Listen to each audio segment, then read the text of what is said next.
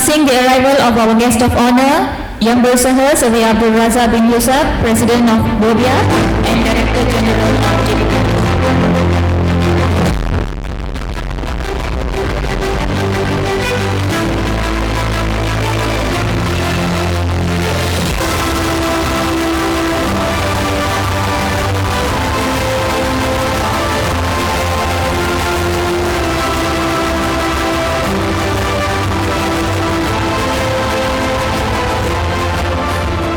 Let us rise for the national and state anthems.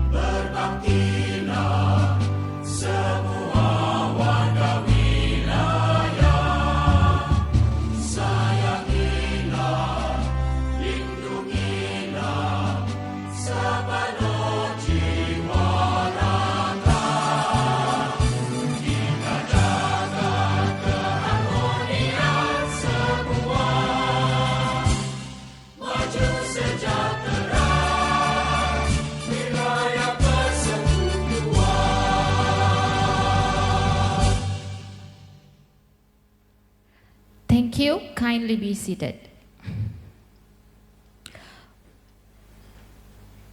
For your safety, we will now play a fire escape video to familiarize everyone with emergency exits and procedures.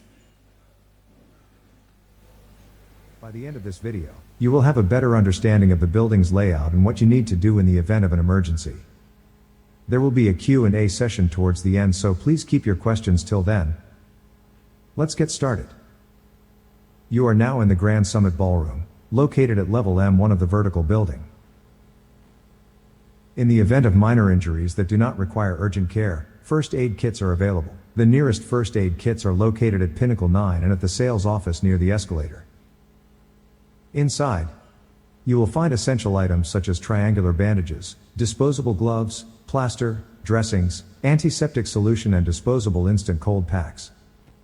If you encounter a medical emergency and someone is unresponsive, not breathing normally or not breathing at all, please immediately alert the nearest staff member. Our nearest AED device is located at the concierge counter at Tower A. We will now move on to fire safety.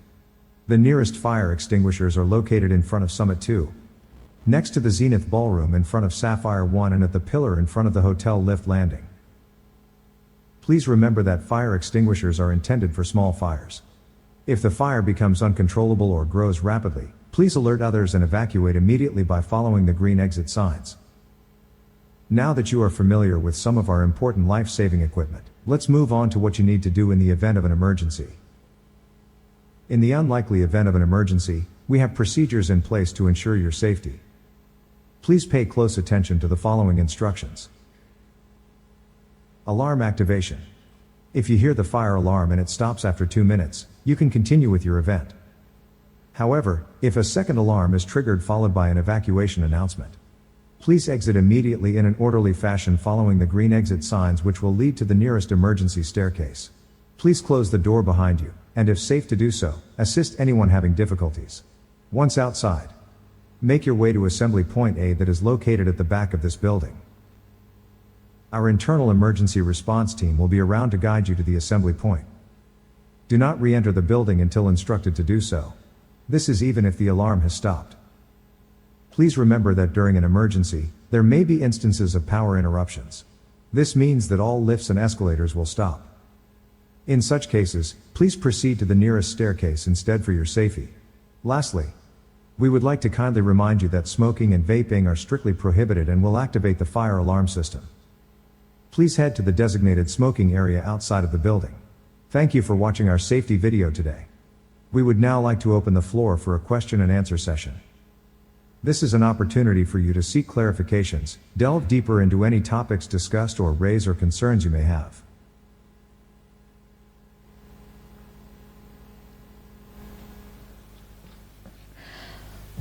Welcome to the 17th Malaysian Property Summit, being held today at the Vertical Connection Conference and Event Center, Bangsa South. I am Surveyor Nityaini Jiwa, your MC for today, and on behalf of the Association of Valuers, Property Managers, Estate Agents, and Property Consultants in the Private Sector, PEPs in short, the organizer of this prestigious event, I am humbled and honored to extend a very warm welcome to all of you. A special thanks and welcome to our guest of honor, Yang Berusaha Surveyor Abdul Razak bin Yusak, President of BOVIAP and Director General of JPPH, for joining us today. Ladies and gentlemen, we truly appreciate you taking time out of your busy schedules to join us today. We hope you find the program we have lined up both fruitful and engaging. Before we proceed with the seminar, we would like to brief you on a few important house rules. All participants are reminded to wear their lanyards throughout the seminar for entry into the hall. Please ensure that your mobile phones are switched to silent mode to ensure a smooth running of today's program.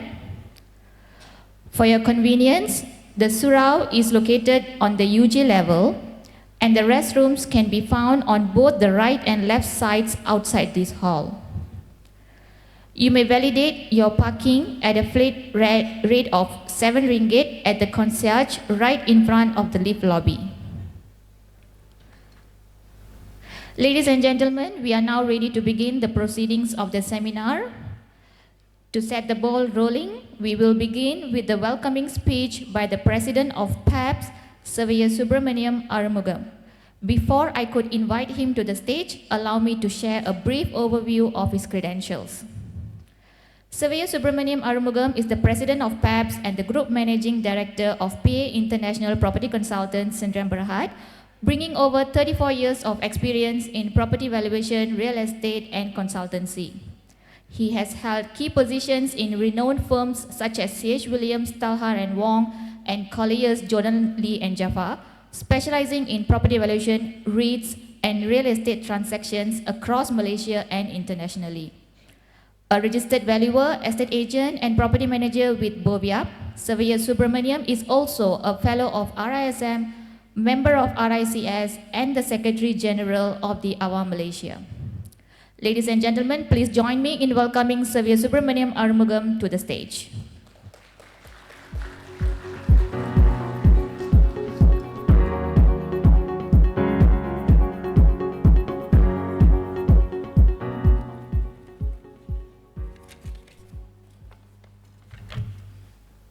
Good morning. Had your breakfast? Yeah. Yang Berusaha Survey Abdul Razak Yusa, President of Board of Valuers, Appraisers, Estate Agents and Property Managers, and Director General of Valuation Property Services, Department JPH, and who is also a guest of honor today.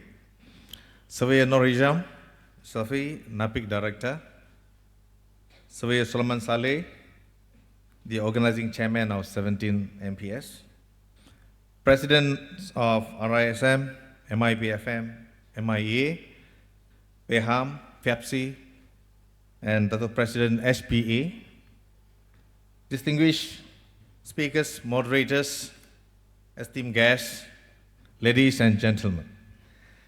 Very good morning to all of you. It is my great pleasure to welcome you to the 17th Malaysian Property Summit. This annual event stands as a testament to our profession's commitment to excellence, bringing together the finest minds in the property sector. Today, we gather to share insights and to reaffirm the pivotal role we play in shaping the nation's real estate landscape.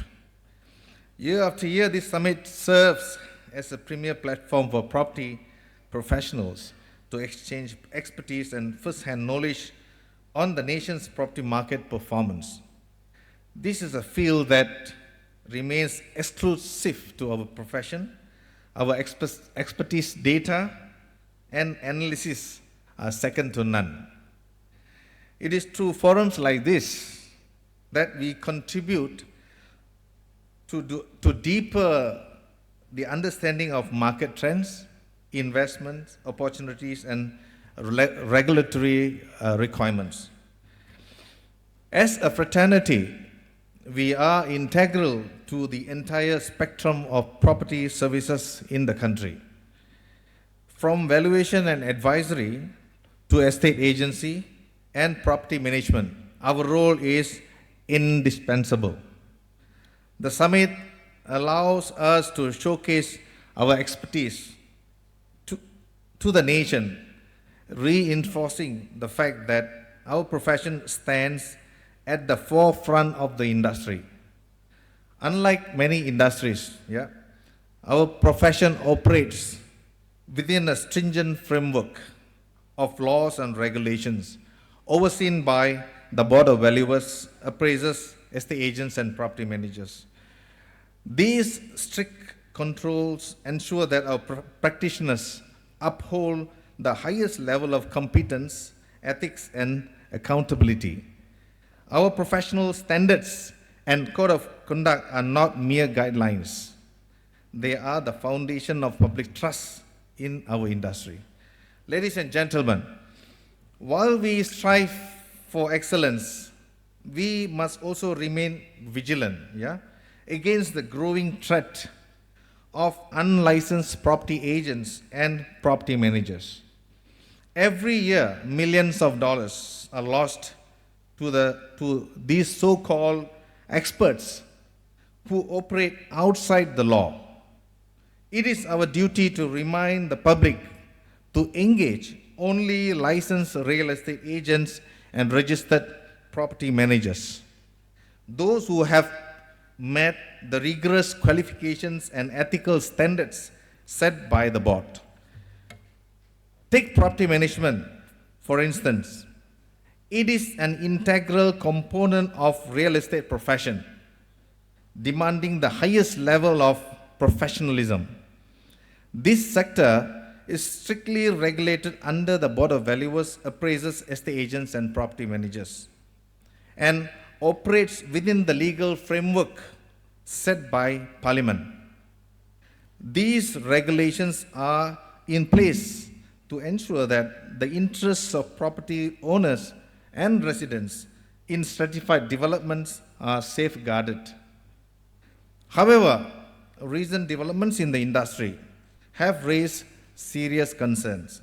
There are certain groups pushing to dismantle the very regulatory framework that protects public interest in stratified developments.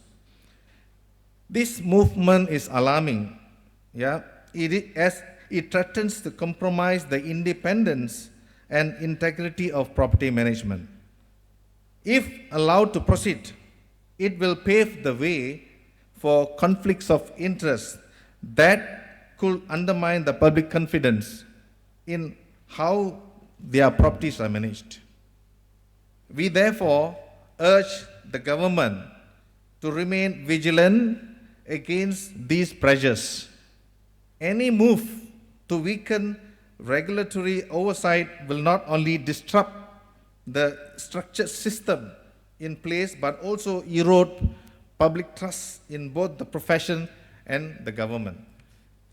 Ladies and gentlemen, before I conclude, I would like to extend my sincere appreciation to our sponsors, supporting organizations, and the organizing committee for their dedication making this event a success. Your hard work has once again brought this summit to life. Yep.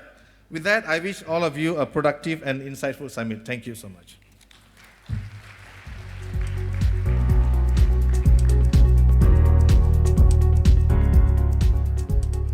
Thank you, Surveyor Subramaniam. Now it is with great pleasure that we invite our guest of honor, Yang Bersaha Surveyor Abdul Razak bin Yusak, President of BOVIAP and Director General of JPPH, to deliver his opening speech. Allow me to share a brief overview of his distinguished career and accomplishment.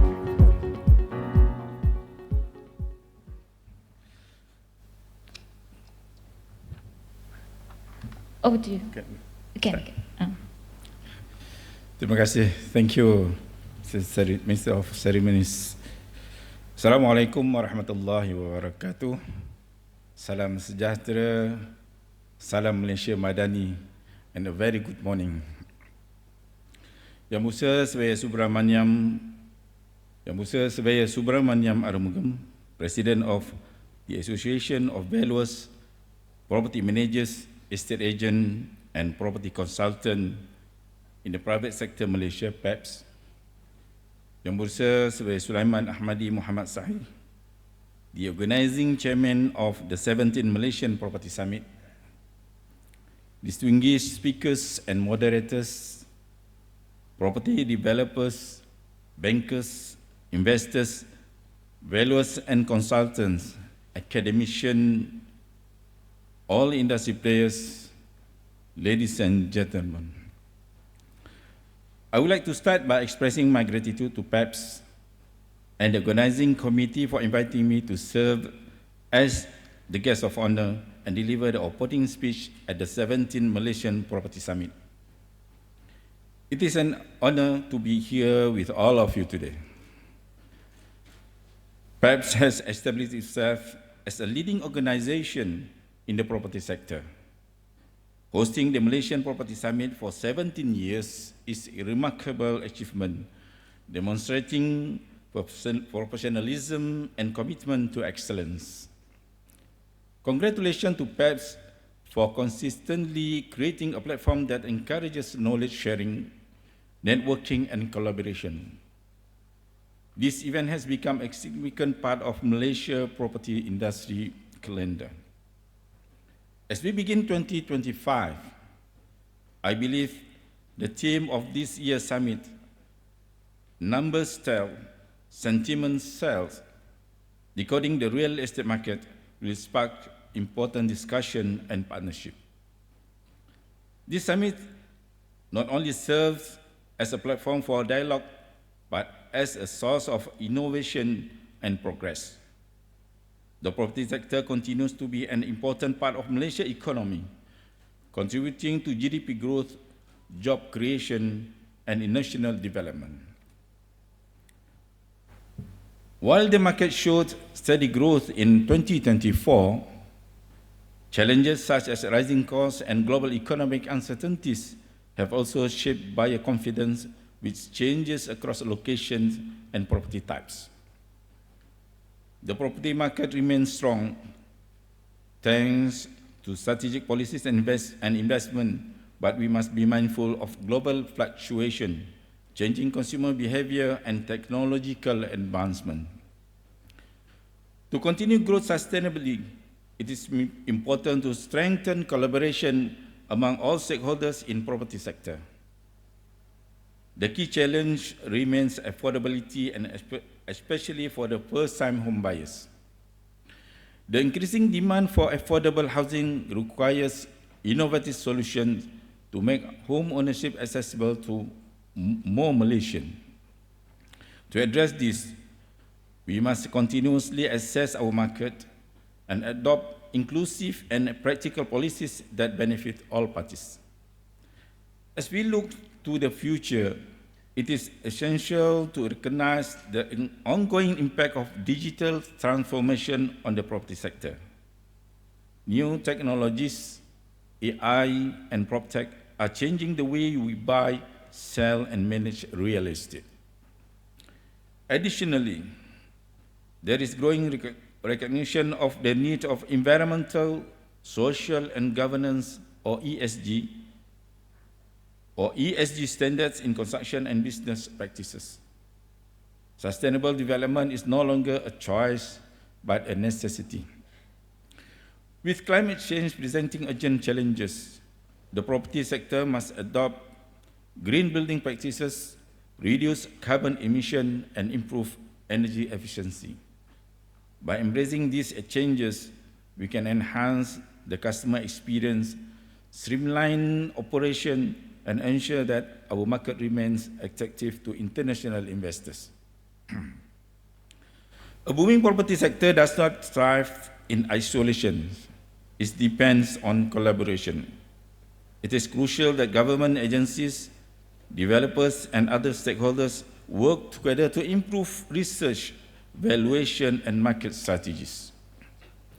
To ensure a more efficient and progressive sector, we must foster innovation and regulatory alignment.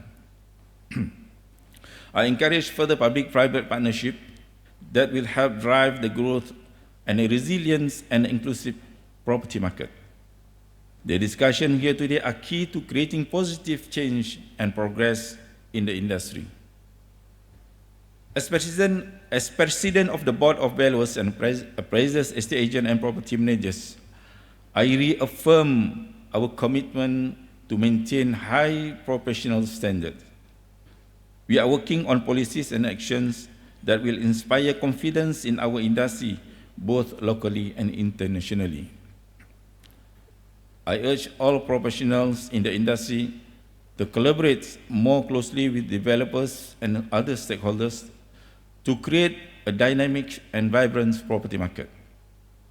The Valuation and Property Services Department, JPPH, plays a key role in providing reliable property-related data and continuously working on initiatives to enhance the market. Let us all together to create a well-regulated, well-informed property market that will help Malaysia's property sector grow sustainably. I hope that everyone will benefit from the valuable insights shared today, and that is, Summit will be a stepping stone for new collaboration and innovation solutions. With that, I wish you all a productive and fruitful day ahead. Thank you.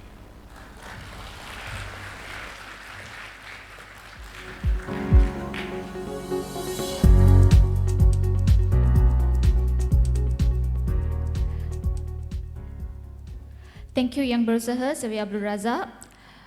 I would like to kindly request our guest of honor, President of PEPs, and our organizing chairman, Surveyor Sulaiman, to come on stage to present the mementos to our sponsors.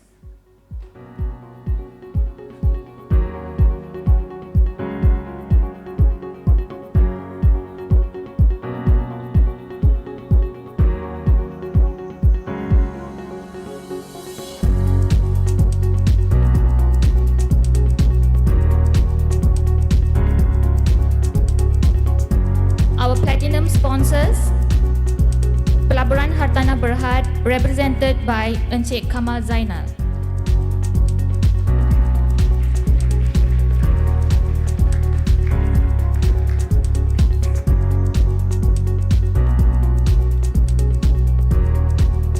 Encik Kamal Zainal from PHB.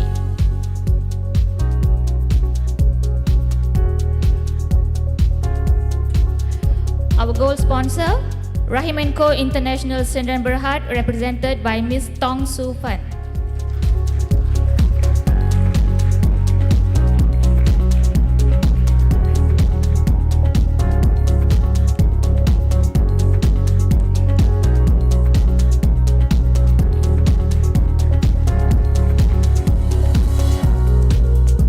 Silver sponsors, Malaysian Resources Corporation Berhad MRCB, Ms. Ian Chen.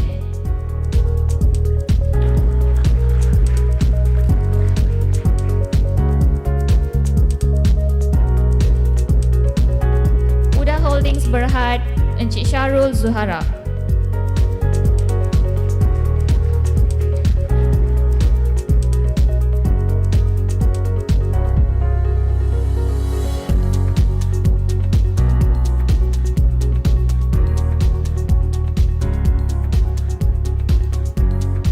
A warm round of applause for our sponsors.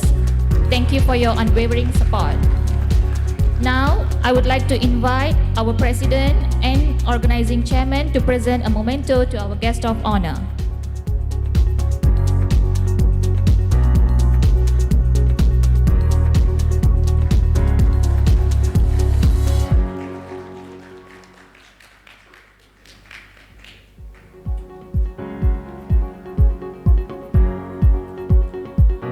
Thank you, everyone.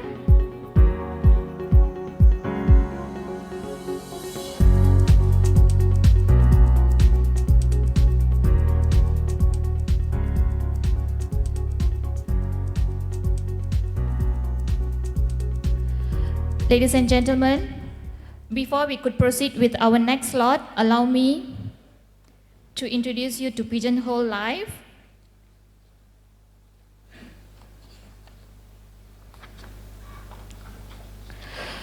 Okay, today we will be using Pigeonhole Live for our Q&A session. Pigeonhole Live is a simple, interactive mobile website where you can submit questions to the panel of speakers. You can also vote on any questions that interest you. If you have a smartphone, a tablet or a laptop computer with you, just launch your internet browser and enter www.pigeonhole.at into the address bar. Next, key in our event passcode, which is PEPS 17 MPS, PEPS 17 MPS. Once again, PEPS 17 MPS.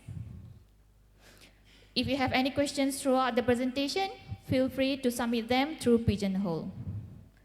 Optional, the URL and event passcode can also be found on the 10 cards on your tables. Questions with the highest number of votes will stand a better chance to be answered by the speakers. Ladies and gentlemen, we are about to dive into our first session, gauging the trajectory which will provide valuable insights into the property market.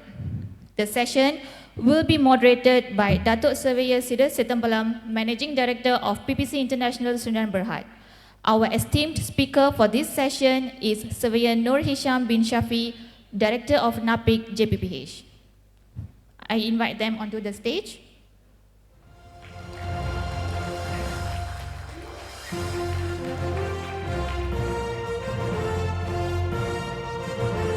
Allow me to first share a brief introduction of our moderator and speaker. Datuk Surveyor Sidus Sitampalam is the Managing Director of PPC International Sdn Bhd and a graduate in Estate Management from UK with an MBA in Real Estate from Sydney. He is registered with BOVIAP, a Fellow of RISM, a Fellow of MIPFM, a Fellow of RICS, a Fellow of PEPS, and a qualified and accredited mediator of the International Mediation Institute and the RICS. Dr. Sidus is also an international certified valuation specialist in business valuation. He has served on BOVIAP as a member and chairman for the test of professional competence of BOVIAP for about 15 years. He is a panel member of industry advisors at the University of Malaya. Dr. Sidus is currently an executive committee member and was the past president of PEPS. Surveyor Nur Hisham bin Shafi is the director of NAPIC. He sits in various committees in Boviap and the board member of Lembaga Perumahan Negeri Pulau Pinang. He was appointed as an external lecturer under Elite at UM program for the Department of Real Estate, Faculty of Built Environment, UM. He is actively involved in various publications by JPPH, such as the Handbook for Assessors, Land Acquisition, Special Property, and others. With that, I now hand over the floor to you, Mr. Moderator.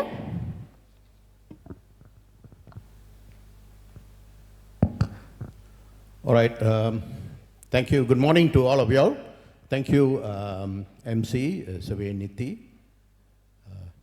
Now, I don't want to take too much of time. I was given a limited time to say a few words. As you know, the topic for today, the first session, I'm moderating the first session, so it means I'm being observed by the organizers. So let me make it right. Let me start off just saying a few words. As you know, today's session is overview of the Malaysian property market, gauging the trajectory. Very interesting topic, but what does the market hold? As you know, in 2024, the property market, in fact, recorded a notable growth marked by substantial transactions, both in respect of volume and value. Now, we all know that it is essential to know the property market is the pillar of the economy. So it's important, equally important to keep abreast with the trends, challenges, and opportunities in the market. Likewise, it's also crucial to keep abreast with the trends in order to realize, or rather learn the dynamics of the sector. Ladies and gentlemen, I don't want to say, I don't want to sort of go on the market. Just a little bit housekeeping, or rather mini housekeeping. First and foremost, I take pleasure in being the moderator or serving you as a moderator for this session, being the first session. But I just want to request that let's make this session an engaging one. Engaging means here, I mean, it's not just showing up a hand and raise the question while the speaker is on the mic. As initially told by the MC, that you have a pigeonhole where you could raise your questions, and towards the end of this session, I will raise your questions with the speaker, subject to time. There is a minimum time that's allocated for it. Let's then see what we can do within that time. Meanwhile, I must tell you, the speaker today is from NAPIC, National Property Information Center. As such, he is here to deliver what the data that's been collated by the department. By no means he has done enormous research, or he's not here for that purpose. So please confine or limit your questions within the scope of the data delivered. Perhaps at the later stage of today's summit, we will be able to ask such questions. With that, without further ado, I call upon the speaker, Surveyor Nur Hisham Shafi, to deliver his talk. Thank you. Thank you, Datuk Sidus, our moderator for this morning session.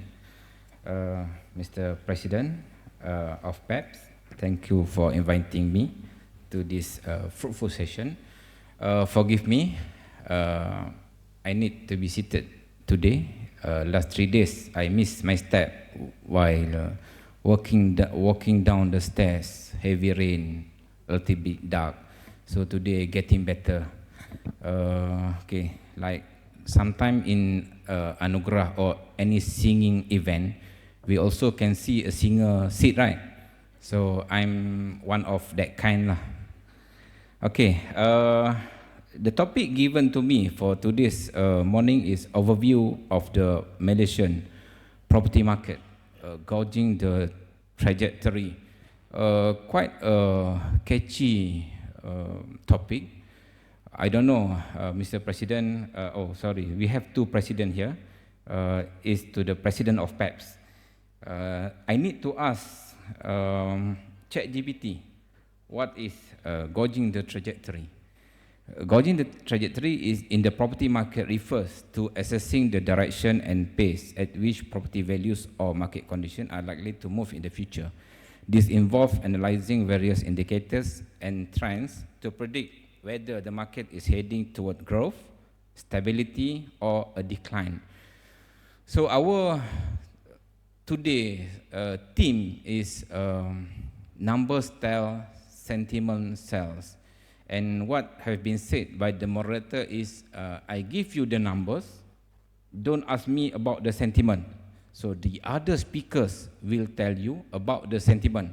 So keep the sentiment answer, question to the next speaker, just ask me the numbers question. So my scope of presentation today is, I will give you the activities for property market, house price index, construction activities, property market status, outlook for, not to say the outlook lah, the what we expect in 2025. Unfortunately, actually I'm a little bit dilemma because I only can present to you data until up to Q3 2024 because we are about to launch our Q4 2024, which is the whole year of 2024. Next 6 days, this coming 26th of February, the minister will launch the property market report for 2024. So please bear with me up to Q3 2024. So for the property market activities, this is the volume and value trend for Q1 to Q3 2024. We can see that since 2022, the graph is on an upward, the growth, like I earlier show the meaning of the trajectory, either it is on the growth or stability or decline. So by showing the first slide, we can see that we are on the growth trend, but not only on the property market, the property activities, we only can see it with the construction activities and also the status, which is the unsold and overhang. So for 2024, the volume is up by 6.2%, and for the value is up by 14.4%. So you can just estimate. So what is the figure for our whole year of 2024?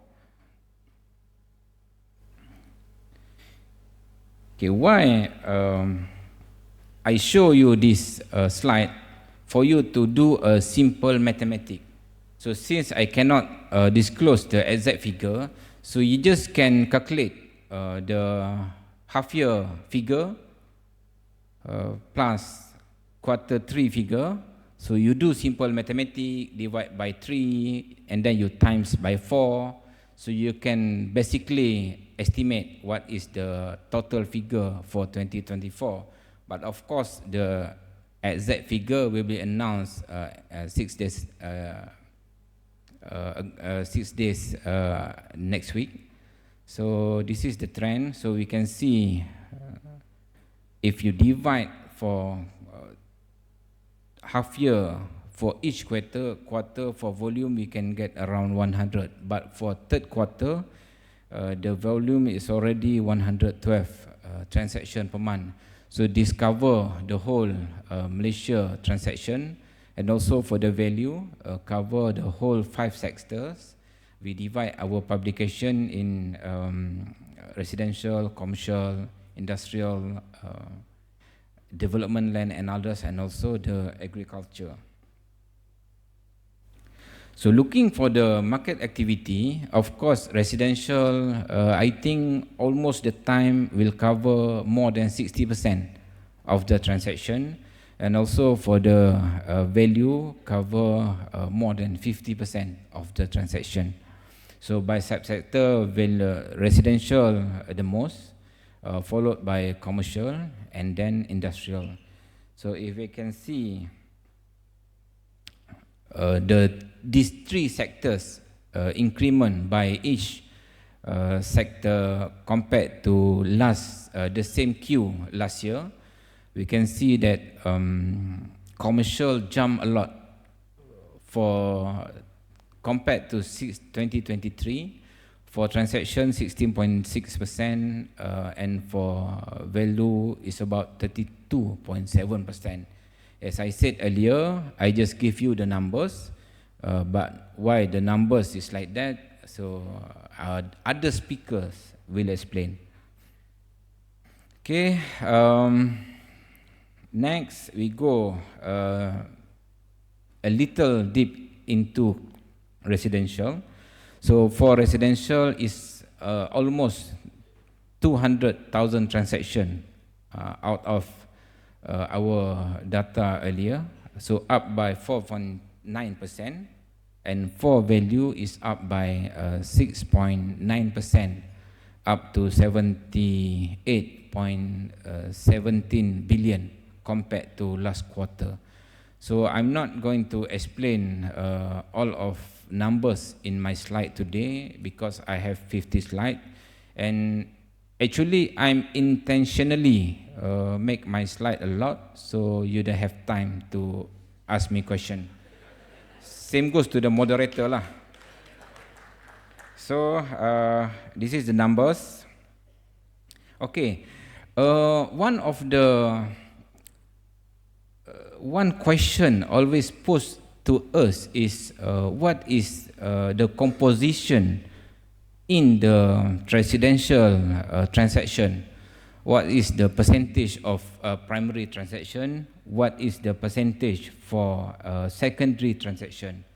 So what we can see in these few years, most of the transaction is from secondary, or we can say the subset transaction.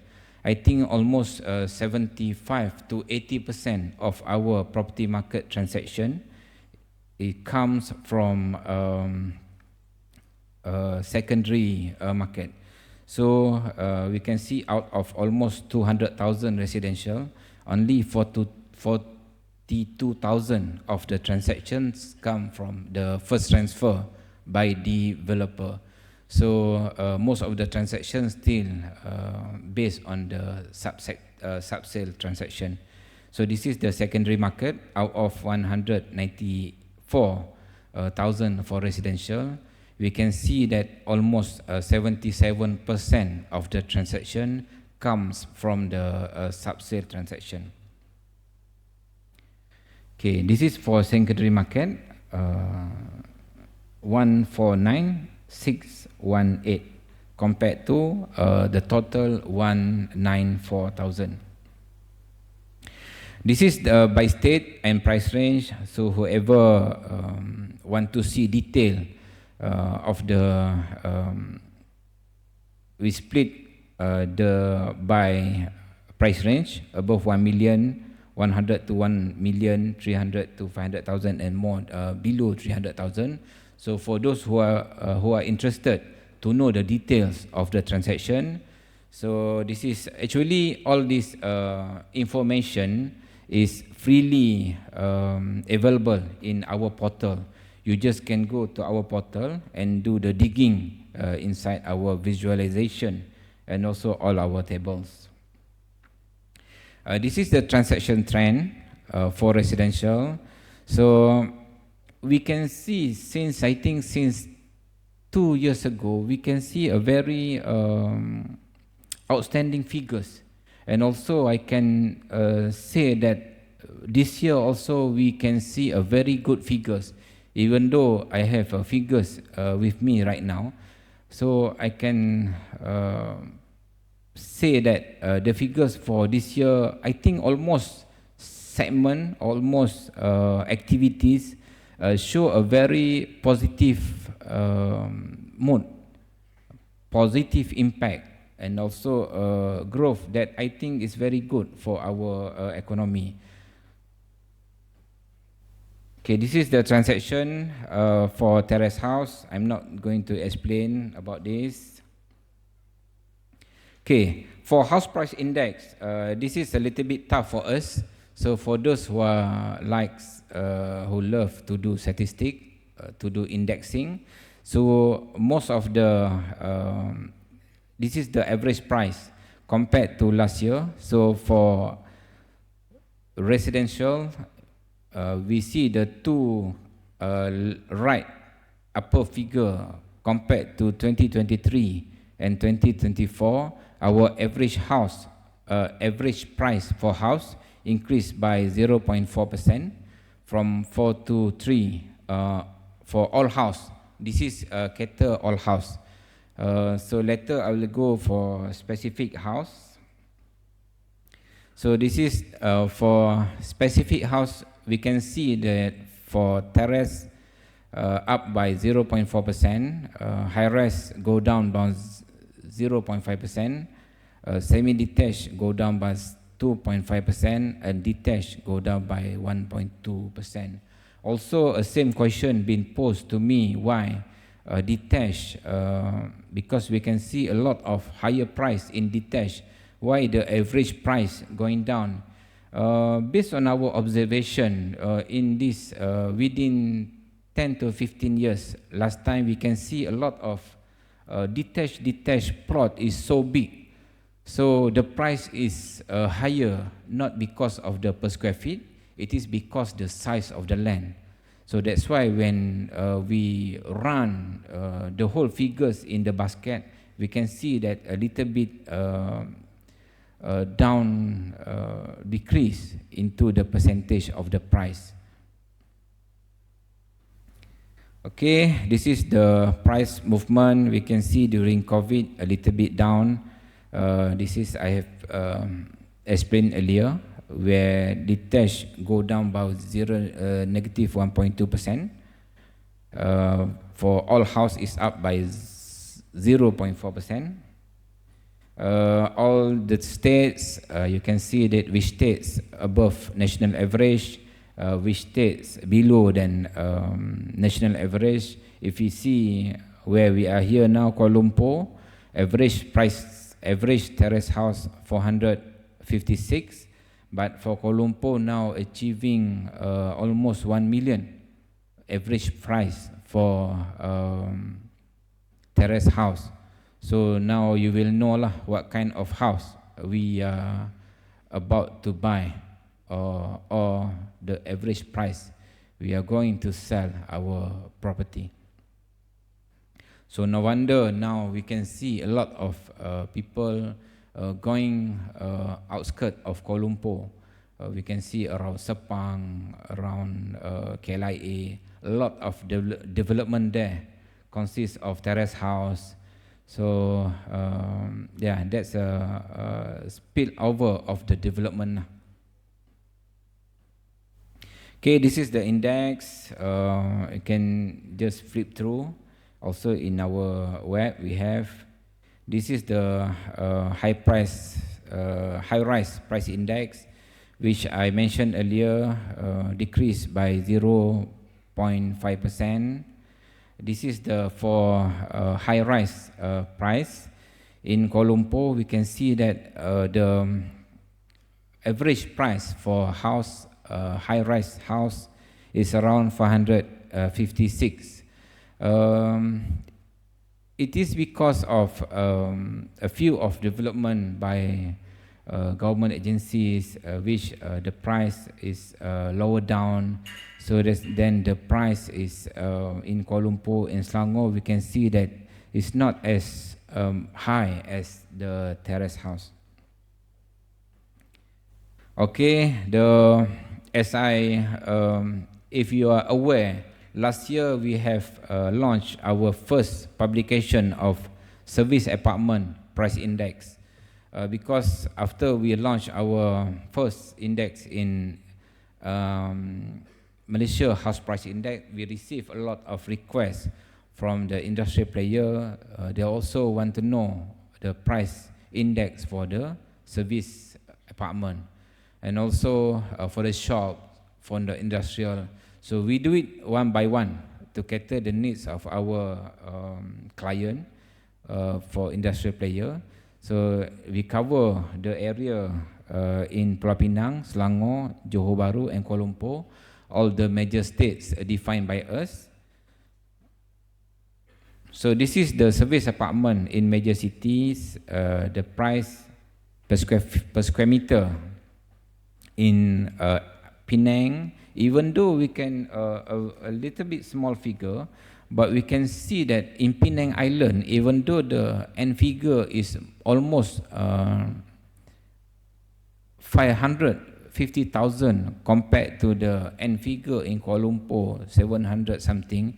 But if we go to the per square meter analyze, KL still high because most of the development in Penang is more than 1,000 square feet.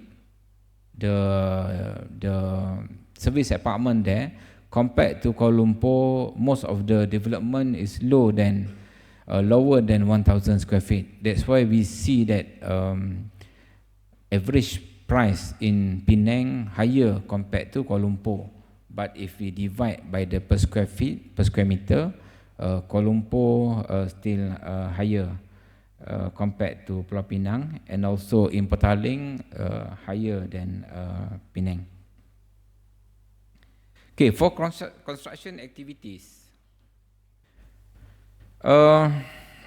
this is we cover the main three segment of activities since the Form K issued, where the building plan approved, and then when they start, the foundation work has been started by the developer, and also when they completed the development, when the Form M has been issued, CCC to the developer. So compared to last year, from January to September, all three figures by Borang K issued, new plan supply, and also the foundation work starts, and also when the complete the development completed, the Borang M, all three figures show an increased mode. It's a growth compared to last 2 years when we see that some of the developer hold their start because to finish up their stocks. So last 2 years we can see that the starts number decreased a little bit, but now we can see all three construction activities increase by the completion by 4.6%, start by 27.6%, and new plan supply increased a lot to 37.1%. As for service apartment, even though later we will see a lot of numbers in overhang, while also we can see a surge in numbers for completion starts and new plan supply in service apartment activities. For construction, for the start, completion, this is the year, a little bit different analyzed compared to the left figure. The right hand side percentage is only quarter versus quarter. So But if we see the whole 9 months for last year, is increased from 90,000 to 26,000, from 11,000 start to 28,000, and also for new plan supply increased from 10,000 to 23,000.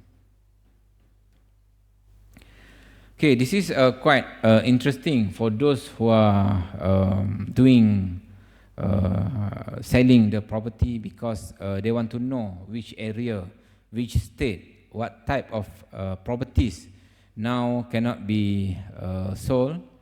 So this is, we in NAPIC, we collect all this data from the property developers, and we share to you the new launches and the overhang status, and also unsold status. So we can see the last year for up to Q3 2024, 22.0% sales performance, where the unit sold compared to the unit launch. We launched 13,000, sold 3,000, 22%, comprised of 4,000 unit high-rise and landed 9,000 unit. So most of the new launches in Johor Bahru, Selangor and Kuala Lumpur, which is the price range is the most between 500,000 to 1 million, consists of 42.6%. So we go down to the overhang of the residential.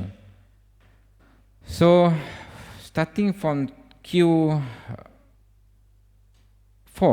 2022, we can see a decreased figure from quarter to quarter, and also I can say that for the whole year, also a good numbers of the overhang. For Q3 2022, it decreased by 0.3%, and for the value decreased by 2.8%. So from 22,000 last year is now currently more than below 22,000. We also want to know where is this overhang units. So these overhang units mostly in Kuala Lumpur, especially for residential, the service apartment, condominium in Kuala Lumpur. That's why we see that the price range in 500,000 to 1 million is also a lot. In Perak, most of the terrace house below 300,000 also. It is because of when we compare of the, even though the price is very good, but it is about the match. Either you want to save the property price, or you want to save the transportation price. So it's about either you match the need of the property price with your others needs. That's why we see, even though we have properties below 300,000, so it still consists of a lot of overhang in our country. So this is the price range. So not to be afraid of this figure, because if this kind of table, we just provide this, I think 1 or these 2 years, because some of the developers or MPs ask us why the figures is so high. So this figure want to show that most of the development is not new. If we compare to the new development below 3 years, the total is only 5,000 compared to the total 21,000. Most of the blocks is has been completed 5 to 10 years. So maybe you can figure out what type of what's the name of the projects. That's for the residential. Same goes to the price range. And also for service apartment, I think without I mention which project, I think most of you in this hall can predict which project give the big numbers of service apartment overhang. So the total bucks come from Johor, 11,000, followed by Kuala Lumpur and Selangor, which most of the bucks in the price bracket 500,000 to 1 million. So that's why what I'm saying earlier, price development by the developers, if we can see for the properties developed below 3 years, it's okay, because we can see only 400 units of service apartment overhang cannot be sold, compared to where the bulk is 5 to 10 years.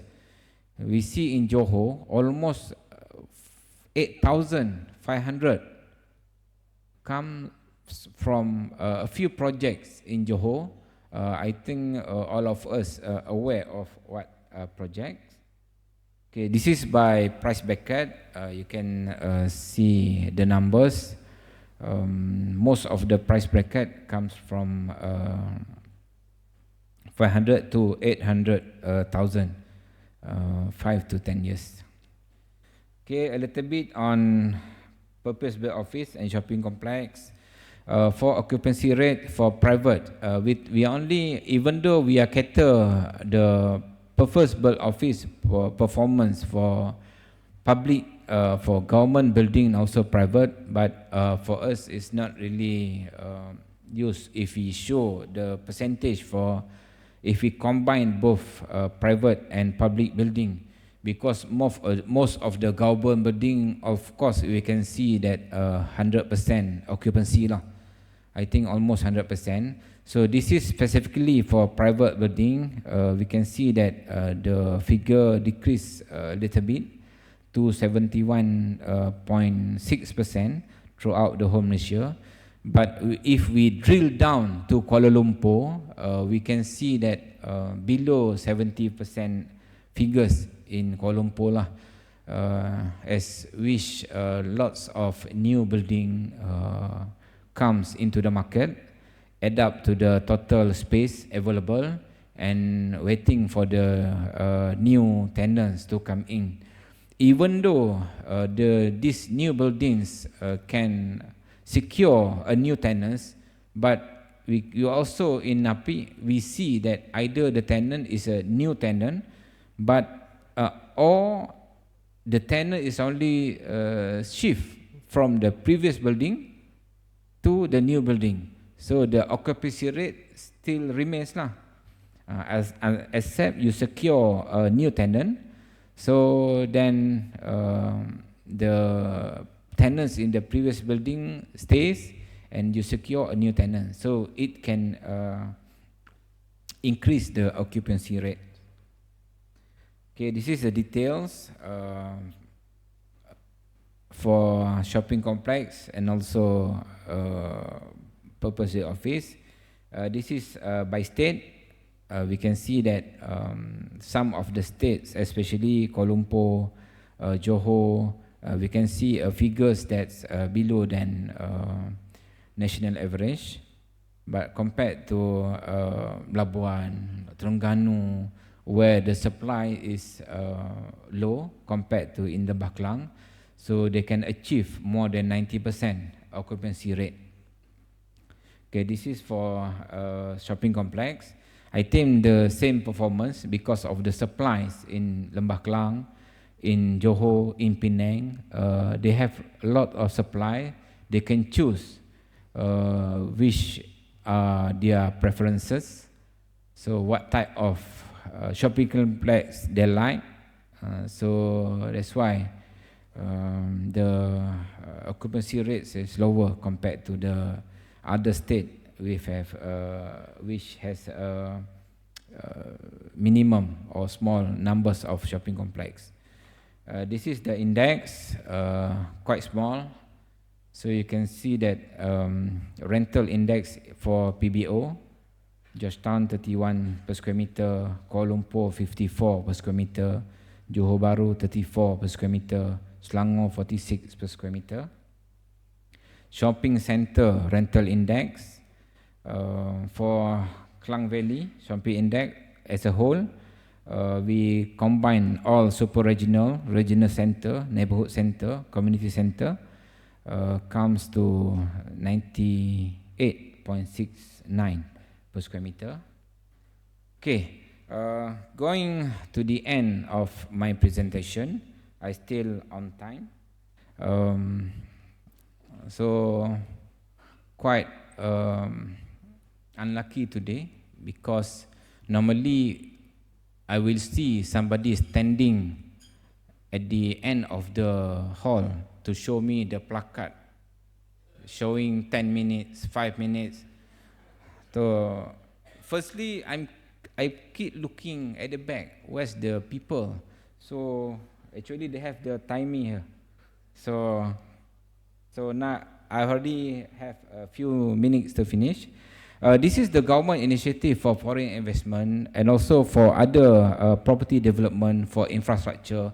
Of course, while we're doing the numbers collections, the data collection, for us, we still believe that projects by the government is a catalytic for any numbers, any property markets, any construction activities, also the status of the property markets in Malaysia. So for instance, we have MM2H, new tier, we have budget 2024, we have budget 2025, we have Johor Singapore Special Economic Zone, we have Special Financial Zone.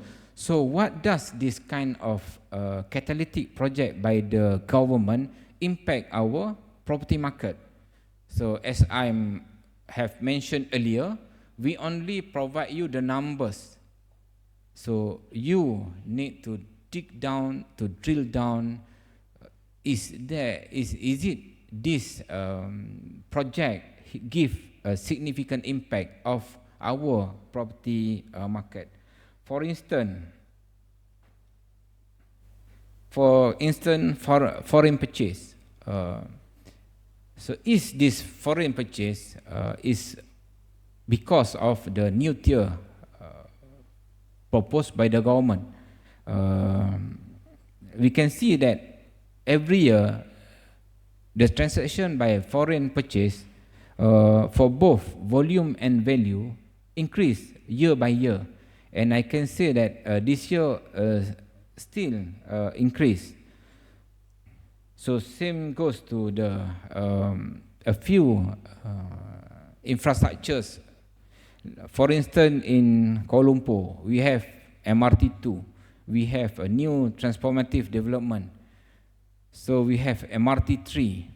So the commercial subsector, we see that it reached 10.73 billion. Industrial subsector hit 740 billion. So both compared to last year, it doubled its previous performance. So does this catalytic project really give significant impact to the property market? Same goes to Singapore and Johor Bahru. We have JS, SEZ, Johor Singapore Special Economic Zone. We have RTS within Johor Bahru Center. We have Johor Gemas. So if you can see, we look into the figure in 2024, it is an outstanding growth for commercial subsector, up by 33.3% in Johor Bahru. And the transaction value is up by 6.77 billion, a surge of 54.9%. So for us, we think that this is because of the initiative projects that it is this catalyst to the area. Also for industrial sector, the transaction value climbing 46.3% to 4.92 billion. So now Johor Bahru comes as a key economic hub. We heard about pusat data center. A few days ago, Microsoft going to acquire lots of data center coming in, either for on the commercial land or the development land. So it's give a significant impact to our property market.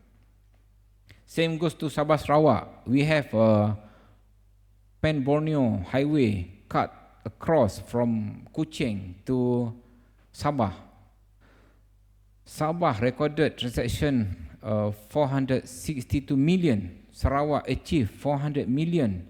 Both increased by 8 to 6% and 16.7%. So does this growth highlight the transformative influence of this infrastructure development? Same goes to Perak. The new industry master plan significantly boosts industrial transaction in Perak. Impressive 655 transactions, remarkable 72.4% increase compared to last year. Same goes to Pahang, the ECRL project designed to facilitate passenger and cargo, remarkable 79.1% increase in the transaction compared to 2023.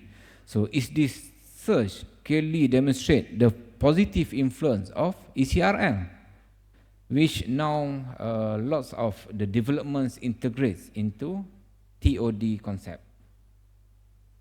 So what to expect in 2024? Of course, the latter speaker will, I think, explain a lot, explains more what to expect, the outlook of 2025. But for us in NAPIC, when we compile and we publish the data, we can see that the property activities, property market activities in Malaysia will grow steadily in 2025. Positive momentum, strong performance. That's why we see our KDNK, our Malaysia economic, which has been announced last week, 5.1% from 3.something% last year.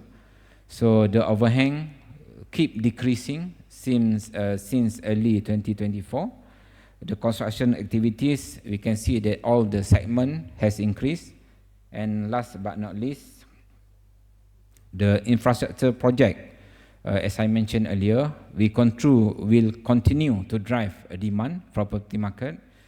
So of course, the developer needs to deliver on affordable, and not to say the price affordable, as we see in some place, even though the price is affordable, but we need to also see the strategic location, either they are near to the transportation hub or not.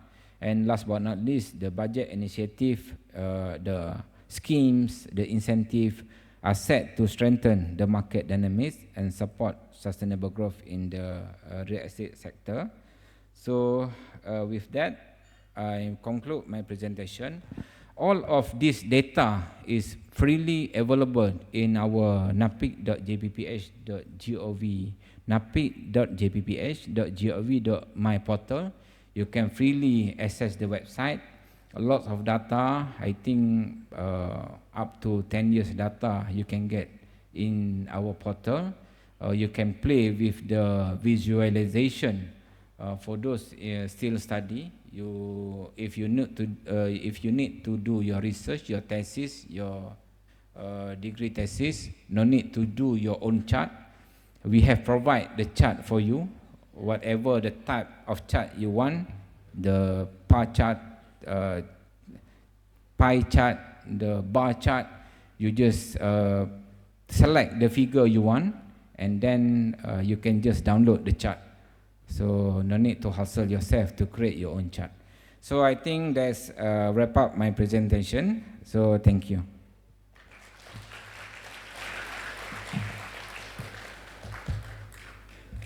All right. Thank you, Surveyor Hisham. You need to go there or here? I think you'll be comfortable here. So perhaps you want to come over here.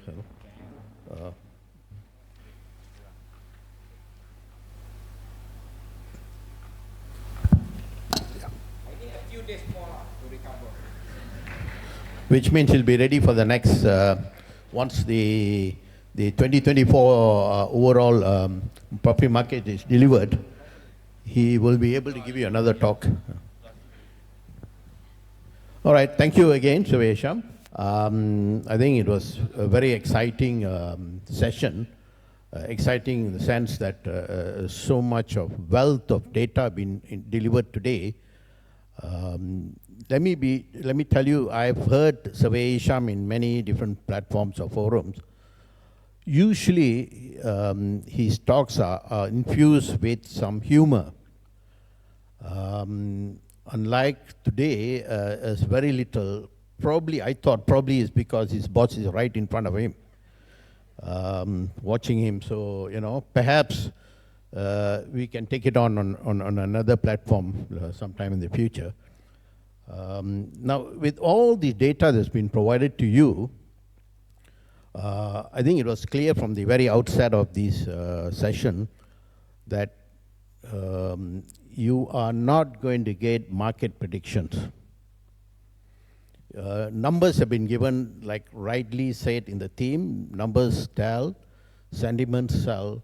It is for you to go back, engage, given all the data, to analyze the market and provide or decide on whatever you think that where the market directions are going. But having said that, we have got many more speakers for the day who will provide you an indication of the market sentiment.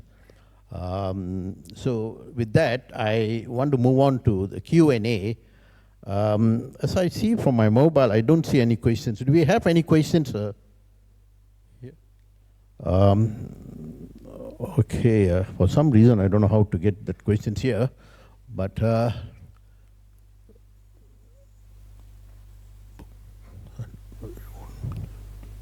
yeah, I think I will take on the second question. How much time have we got? We got 15 minutes. So the second question says here, is there any data to show foreign purchases participation by way of MM2H program? Over to you. Okay, thank you. This is also a difficult question, even though posted to me by Motec. Motec also asked me the same question, whether we know that these transactions comes from MM2H initiative, or they just come to Malaysia and they bought the property. So far, we are not catering this kind of data. So hopefully, now we are drilling all the transaction for foreign, and maybe now we are going to discuss with I don't know whether immigration or Motec, who has the power to approve purchase by foreign for the purpose of M2H program. So far, we don't have the data. We have a foreign purchase. We can split it into states or whatsoever, but we do not know this purchase comes from MM2H program. Yeah, hopefully, you know, there's more coordination, and JPPH or other NAPIC will be able to provide us that information. Yeah. All right. I saw one of the questions here earlier. Is there a price per square foot? Apparently it's all anonymous. I won't be able to tell you who has raised this question. But is there a price per square foot for specific areas in Malaysia? That means perhaps an average pricing. Say for instance, this is what in Bangsa location commands for residential properties, predominantly maybe detached houses or even terrace houses or even condominium. Is there a study? I know at this juncture your answer will be no, but is there a plan for JPP or NAPIC to further look into this aspect? Okay, thank you. Actually, we have. In our property market report, we have a table. We call it table 1 to table 14. So it is attached in our yearly property and also biannual property market report. We have table 1 to table 14. By browsing that table, you can find the average price for each area, average per square feet for rental for the ground floor shop, average price for condominium for residential, average price for agricultural land, price for development land. So if you browse through to our property market report freely in our report, table 1 to table 14, you can find that kind of figures. While I go through the questions here, I've got one burning question here, which probably many of the practitioners would want to share this question with me. If you look at, this may be directed to JPPH, but I think you can equally answer these questions. In the JPPH data, what is absent is now the buyers and sellers. I'm not sure he's able to answer this question in this forum, by our platform, but is there, I know there are also reasons, but for the benefit of the participants here, perhaps you can say a few things about it. I don't know whether I can answer or not this kind of question, but it is made known to everybody since 22nd of October 2024, we are no longer providing the names for the buyer and for the seller. You must bear in mind that compared to other countries or other practice, JPPH does not really own the data. We also receive the data from other sources. So that's why we need to, some of the data is not to say under PDPA, so but some of the data is, it has the integrity of the data. So that's why for this time being, we're still dealing with both sides. So we hope that please be patient. We try our best to solve this issue. Thank you. I know PEPs and other organizations are also pursuing this, but I shall not go further. I should not be talking on behalf of PEPs now. Incidentally, I also see the same question here, interesting, although I'm just reading it with regards to buyers and sellers.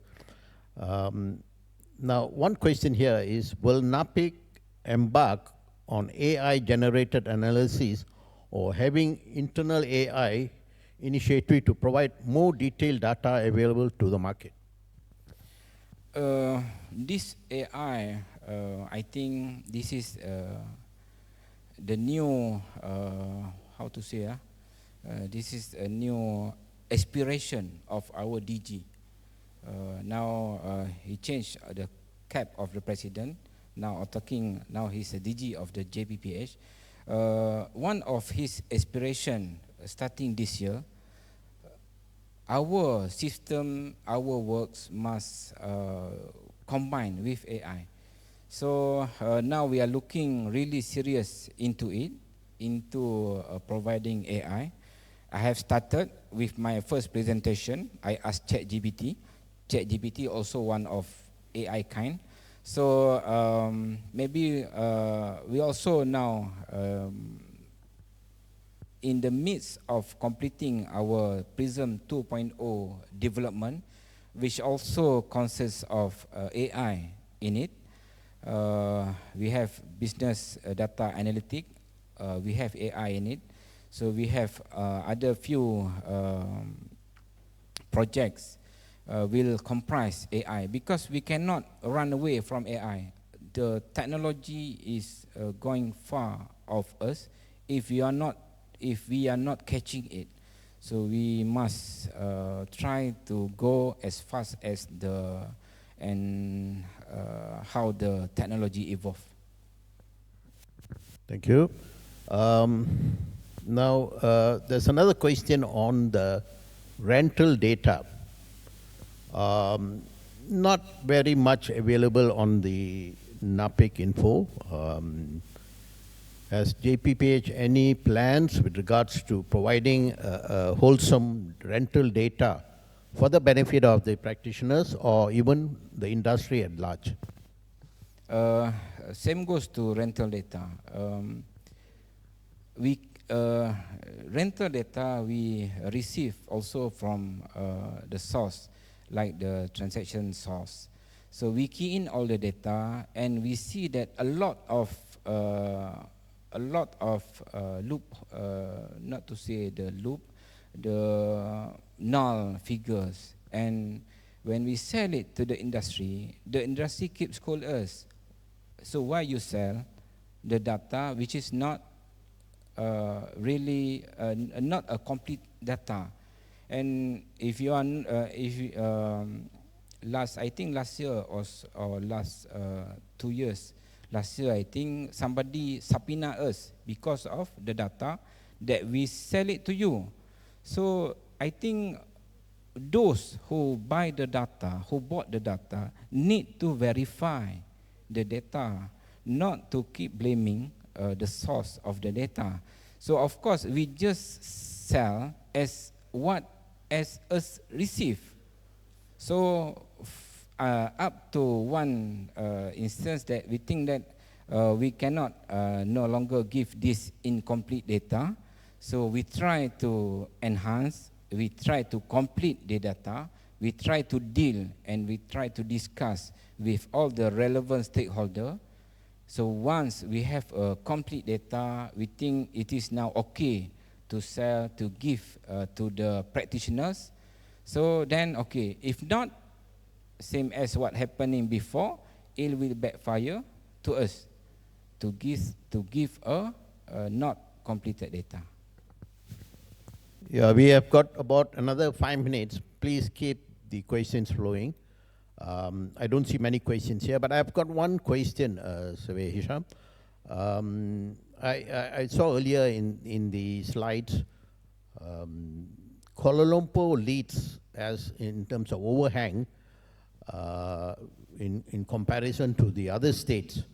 I always was under the impression Johor leads the market, followed by Perak, and then comes Kuala Lumpur. Surprisingly, today in one of the slides, I see KL leads in terms of overhang. Would you want to say something about it? Actually, it's also surprised us.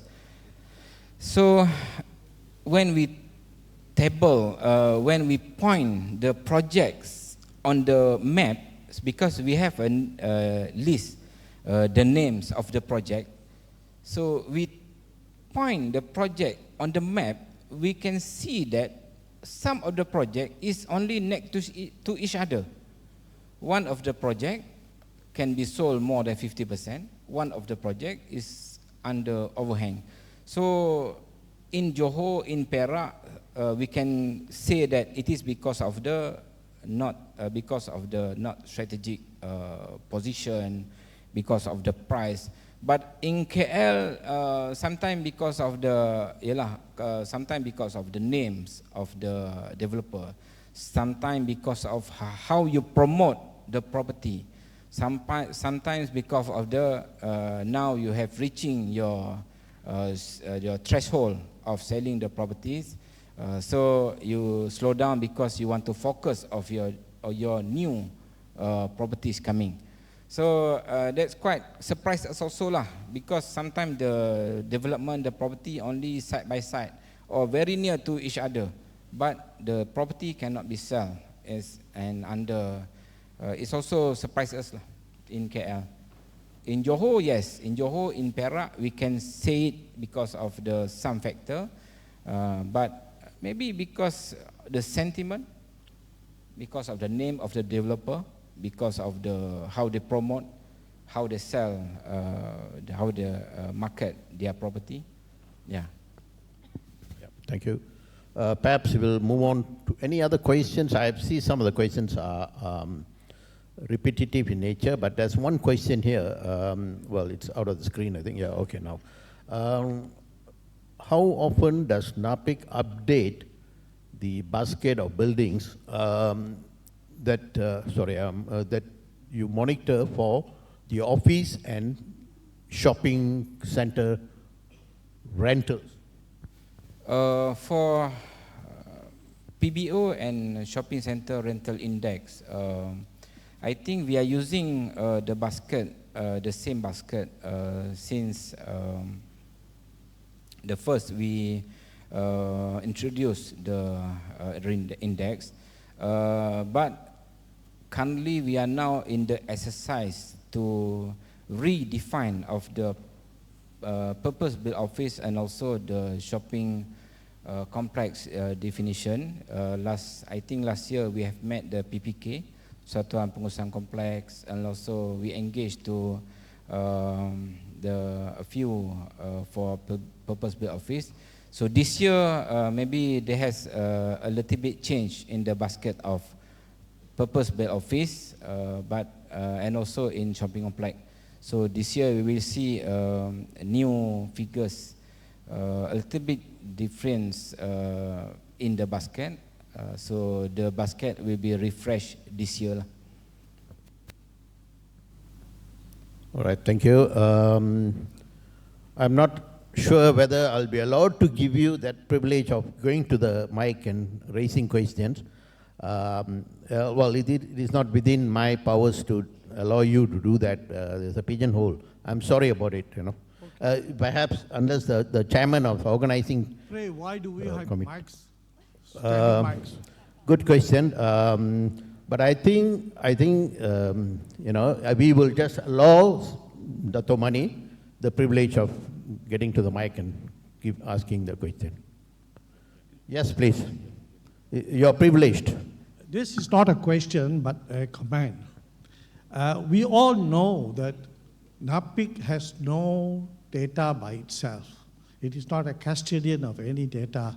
We know from day one. I know, I've been involved. I can assure you that all data that NAPIC presents are all from other sources. The Minister of Finance, when he set up NAPIC, he was aware. And there is a law that allows NAPIC to provide sales data and any other information that can be done.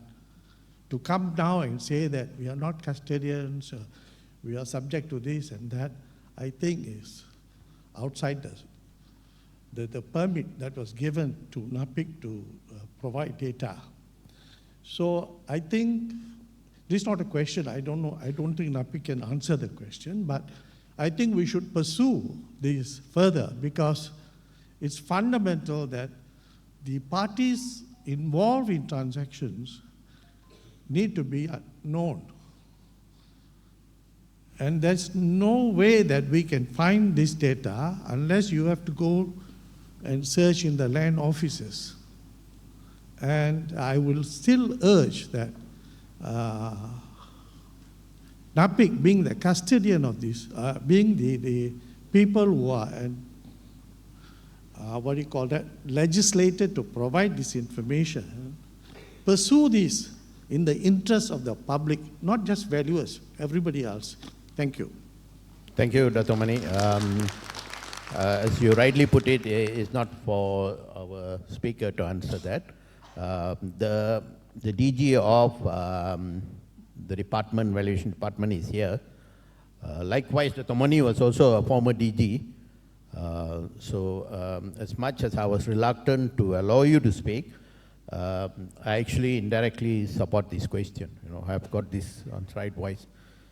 Anyway, I think we have come to the end. Time's up there. Thank you very much. It was indeed very insightful. And let's show our usual way of appreciation by putting our hands together for Surveyor Asia.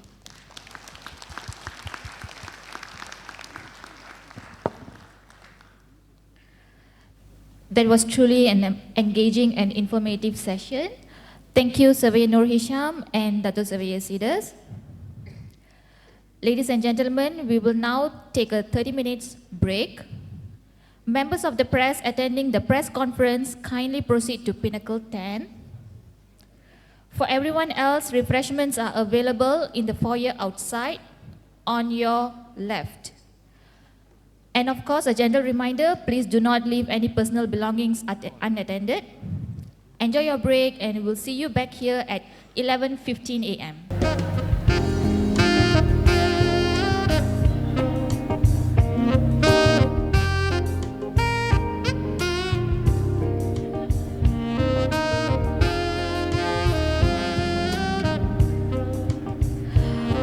Welcome back, everyone. Our next session, the Great Housing Debate, is set to provide a lively discussion on the evolving landscape of housing. This session will be moderated by Surveyor Alvin Fernandez, Managing Director of Kongin Jaffa Sdn Bhd. Joining us today, we have Surveyor Tan Ka Leong, Group Managing Director, CBRE WTW Malaysia, Dato IR Ho Hon Sang, President REDA Malaysia, Dr. Surveyor Suraya Ismail, Director of Research, Khazanah Research Institute. I invite them onto the stage.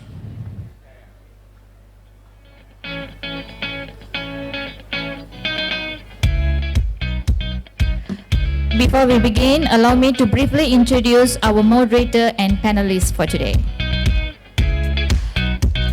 Surveyor Alvin Fernandez is the Managing Director of Kongin Jaffa Sdn Bhd with about 50 years of experience in real estate valuation. He is a fellow of RICS UK, a past president of RISM and PEPs. Presently, he is the president of the Business Valuers Association Malaysia and an ESCO member of PEPs. Surveyor Tan Ka Leong, the Group Managing Director of CBRE WTW, brings over 26 years of expertise in valuation and property consultancy, specializing in corporate valuations for IPOs, mergers and acquisitions, and restructuring, as well as property, facility, and asset management. Surveyor Tan is currently the Vice President of PEPs, a Fellow of RISM and a member of RICS, a member of MIPFM, and the Malaysian Institute of Estate Agent, MIEA. Dato IR Ho Hon Sang is the President of REDA Malaysia for the 2024-2026 term. He held the Deputy President mantle from 2022 to June 2024, and prior to that was the chairman of REDA Selangor from 2020 to 2022. He is currently an advisor at Equatorial Palms, Sdn Bhd. Dr. Surveyor Suraya Ismail is a director of research at Khazanah Research Institute, KRI, a not-for-profit public policy research institute in Malaysia. Dr. Surveyor Suraya was educated at the University of Reading, the University of Malaya, and the Bartlett School, UCL. Her research interests include the history of economic growth, housing, cities and regional development, theory of the firm, and institutional economics. With that, over to you, Mr. Moderator. Thank you. So welcome to the second session of this summit, and we have three very eminent speakers with us for this session, and they are Dr. Surveyor Suraya Ismail, Dato Engineer Ho Hon Sang, and Surveyor Tan Ka Leong. So we're going to start with ladies first, and we're going to call shortly Dr. Suraya to give her presentation. And I don't think I should say anything very much, but I've been reading their presentations over the last few days, and I think in my mind, there are kind of two major issues that I would like to focus on as well, but I won't tell you about it now. I won't discuss it now, but I will just say that the first thing is a market and independent market and feasibility studies may be an answer to Malaysia's sort of oversupplied property market. whether oversupplied, residential, commercial, and so on. We are possibly one of the outstanding oversupplied markets in the world, if you really look at it. So we need to solve this issue, residential, commercial, and so on. So for many years now, I thought if the lending authorities and the local authorities who approve the plans, and the banks who lend the money, if they were to make it mandatory that when you apply for all these, you must have an independent market and feasibility study of a certain quality, it may solve the problem. I don't know. Maybe I'll put it to the speakers to also include this in what they are going to say. The second issue is, I'm raising it because it's an old issue. It is the two models for housing, which is the sell of the plan, what Malaysia has been practicing all the while, and the build and sell. So why I'm raising this issue, because I think Dr. Suraya, who has done major research on the financiation of our lives and the financiation of housing under Chapter 4 of that big research, actually promotes or maybe suggests that build and sell could be somehow integrated into the system. So without further ado, and I of course will be trying to raise these issues after they speak, but first we don't want to waste too much time. Let's hear firstly from Dr. Suraya.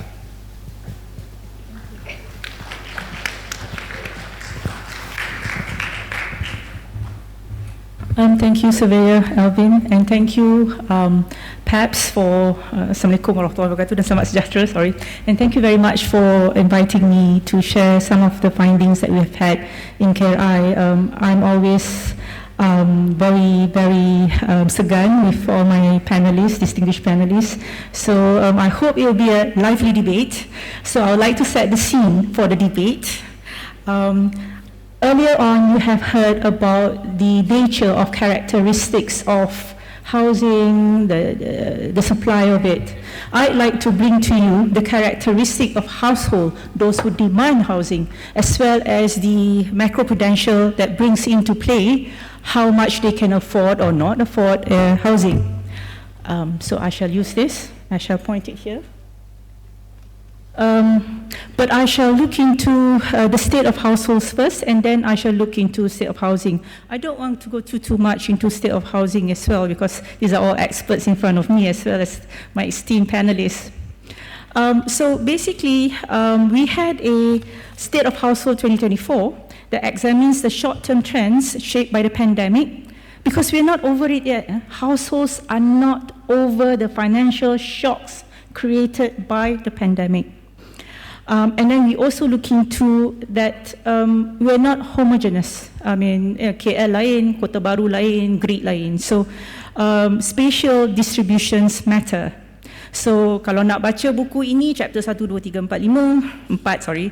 But these are the key findings. The key findings is household income growth moderated significantly in 2022. Income growth grew steadily, but then dropped to a mere 1% during 2020 to 2022.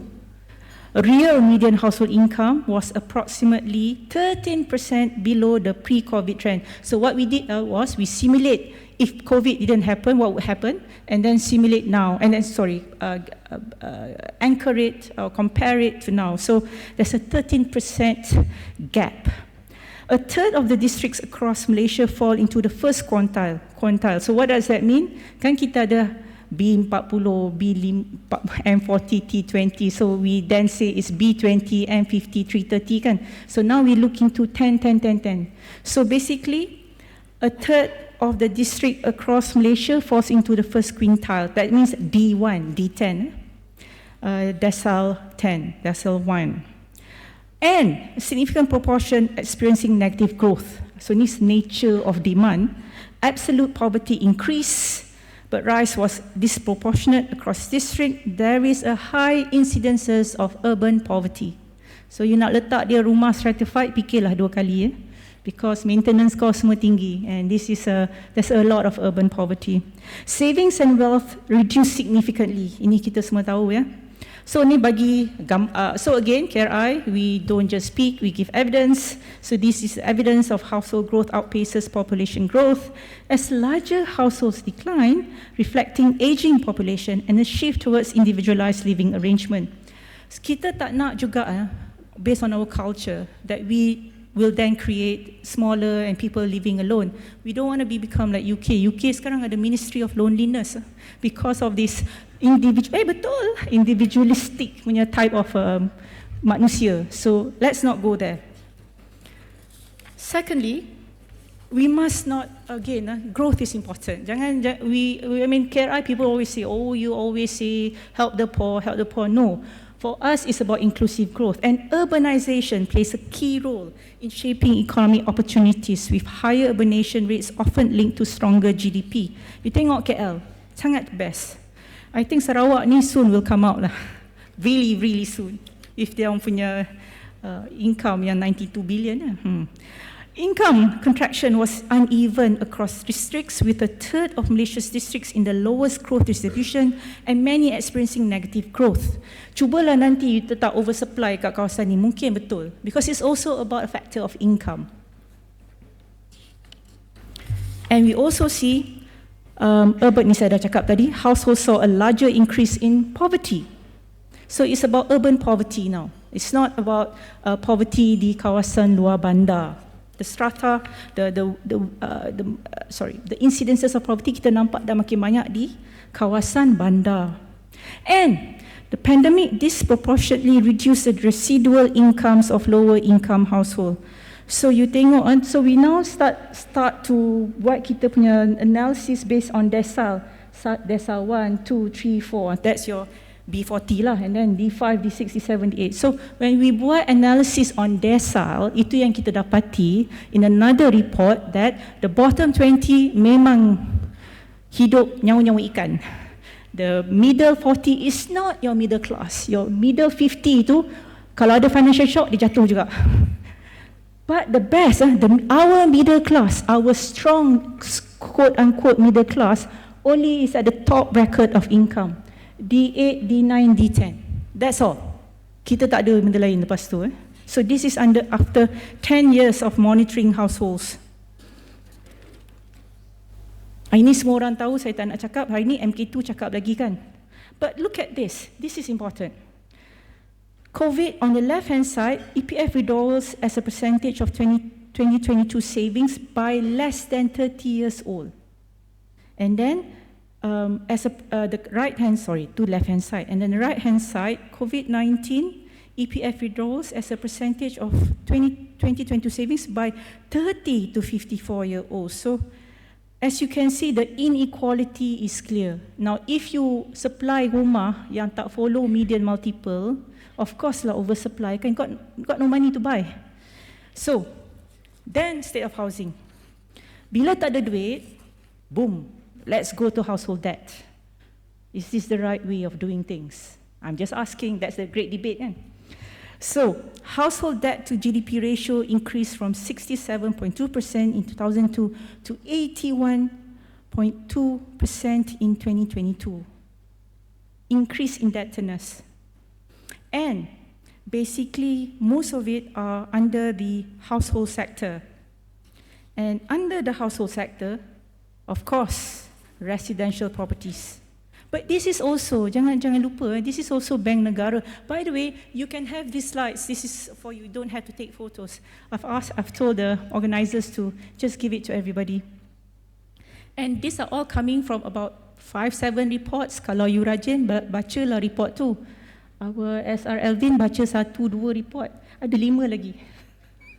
But this is something that we want to explain the baseline. When we want to make decisions on housing or households, this is a baseline that we must understand. This is the characteristics of our household. Kalau policy jauh berbeza dengan reality, then it is not a good policy. People always say, oh, we have nice policies, but it's not executed. No, It's not that. It's our policy is wrong. Because dia tak nampak mencerminkan realiti rakyat. So, are houses affordable? Ini semua you all tahu kan, saya tak boleh cakap lah. Okay, now, bila household tak affordable, wages tak bagus, boom, kita buat financing sebagai making expensive homes more quote-unquote affordable. So these are the mortgage parameters, loan tenure dia.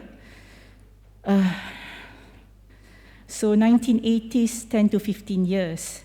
2010, 35 years. Sekarang ada juga orang masih nak promote intergenerational loan. This is not on. How can you make... I mean, the thing is, there's a heavy... First of all, how can you ask your children to continue your debt? This is, not on lah bagi saya. And then look at the inflation and house price index. I mean, when you want to put a lot of houses for 35 years punya loan tenure or even 25 years, in and of itself makes the houses more expensive when you want to sell it before the term matures. That's the logic, yeah? And the logic has been proven in our calculation in this report. So, the great sell and build. Issue dia satu saja. Why are buyers assuming the commercial risk in housing development? That's why we are promoting build and sell. Why are you, as a homeowner, you're not a speculator, I hope, you're a homeowner, why are you assuming the commercial risk? You are not a property developer, but you put in financing, you put in funds as if you are a financer, because that's the characteristics of the system. Because the S&P, I think you know all this kind. But what I would like to explain is that, and I think you know as well, that you're not a secured creditor. So when things go wrong with project abandon, you don't have the house, you don't have the land, you have nothing. Zip. So this is why we should not go for sell and build. However, one can say that kalau tidak ada sell and build, how do you make business? Well, you can build it first lah. Kalau kita buat upah buat baju pun kan, baju raya nak datang dah sekarang kan. You actually have to upah the developer, the orang yang buat baju. But in this sense, the stakes is too high. The stakes are too high. This is your life savings. It cannot be that you cannot see it. You don't know the neighborhood. You don't know. Soon I'll also go into the maintenance cost of it lah. But never mind. We'll not go there too much. Next, policy options. A shift in the conceptualization of housing market efficiency. I'm an institutional economics, and I don't believe and I don't believe in supply and market labor, because if you look at economics 101 sekarang pun, neoclassical, neoliberal, semua orang saying is wrong. The theories are wrong. So what we want is a housing market outcomes that fulfills our needs as a country. That could be done too. Many countries do that too. So this is, as I mentioned before, the difference from neoclassical perspective, where efficiency is measured in terms of marginal utilities or when the price system creates negative externalities, and government should only interfere when an economic problem becomes a social problem.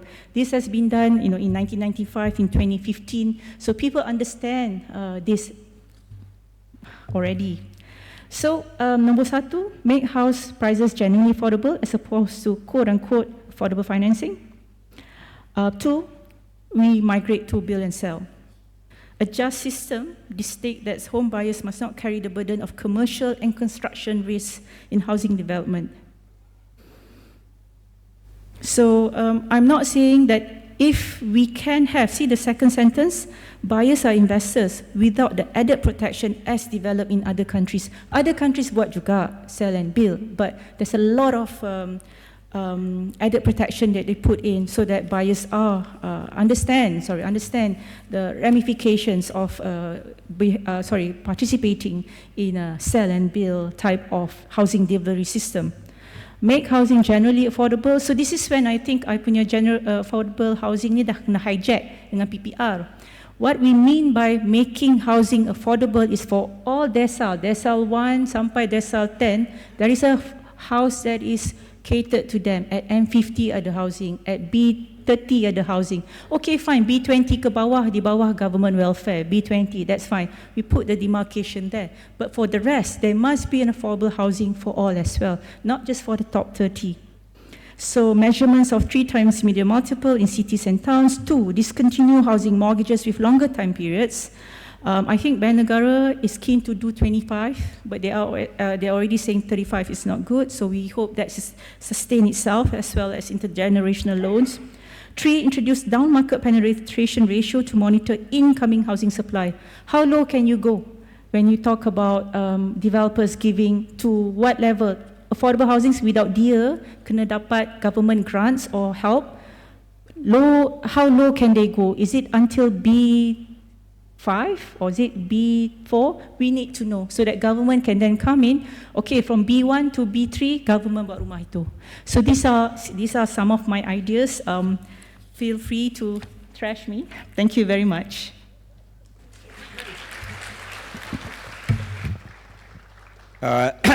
Thank you, Dr. Suraya. And you have, of course, you have done your major research papers in Kazana Research. And very importantly, you have asked why are buyers assuming commercial risk? And of course, many people will say we are a rapidly developing country. We are really not like Australia or whatever. So the sell of the plan system has somehow got integrated in a very substantial way into the Malaysian property industry, especially the housing industry. And I do not know whether that is going to be easily replaced by the build and sell. So now we will listen to Dato' Ho Han Sang, who from his presentation I see that he has raised all the various issues that developers face in the housing market, and he's also going to talk about the Urban Renewal Act. So there's 2 parts to it, but I also urge Dato' Ho Han Sang to touch a little bit on this build and sell and what are your views on that as well. Thank you.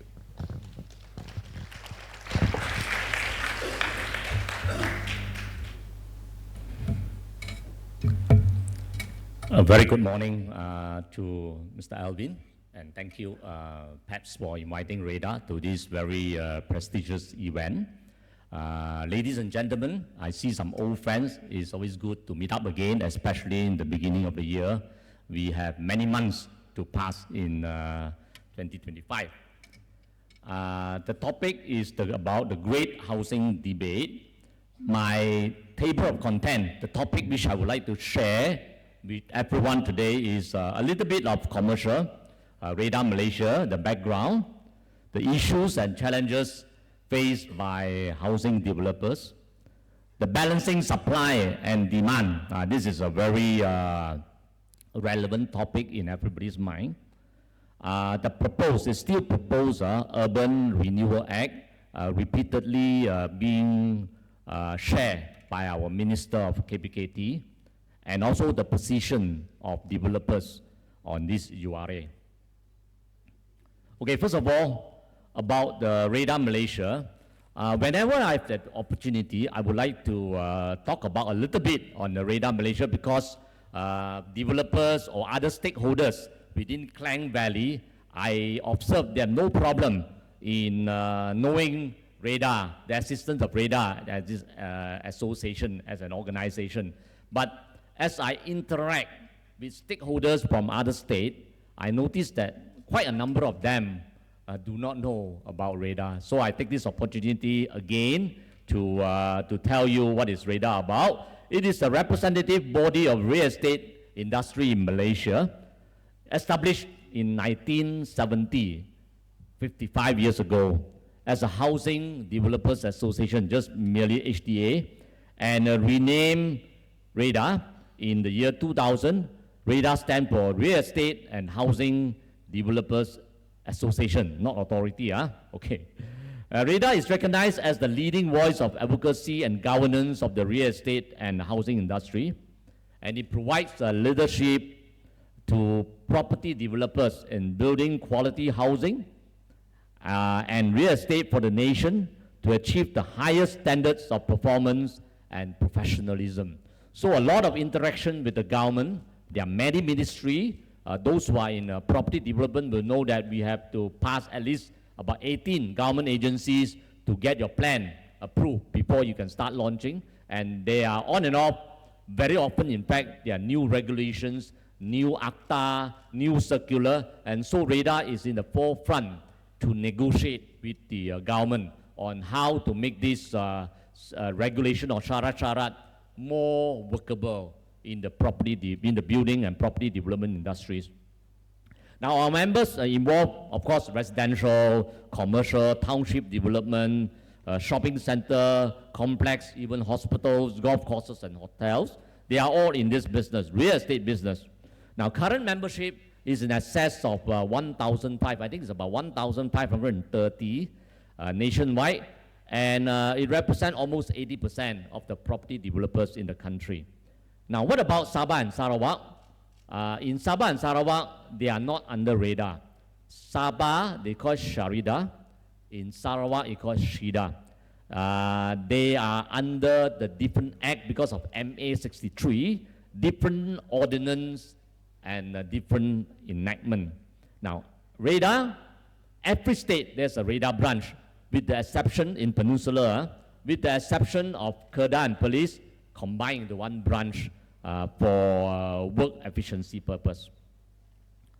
Now next, I would like to share with you something very practical, very down to earth, which property developers are facing, the issues and challenges. There are many of them. I would like to raise basically three, which are very prominent and which has a big impact on the issues and challenges. And when we, in business, when we talk about issue and challenges, usually it means money related, our profitability and cash flow and whatnot, financial related. Okay, the very first item is about the increase in development costs. The very significant contribution to the development cost in property development is the construction cost.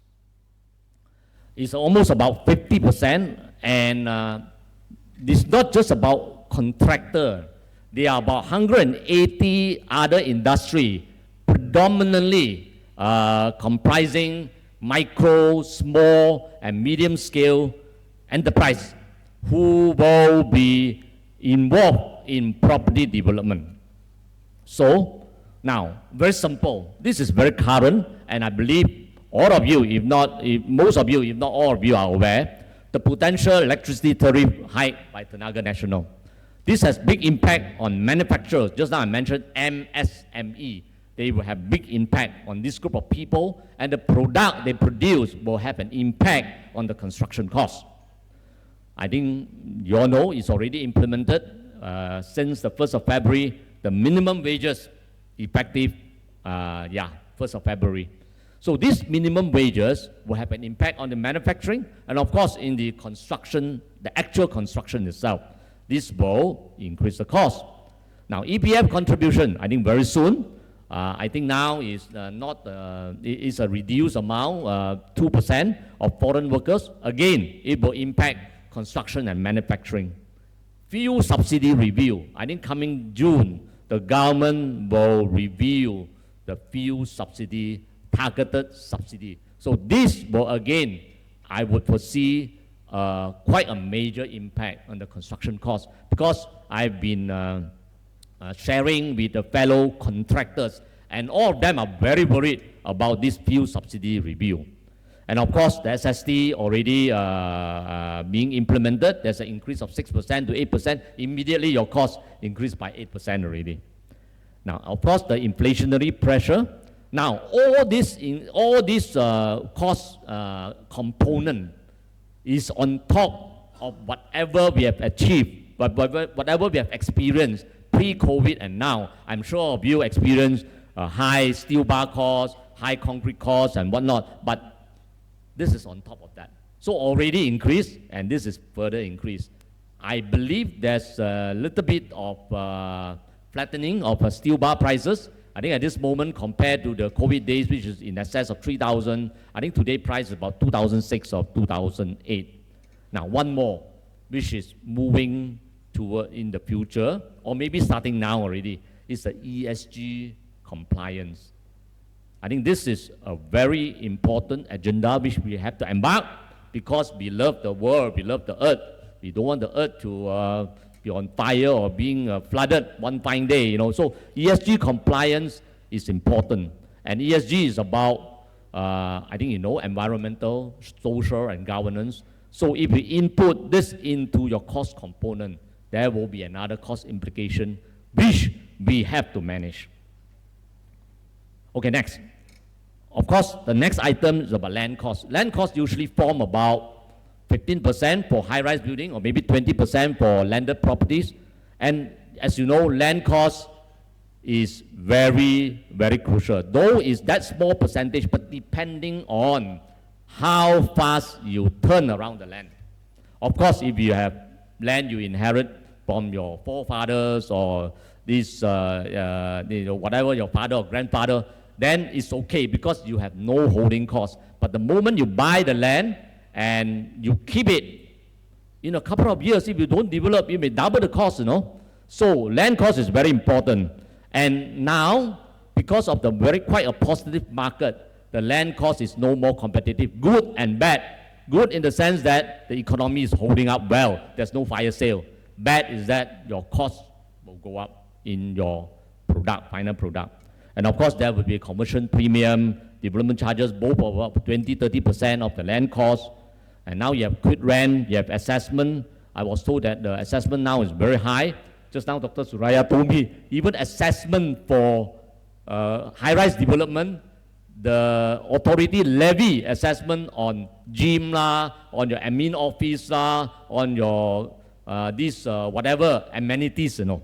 So this is something which we have to be mindful about. Of course, the stamp duty, this is the thing, the financial charges, which I'm going to share a little bit later.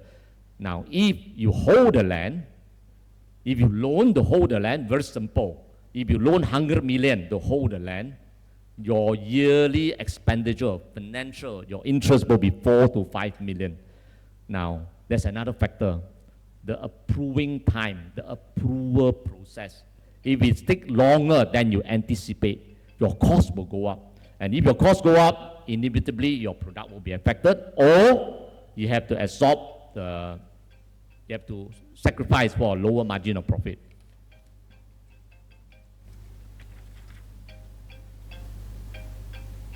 Okay, the next very important, very crucial is about compliance costs. Compliance cost is about Rumah Mampu Milik. I think now you know the Rumah Madani in Wilayah Persekutuan. One of our affiliated organization, Radar Institute, they have done some analysis, and you just straight away look at the last column. In Kuala Lumpur, if we build this affordable housing, there's a subsidy of 68,000, and Selangor 53,000, in Johor 88,000, and in Penang 44,500. So this will either erode your profit, or the free price property need to take care of this shortfall. Now, I give you a simple illustration. Very simple. Assuming you build some landed properties, 100 units, you sell at 400,000. So if you are priced free, that means free pricing at 400,000, so your GDP will be about RM 40 million. Now, if the requirement of affordable housing, 30% must be sold at 300,000 okay lah, 300,000. So you only, that particular 30 unit will give you 9 million. So the 31 million will be distributed to the balance of the 70, which means that the developer has to sell 440,000 in order to make good the GDP of 40 million. So this is a simple illustration of cross-subsidy. That means the pre-priced property subsidize the the control pricing properties. Okay, next, the timing. Timing is super important. We experience lengthy approval process and conditions imposed by multiple government agencies. Remember, I told you there are minimally 18 agencies you have to get approval before you proceed with the launching of the project. And just imagine, 18 give you different sharat, what will happen? Now, these are some of the real case. I don't want to mention which developer, but they feed back to me. My fellow developers feed back to me.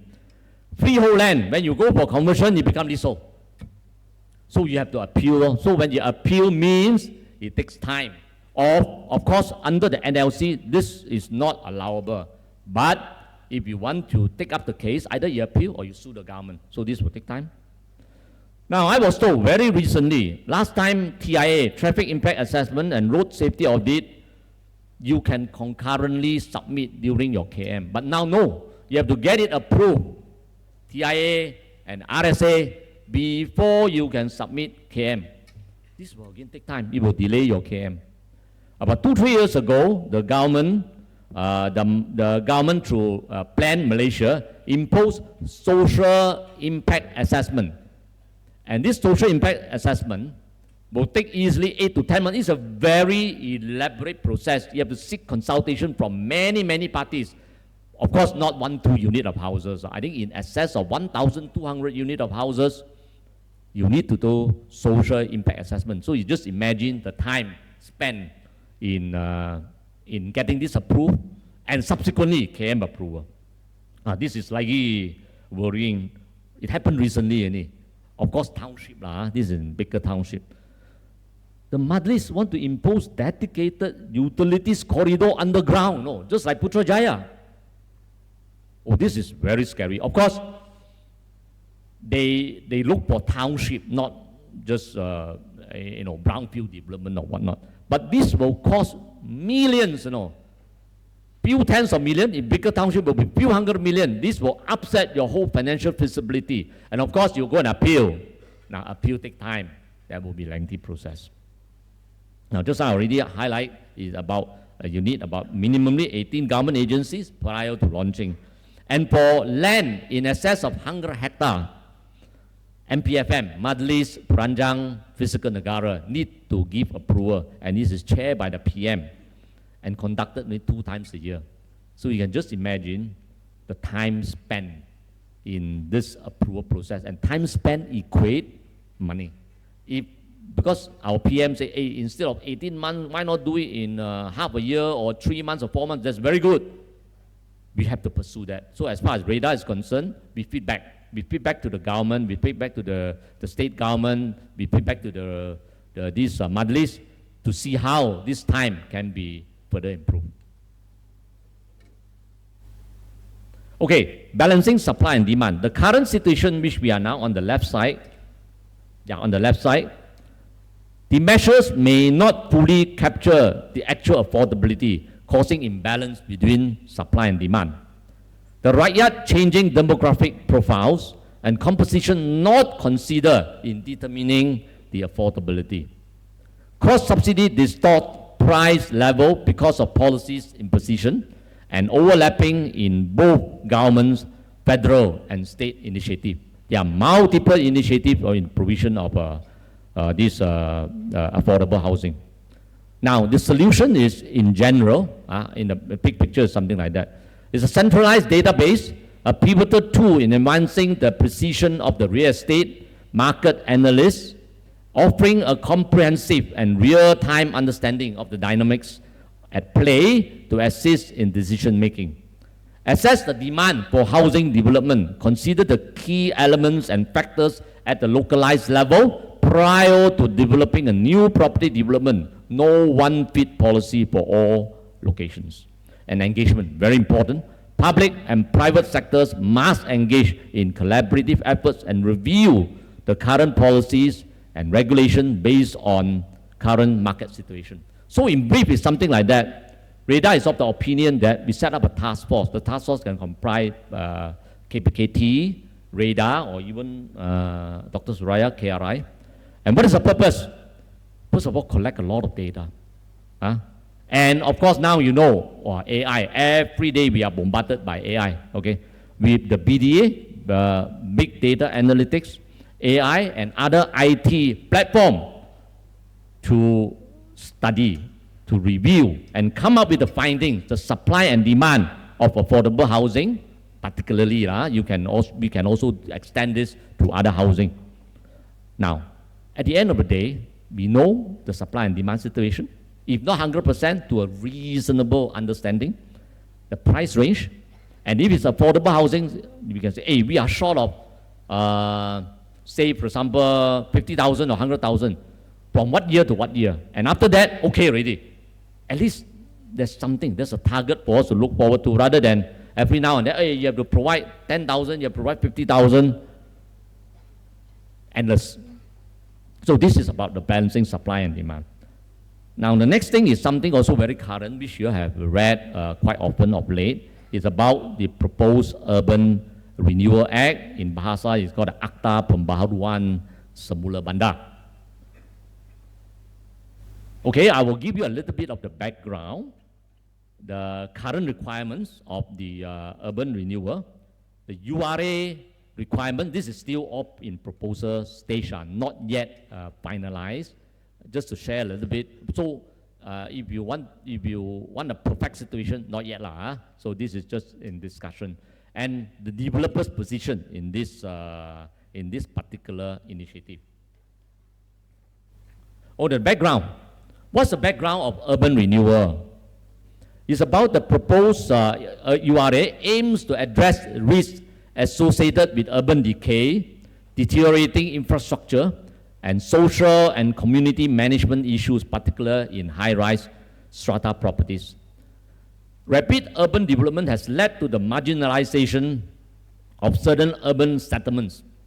Now, particularly aging buildings, abandoned structures, brownfield sites, and greyfield areas. Now, these conditions contribute to a deteriorating city landscape, increased social issues and crime, risks of building collapse, and an overall decline in urban image and sustainability. As a result, because of the strict requirement, very, very few developers embark on this urban renewal. And therefore, KPKD is seeking for the threshold of consent from strata owners to be lower to 80% through the proposed URA. Now, the current requirements require 100% consent, and thereafter only we can terminate the strata scheme. That is in accordance with the Strata Title Act 1985, Act 318. And our minister say if you want 100%, it's like mission impossible. And so that's why this act came about. Now, the criteria for this act, okay, let's look at the threshold first. The proposed threshold is for building age less than 30% is 80% consent. For building age more than 30 years is 75%. All these are based on share value and strata area. Now, our neighboring country already started this en bloc collective sales easily 25 years ago. So it has been working quite well. And of course, we may not follow the model exactly, but we see how to improve the situation in this country. Now, just want to share you some developers' position. Developers will be in full support of a facilitative urban renewal framework and mechanism, including the en bloc sales and the termination of strata scheme.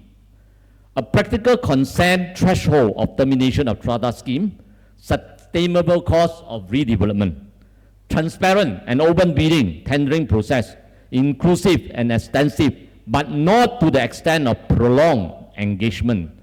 Incentive, hopefully we can get some incentive, fiscal and not fiscal, to ensure project feasibility. Realistic and practical expectation like design, specification, and whatnot, and the balanced output between safeguarding owners' interests versus project feasibility, and no cross-subsidy. Now, this is the last slide. The perception that developers make high profits from redevelopment project is actually a myth. As a developer, I would embark on a greenfield development and just submit my development order and develop it. To develop this, to embark on this redevelopment is something very tedious because redevelopment involves lengthy timeline from mobilization to completion of the final phase. Provided you sell everything, then you get the total profit.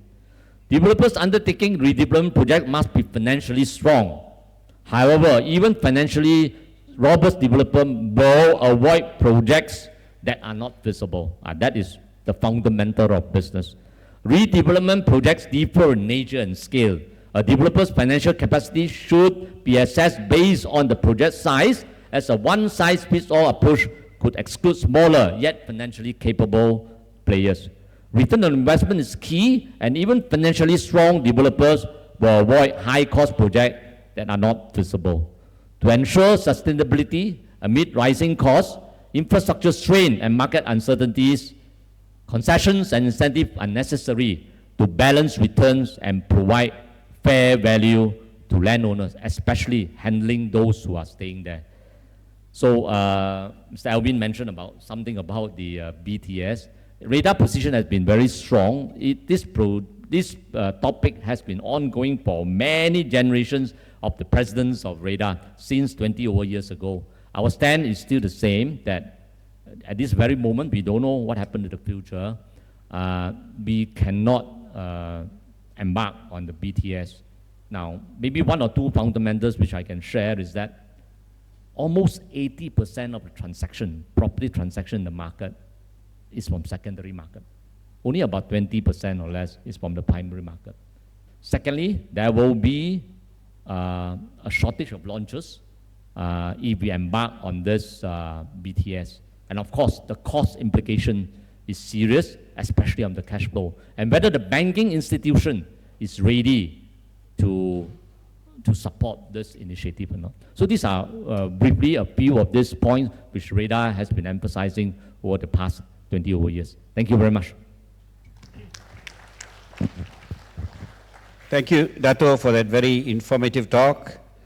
And now we call upon the third speaker, Mr. Tan Ka Leong, who will, I believe, look into a micro aspect of the property market.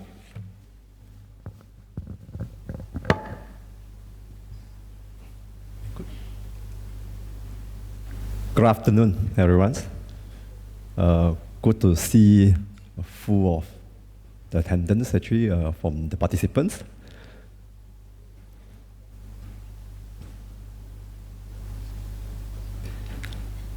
I suppose actually, sorry, I need to wear glasses, my glasses. The organizing committee actually have tasked me actually to share these sections talking about housing or residential sectors in this summit. And it's under the topic of the great housing debates. Together with me, actually, a speaker from Kazana Institute Research Institute, as well as from Radar. We heard them. I suppose actually, I is actually from real estate consultancies as valuer. From my perspective, we hear all that challenges and what we wish to have, an idea. In the early sections of the morning by NAPIC, there's comprehensive data have been shared by Dr. Surveyor Nohisham. In fact, I think, come to me, I think most of this information, what I'm going to share with you, is reputations perhaps. But what I do here is, I may actually dissect it a bit detailed, which perhaps able to help you to understand, may answer some of the questions, even in fact, I think, in the earlier first sections. So let me walk you through to the housing market in Malaysia for the past 15 years.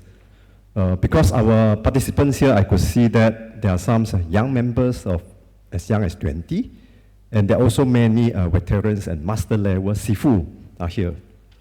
But humans' memory always short. Our memory always short, always 5 years. So that's the reason why I thought it's good for me and meaningful for me to share you with here actually this trend of the residential housing market over the past 15 years.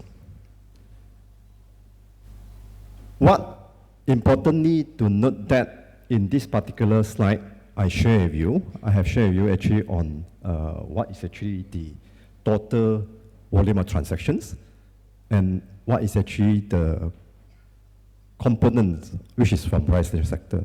As Dr. Nasham said, that it's always more than 60% of the transactions of the Malaysia property are contributed by the housing. So it is one of the most important sector in Malaysia real estate.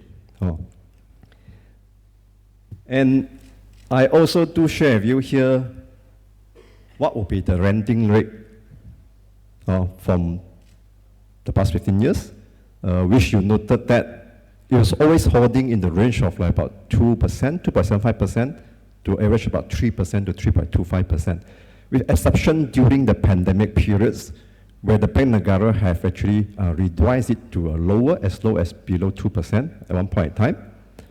But there always actually also a call by the market, why couldn't the Bank Negara to bring down the renting rates so that owning a property is easier for Malaysians? But there's a bigger question mark. Is it sustainable if the renting rate is actually below 2 or below 3? But I guess actually this is a good question. A lower renting rate will potentially also lead to another challenges what market will expect. Perhaps even actually will lead to more speculation activity. In terms of loan approval rates, I think currently we are not too bad.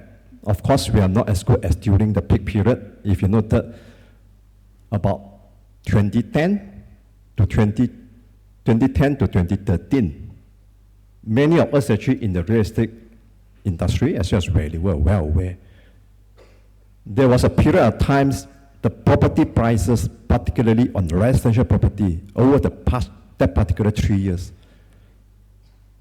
have actually shot up a growth tremendously. And it make housing even more difficult for the younger generations. But anyway, we see that year 2025, we at the moment stand at about 42% loan approval rate. Ideally, if you could see a 50%, there is something good. OPR rate, we will expect, I think, the Bank Negara likely will maintain it for year 2025.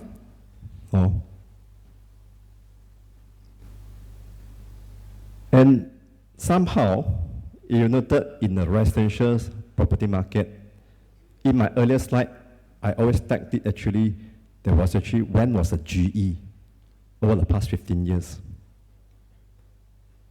One can note that usually when we have actually a stable government, and we have, after the GE, usually the first year you will see a housing market boom, and prices seem to increase. And then the same pattern actually usually will happen before actually 2 years the GE came. So I think that's actually related to the economic stimulation package being introduced by government to try to promote the property market. Malaysia's house price, average pricing growth, I think in the first sections of the surveyors, Hisham actually have explained it. As I mentioned that in 2010 to 2013, you have a very, very high growth rate, which personally, I don't think there's something sustainable. In fact, to the extent it is not healthy. While I will reckon that averaging about 3 to 4% growth, perhaps is something more sustainable.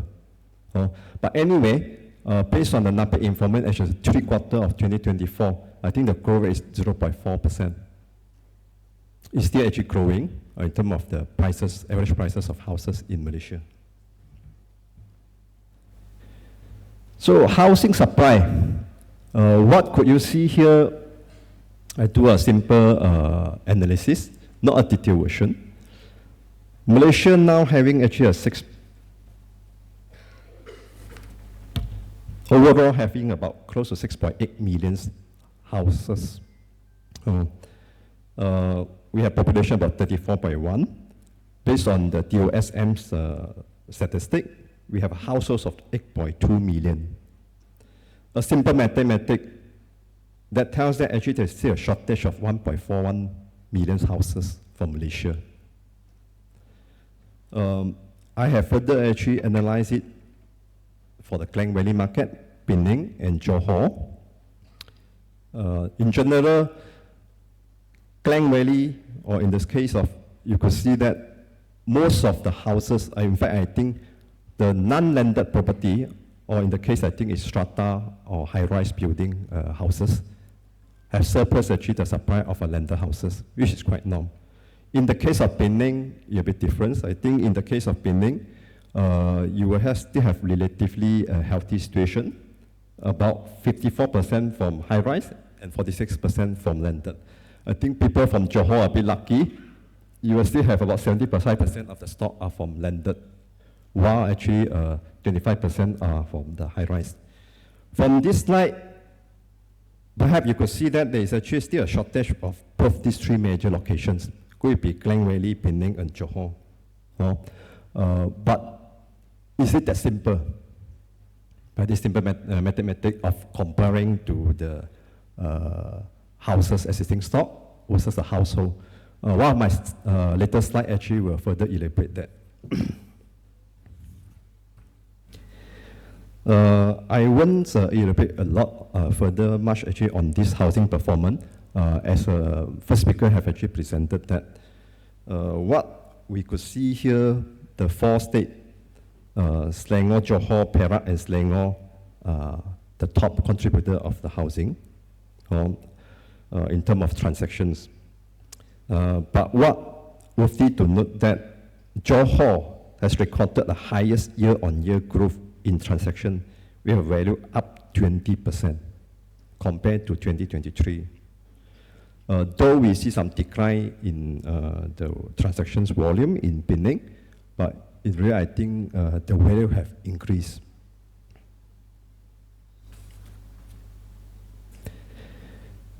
This is a slide actually I mentioned just now. We see the three regions have shortage of houses. What I did in this particular slide, if you noted in NAPIC data, yes, thank you NAPIC. I think after many years request, I think last year NAPIC have actually offered us with a data of the service department and so on.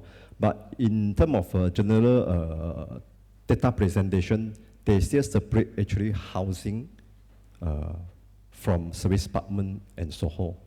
But for us actually, when we are discussing about housing, we need to reckon in most of the major cities in Malaysia, namely in Klang Valley, Northern Penang, in Johor, by virtue of the supply of the land in the city or city fringe are mostly commercial land. The product or housing being offered in this particular circumstances, in fact, many fall under the service department category. So what I did here is actually, I have actually summed up actually the overall sum of the overhang of residential sector plus the service department and so on. The trend look good. Definitely agreed that the market is improving. The overhang stock have reduced over the past 4 years. But while we reckon that actually the overhang has reduced, if you could see from this particular site, by state future supply. This future supply means that actually the unit which is going to complete and enter to the market within the next 3 years. If you could recall back what I have shared that in the earlier slide referring to shortage of housing. In this particular few regions, are we really shortage of housing? This is a very good question, really. I think we all need to have a further study and have a detailed investigation into that. But having said that, I wish to also share a bit good news for KL. Despite I think the overhang number as an overall in KL is still very high, about 8,235 units, that including mostly contributed by condominiums, apartment and service apartment. More than 90% of the overhang supply of KL are from this category. What happened, I think, last year until 2024, the overhang of property prices above 1 million in KL have reduced quite substantially for almost 30%. There's something good news for KL. Perhaps that could be indicated some of the product which actually meet what the buyer requirement continue sell.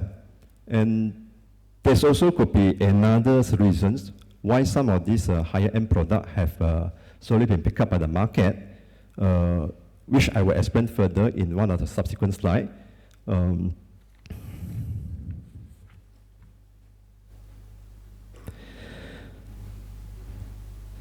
So I guess actually I wouldn't want to, I think this slide I need to elaborate a bit more. As I mentioned, what I have done actually, I have grouped together the housing data overhang in Malaysia, focus into 3 major regions, which is Johor, Penang, and Klang Valley. On top of that, I included the Soho and service apartment in this slide. Well, you could note that just now I think one of the questions been asked. I believe that it's shocking to learn that why KL having a higher overhang than Johor, like everyone expected. The simple reason just now I think NAPIC data, when he showed actually the overhang unit on housing, they don't include actually the service apartment and Soho. What if actually you look at this particular slide now, if you're including Johor, the Soho and service apartment, that tells the true situation. Johor have a 15,213 units as compared to KL only 8,235 units. So that answers some of the questions that we should see actually from the first section, where the question been posed to the speaker.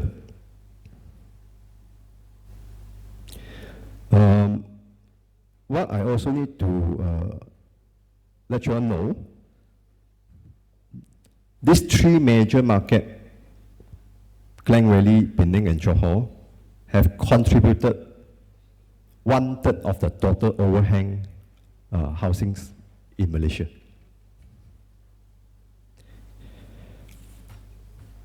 Sorry, I think this slide could be too small. I wouldn't expect you to see it. That's the reason why just I mentioned I nearly wanted to use glasses to look into that. In this particular slide, I actually have focused a bit detail into the housing performance of the overhang in Kuala Lumpur. But of course, I think, as I said, this is actually extracted from NAPIC. The housing as categorized actually by NAPIC have not included service apartment and Soho. So without the detailed information of the Soho and service apartment provided by NAPIC, I will not be able to sum up that together here. But what in the case here, what we will say is the hidden overhang when we read the NAPIC report, if you don't read together with the Soho and the service apartment, you wouldn't know what is actually the real situation. I will urge actually again, if NAPIC able to provide even further details, including to the extent of which mukim or district, that will help very much achieve the market, including us as a real estate advisor and consultant, and the developer to make a more prudent decisions when it comes to planning. And in the case here, there is also a clear situation that there's a mismatch in the supply and demand. Not only what's to build and what's buyer want to buy, also in the mismatch mismatch of pricing. Definitely, a more comprehensive data and smarter decision can be made.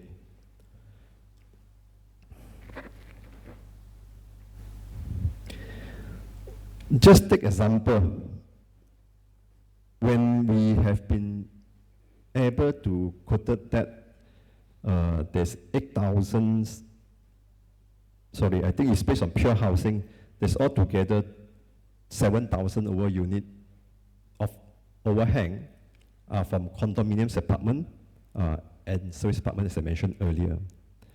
You will be able to see that a substantial of this overhang stock is actually under places of Mukim Part 2.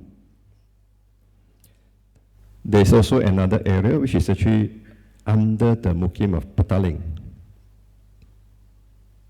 And surprisingly to learn that even in KL City, which is actually NAPIC classified in Section 1 to Section 100, there's almost 400 unit which is overhang.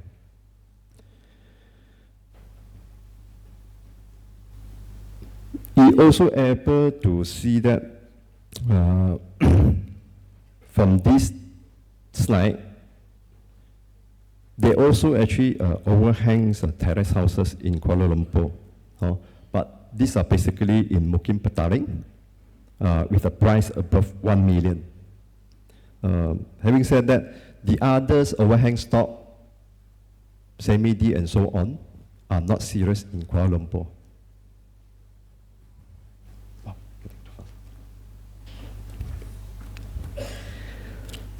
This slide, basically I share you actually the overhang stock in the respective Mukim of Kuala Lumpur. I won't elaborate a lot more detail. In fact, I think a lot of this actually has been shared in the NAPIC data. What we have wanted to share here is actually, while we are seeing actually the data shared by NAPIC on overhang, I will urge actually as a real estate consultant, should not just rely upon on the data released by NAPIC. What as actually as a consultants, I think we should go into further details site survey. That will help actually us actually to present a better data to the market as well as to the clients, so that a more wiser decision can be made. This particular slide basically is actually a sample survey we have done on the southern part of the Klang Valley. I won't elaborate a lot more. I guess actually it even show that some of the landed prices, landed housing property is mainly actually for on those actually above $1 million. You could also see that for non-landed overhang scheme, despite I think in Klang Valley, many of us actually have one point in time have always mentioned that 500,000 is always something affordable, but in reality, that does not tell. So there is actually a very obvious and clear mismatch of actually the product as well as actually the demand. This slide actually I share you. Most of the overhang in Penang is mainly in the island. Mostly actually condominium above 1 million, like what first speaker Dr. Masha has shared, that all big unit condominium. Surprised to learn that in Penang they have classified flats, but their flats is actually have price about 500,000. So those actually also contribute to one of the major overhang stock in Penang. This is actually the overhang in Johor. As you could see that they are all 2,000 over unit in one particular district, which is in the Mukim and township of Johor Bahru. So very obvious, I think in the earlier slide I shared that I think if Johor, including Soho and Service Department, that alone is I think altogether a few thousand units overhang in Johor.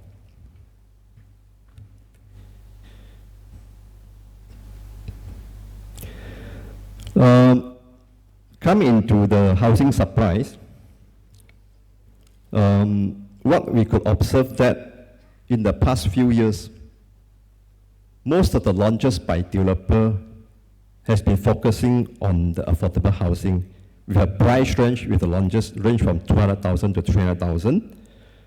However, since 2024, you could see that developer has started to actually offer product which is actually have a higher price, mostly in 300 to 600,000 range.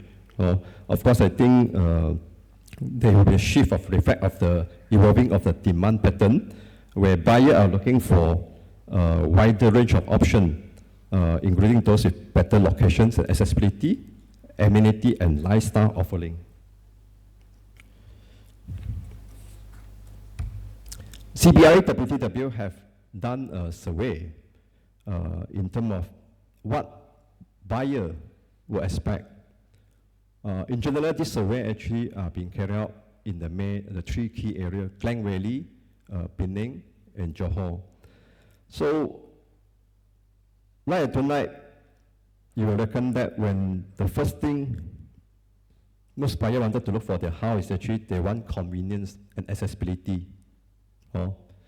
And safety and security is nothing new, but now I think apparently, as most of the developments have come into categorized development, so no longer actually want the main criteria. In fact, convenient accessibility actually have overtaken that. Of course, I think third, space and functionality. It is important to take note that if they are choosing for a house, still price affordability is actually the main criteria they are looking at. Of course, I think location, and last, I think people will also expect the quality of the home, the houses if they are buying. And our survey basically rather having a wide spectrum from a young age up to 20 plus to 60 plus. We can say that because, as I mentioned, that this survey conducted based on actually the participant mostly actually from the city area. You could see that what are the preferred type of living environment. 40% of the participants actually come back to us. They're looking for what city living with access to public transportation. And there's a 20% actually of people wanted to have to live in an integrated development. This survey basically, what we found that the respondents who have given this answer are mostly the younger generation group. That's what they're looking at. But of course, I think some of the bit seniors group, I think they come back to us. Actually, they don't mind to stay in suburban with more space and privacy. And there's an important thing for us to take note that the future trend in the new housing development. Most of the respondents actually come back to us. Actually, they want to have smart and secure home features in the housing they want to buy. And they also come back that important to take note that the awareness of sustainability and green has actually emerging. And people, buyer, if they are looking for a house, they're looking for this, the sustainability and green living. So the trend 2005 onward,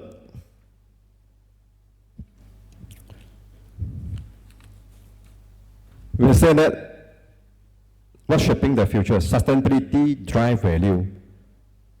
Green and well-managed developments are likely to see a better capital appreciations. This does not just apply to houses being provided by developer from primary market. This also actually including secondary market. Affordability and lifestyle. Buyers are balancing price concern with modern amenities and sustainable features. Especially for the younger generations, you could see that this is actually the expectations from this group of buyers. And there's also an evolving buyer expectation. We could see that the demand is shifting toward smart homes, integrated living, and core-friendly space. Last, long-term investment appeal. Project with good management, accessibility, and green initiative will remain competitive. I will be able to share you some of the successful cases in terms of why shaping the trend of the real estate. I won't quote name by developer. We all reckon that there is oversupply of high-rise sectors, high-rise housing in KL per se. But there is still actually a reputed developer who are fully committed to deliver the best to their resident, to their buyer, still able to achieve a very good sales rate as high as 100% within 1 to 2 years from the day of launches, despite at the price of 1,000 per square foot. So a committed developer to deliver the best product is important. Some picture here. This particular developer had a big water body in development, introducing actually green in the entire township. Despite has been very successful over the past 15 years, continue to invest 30 million to build another water body. Another circumstances in a secondary market, a well-managed project, which always wanted to feature or incorporate the ESG initiative, a great initiative in the development, will continue able to see capital appreciation. Our survey actually has shown some of this development, despite as 15 years old, they were still able to see an average more than 5% capital appreciation every year. The green real estate features should not just limit to high-end project. It should be also been offered it to the affordable housing. For example, in this case, actually, Selangor Ku Prima Lakefront, they won an award. And this is also a project which is Green RE certified. And I don't mind to share with you, last week I was invited by a developer to their introducing of almost, I think, completion of the houses. It's District Kompak, Mukim Kompak, but in Rawang. The developer also offer green feature. In fact, this is actually a green real estate certified project for affordable housing. I was told the whole project, phase 1, 1,000 unit, including the Rumah Selangor Ku component, 99% sales rate. So I think the green initiative by developer is important. Commitments from the developer who have a good track record will continue to perform well in their sales. With this, I end my section. Thank you. Thank you very much, Kalyong, for that deep and insightful look at the market. So now we have got roughly about 10 minutes. So probably there'll be questions, but can I ask 2 questions first to the speakers? Firstly, to Dato' Ho. You see, it's about the market and feasibility studies. So we have a problem with supply and demand for residential, commercial, and so on. And if you look at how to solve that issue, maybe you want to look at the equities market around the world, where the more information that goes into the equities market, the more amount of information, quality information that goes into the equities market, the more efficient it is considered. So similarly, if you look at the housing market, if you push quality information into the market, it becomes more efficient and it will balance demand and supply and so on. So on that basis, last time there was a proposal, and it was taken up by Bank Negara, that before a local authority can give an approval, and before a bank can give an approval for project loans, there must be a market and feasibility study. It's compulsory. And that market feasibility study will be independent, and it will also include things like SWOT analysis and so on. So all those things that Dato Ho mentioned about those threats and opportunities and all that can be it goes into that report. So if that is done, then we will have a very balanced market. I'll start with asking Dato Ho quickly, because we want to go to many other questions. What do you think? Yeah, thank you, Alvin.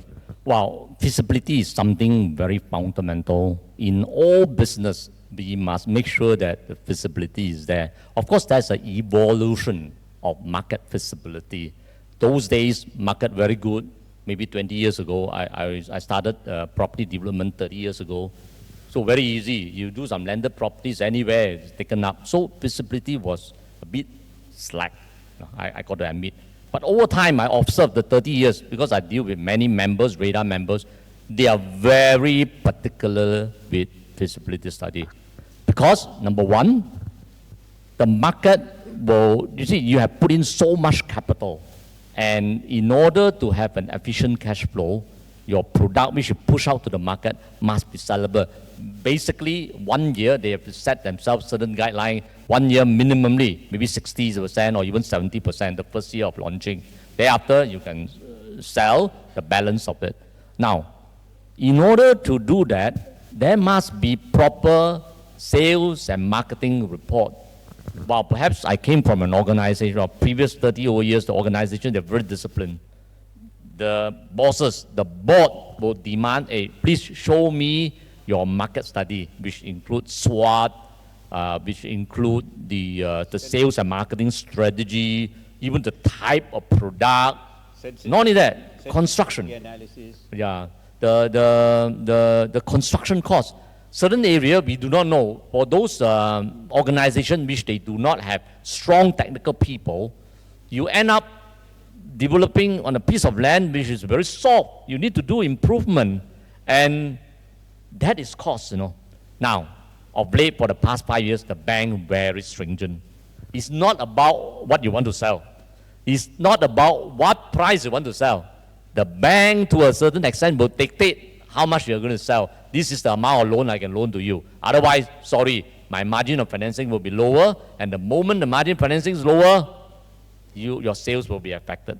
So one way or another, feasibility is very important, and I believe most of my members now, except for those who build maybe a few tens of units, maybe 100 units in different states and whatever, they focus a lot on feasibility to the certain extent that the project development stage will take a little bit longer to proceed to the next stage. So that is my take on feasibility. Thanks. Dr. Suraya, what is your quick take on the same subject? Very important. The feasibility study must be done.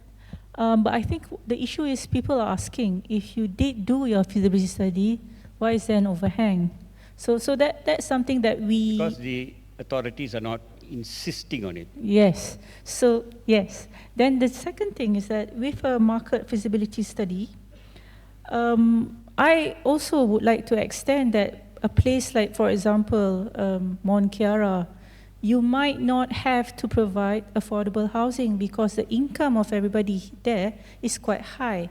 Even the market feasibility study for the current places that we've put more luxurious apartments, katakan di Gombak or somewhere else, but it does not reflect the income of the people there. So this market feasibility must also be very localized, that you look into the income of the people in that neighborhood. I think that's very important.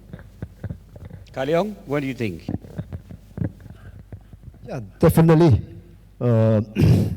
I think the market feasibility study, or even beyond that, a professionally done pricing study also important.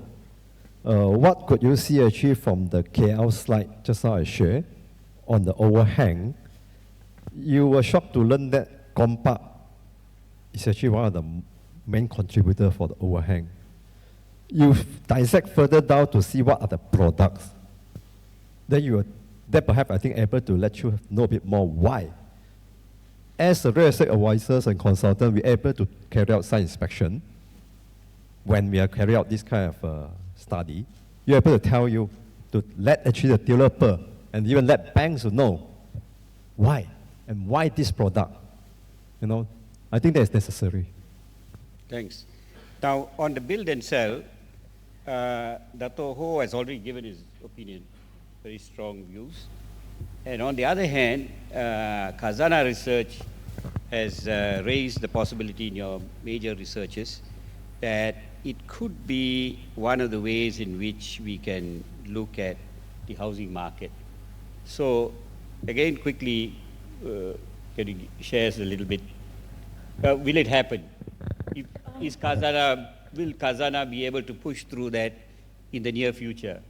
What's the likelihood? This is very interesting. First of all, in the Akta 118, there is already a provision for totally build and sell. But you can also do BTS 1090, but you can also do the current delivery system. The issue with sell and build is that, as rightly pointed by Dato' Rehda Ho, is that it will be more costly because our capital market or our banks don't have good funding for projects like this. However, might I give a counter argument whereby sometimes big companies, they have retained profits. These retained profits, rather than give to shareholders, which is the book that we mentioned, the financialization of our lives, whereby most of the retained profits are changed or turned into dividends and not really retained profits to build more projects.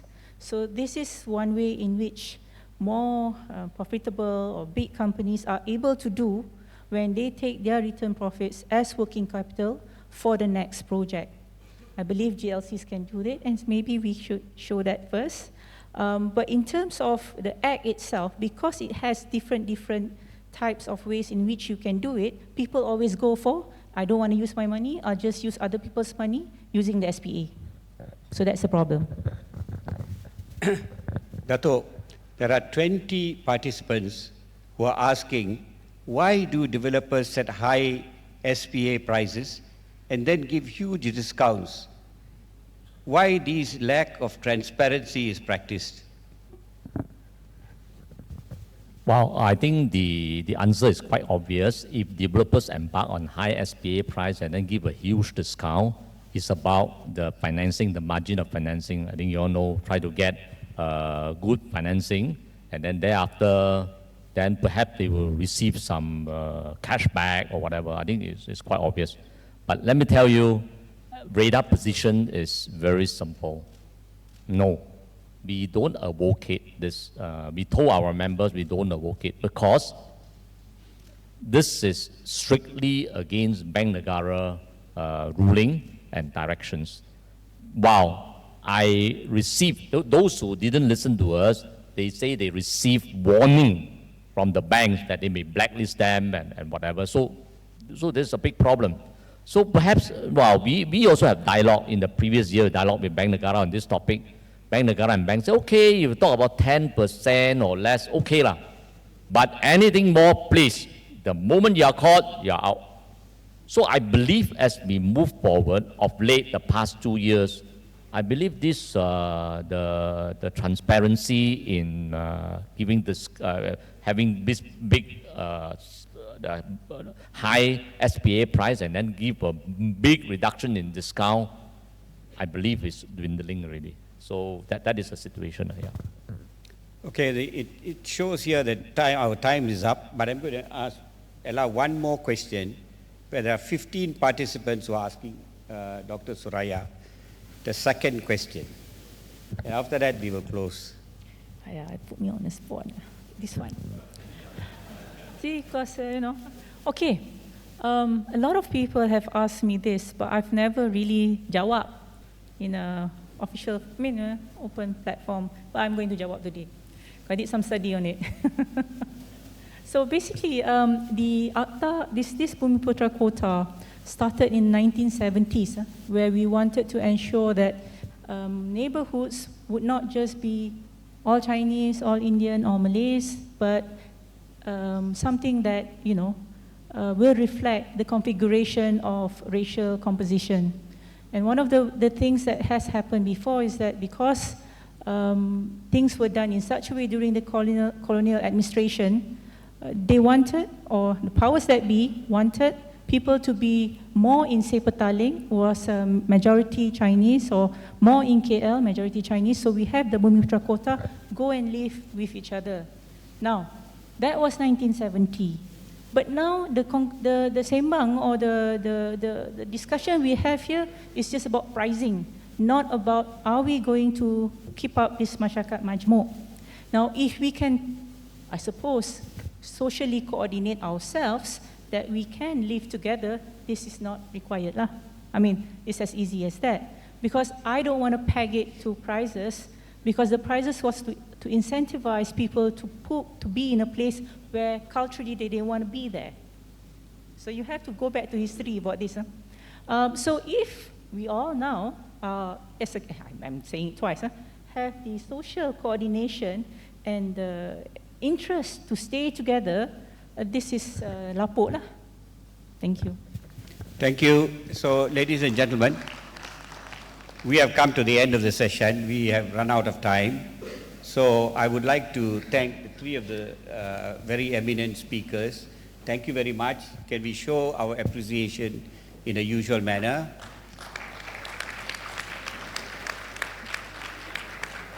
And thank you very much.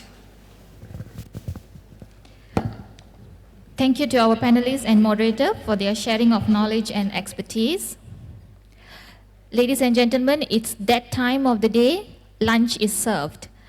We hope the morning sessions have been insightful, and now let's take a well-deserved break to refill. VIPs kindly proceed to Pinnacle 10 for lunch. All other participants, lunch buffet will be served in the foyer outside, at the back and the right side of this hall. You may bring your food into the hall after taking them. Also, you may validate your parking at the concierge right in front of the lift lobby. Enjoy your meal, and we'll see you back at 2:15 p.m. for the afternoon sessions.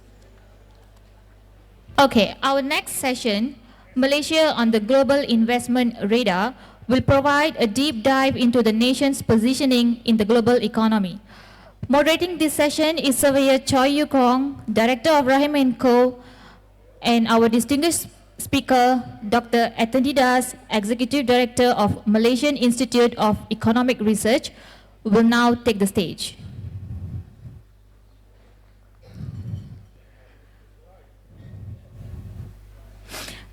Allow me to present a brief overview of our moderator and speaker.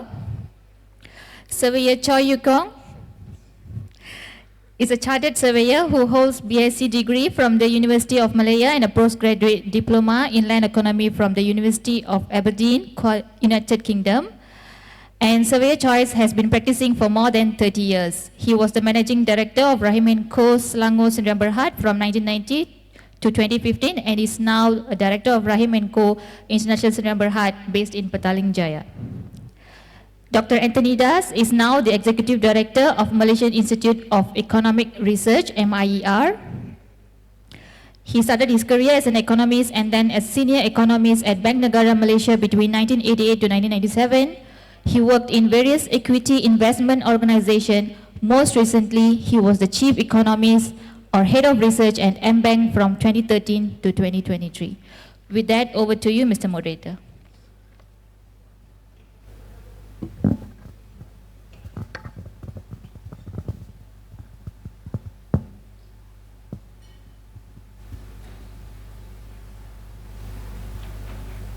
Thank you, Niti.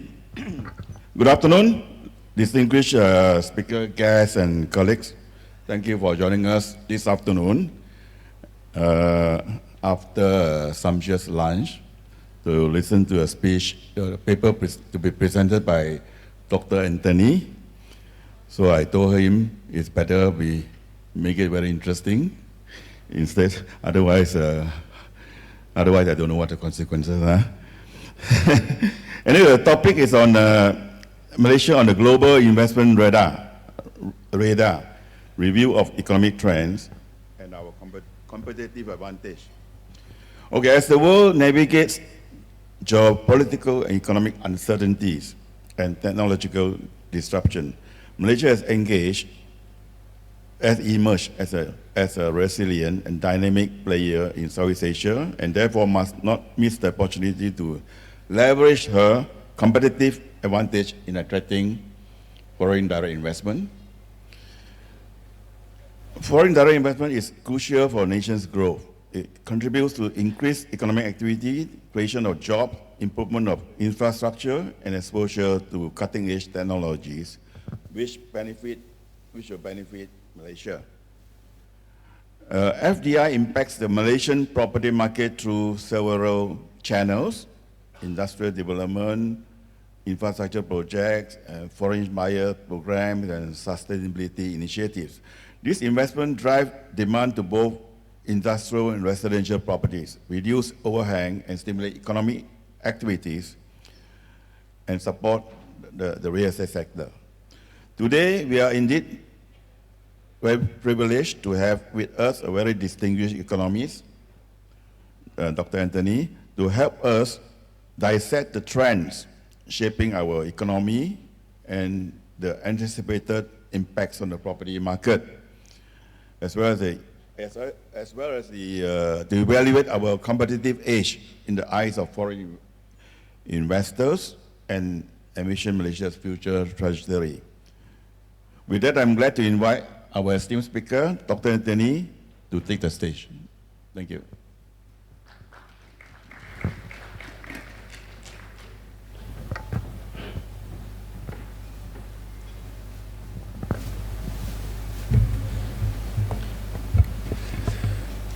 A very good afternoon. I know it's going to be very challenging after lunch, and thank God it's not banana leaf. Okay, otherwise you'll be sleeping, because I had a very bad experience when I first joined Bank Negara. And what happened the first week, on a Friday, our lunch break is very long, from 12:15 to 2:45. And I went to Lebuh Ampang and I had banana leaf, 3 helpings of rice. And I came back and I slept. So at 4:45, we are supposed to go back home. My boss came and woke me up. And that time I was only on the scheme Hikmat Sambilan day to day, because we just came out after the 86 recession. And I thought, that's it, I've got no more job. So I just asked her, Miss Lily, am I coming back tomorrow to work? So she asked me what happened. I said, no, I didn't work in the afternoon. So I came back. So on Saturday, because we work on Saturdays, and she asked me, what happened yesterday? I said, no, I only had 3 helpings. So then I realized she doesn't take lunch. So ever since then, I go on very light lunch when I'm working. Otherwise, I eat a lot. But anyway, I'll try my best to keep you all awake. Okay? And feel free to ask any questions along the line.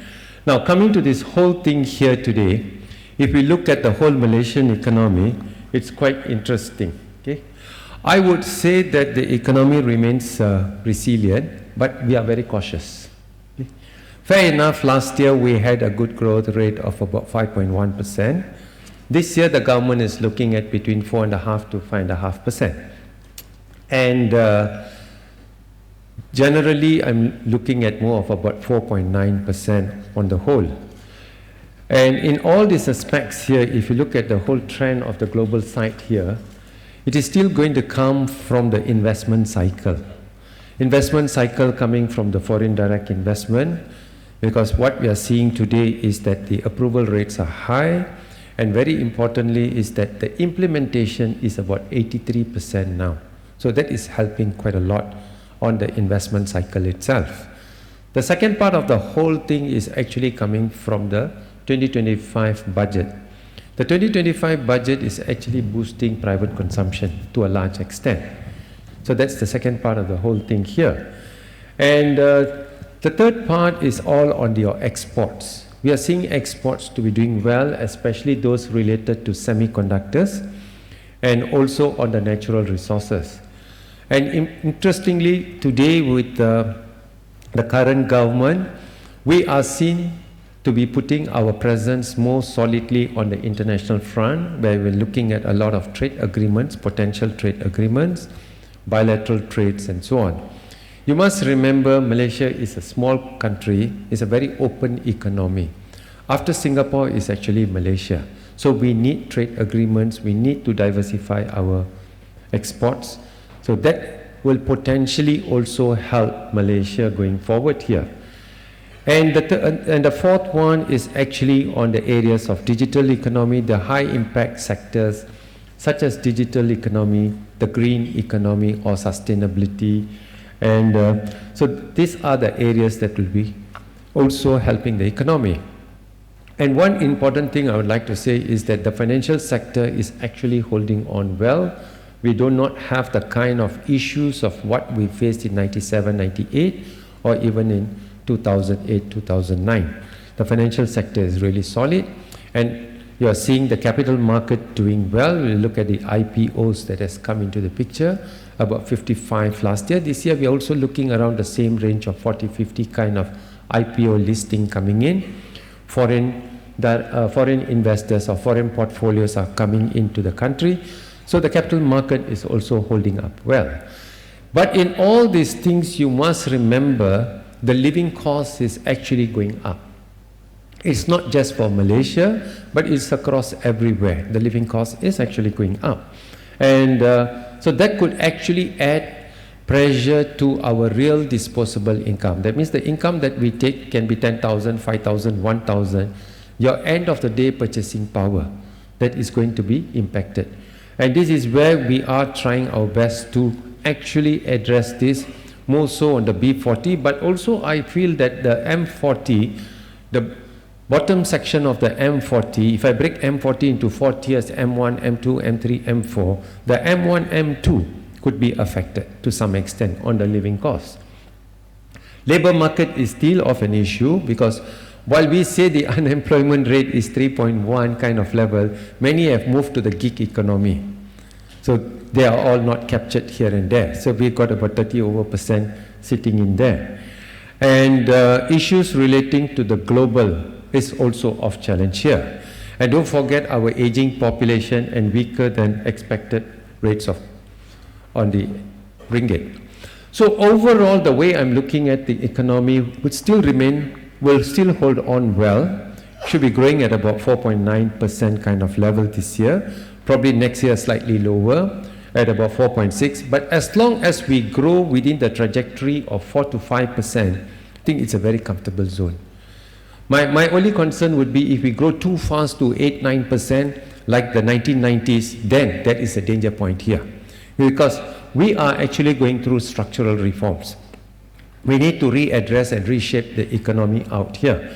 And certainly we do not want something blowing up too fast and then we collapse thereafter.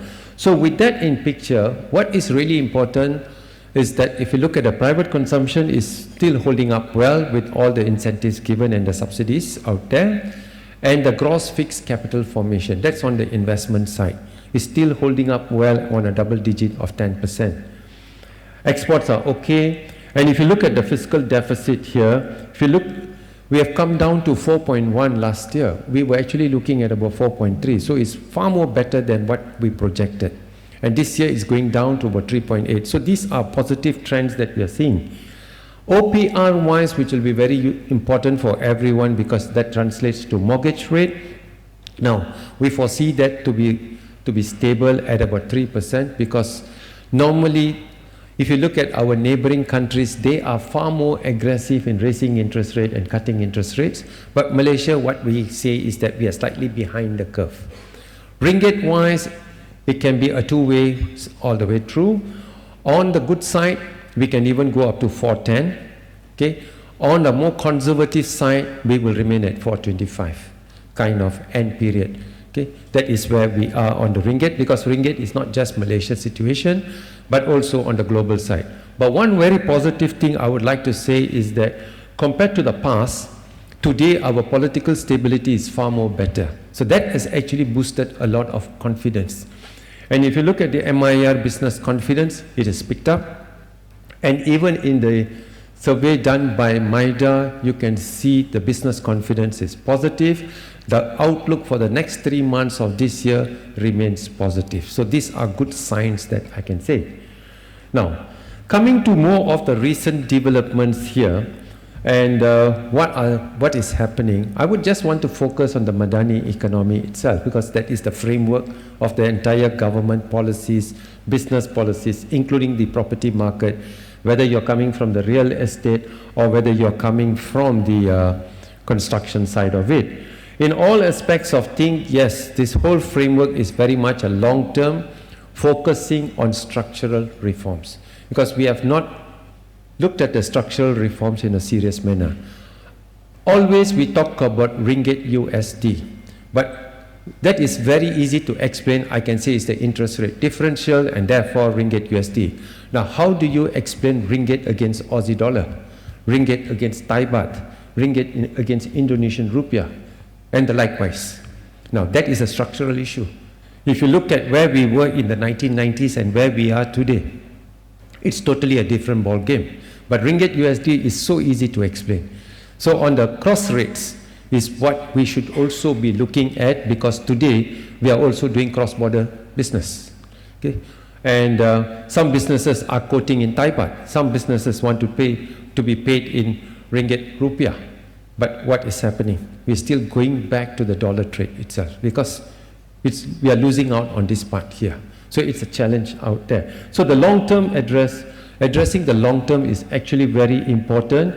And the second part of the whole thing is, when we look at GDP number, it's just a ballpark number. It's just the 4.9, 5, 5.5. But what is very important for all of y'all here, including me, is to dissect and look at the sectors. Whether those sectors are actually meaningfully benefiting you or hurting you. Whether it's coming from the sectors like manufacturing or mining or construction or agriculture or services, or on the other side of private consumption or private investment or gross fixed capital formation or the exports and imports. So you got to look at that part of this whole thing. And today, if you look at the whole thing, sustainability is extremely important. We have been talking about inclusive and equitable kind of growth, which will take time, but sustainability is the way forward. Everything comes down to ESG. But under the ESG, we have comfortably dropped one element again, the health. Please remember that during the pandemic, the health factor threw everything out. Okay, and today we have dropped the health, but we are only talking about ESG. Every businesses today, be it you're coming from the micro, macro, or SMEs, okay, MSMEs, the supply chain is now looking at your whole ecosystem of your ESG, your sustainability. That includes the health here. The other things are things like reforms, I think you should know well. And so these are the key pillars out here on the Madani economy. Let me just jump to the next part. What have we achieved so far? At least what we have rolled out so far. First thing is all about green and sustainable initiatives. So a lot of projects and investments, whether you're a manufacturing side, you're on the services side, whether you're doing agriculture, construction, property, you will be governed by point A. You cannot run away from point A going forward. Everything will revolve around point A. I just started my own FMCG food business, manufacturing, just fish cracker. That is also governed by sustainability, because to go into export market, they are asking the entire ecosystem of my supply chain. So just a small startup business like mine, what more the others out here? So I think we can't run away from green and sustainability in going forward here. Corruption and governance or reforms, these are things will take a long time. Okay? When we are been entrenched, or any country that is quite entrenched with this, reforms will take time because there's resistance out there. So, but the fact is we are moving in that direction a bit. Now, the other part of the whole thing here is every business will have to look at digital economy, because that is the best way. That's why we're looking at e-invoicing and so on. Why we are trying to digitalize things is basically to plug the black economy or the hidden economy. The hidden economy actually takes up about 2%, approximately 2% of our GDP. So now, with this kind of, when we had GST, okay, fine, we were talking about it a bit more. But now I think it's going to be a bit of a challenge. So therefore, with e-invoicing, digitalizing things out, you actually help address the hidden economy side here. Social welfare and inclusivity is the other part here. But what are the challenges that the government is facing, or what we are all facing, is that, again, coming back to the economic growth. It all comes back to the economic side. While I say it's a 4.9%, is it a broad-based economic growth, or is it a skewed economic growth? So this is where it comes in. And you must remember, Malaysia is an open economy. We are very vulnerable to external factors, be it geopolitical, be it the US-China trade war, and all other factors here. And you are transiting to the transition to the green economy. It is actually very costly. How many people can actually move into that direction? So there's a cost factor here. Infra gap is out there, and carbon pricing and emission, because not everybody would want to go into green when they're so comfortable with the old style, and the cost to transfer. Then we talk about inclusivity and income inequality. The wealth gap and living cost remains high, but we are working towards that. But it takes time for the whole thing to come out. And then we talk about the reforms. Now, on the property market, the way I look at it, not just for 2025, all the way forward, it's going to be the Madani economy as at this point in time under this government. So if there is continuity of the government, then I foresee there will be a continuity of the Madani economy. So every time we have a new Prime Minister, we come out with new policies out here. Okay? So now we are quite stable, so we are looking at the Madani economy itself. Your fiscal and monetary plays a very important role, the macroeconomic conditions and the global side. Now, if I look at this whole trend here, if you look at just on the GDP, economic growth and GDP, first and foremost, it is going to help in the property sector in terms of generally a steady state of residential, commercial and industrial properties. But let me qualify here, it is not going to be across the board, everywhere. It is only location play. Okay? If I'm going to say it is going to be so bullish, it's a bed of roses in front of you, I still feel that the excess supply is still there, the overhang. So it is all going to be locational play and affordability out here.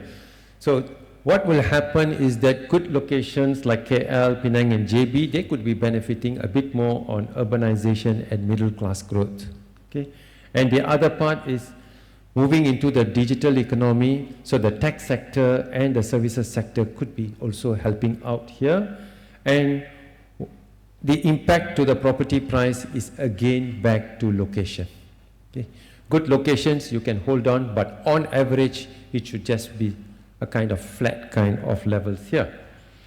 And the second part of the whole thing is on the monetary policy. The good thing is I do not foresee central bank raising interest rates anytime or reducing interest rates for now. So with the 3% interest rates, at least we know the mortgage rates are fixed. Okay?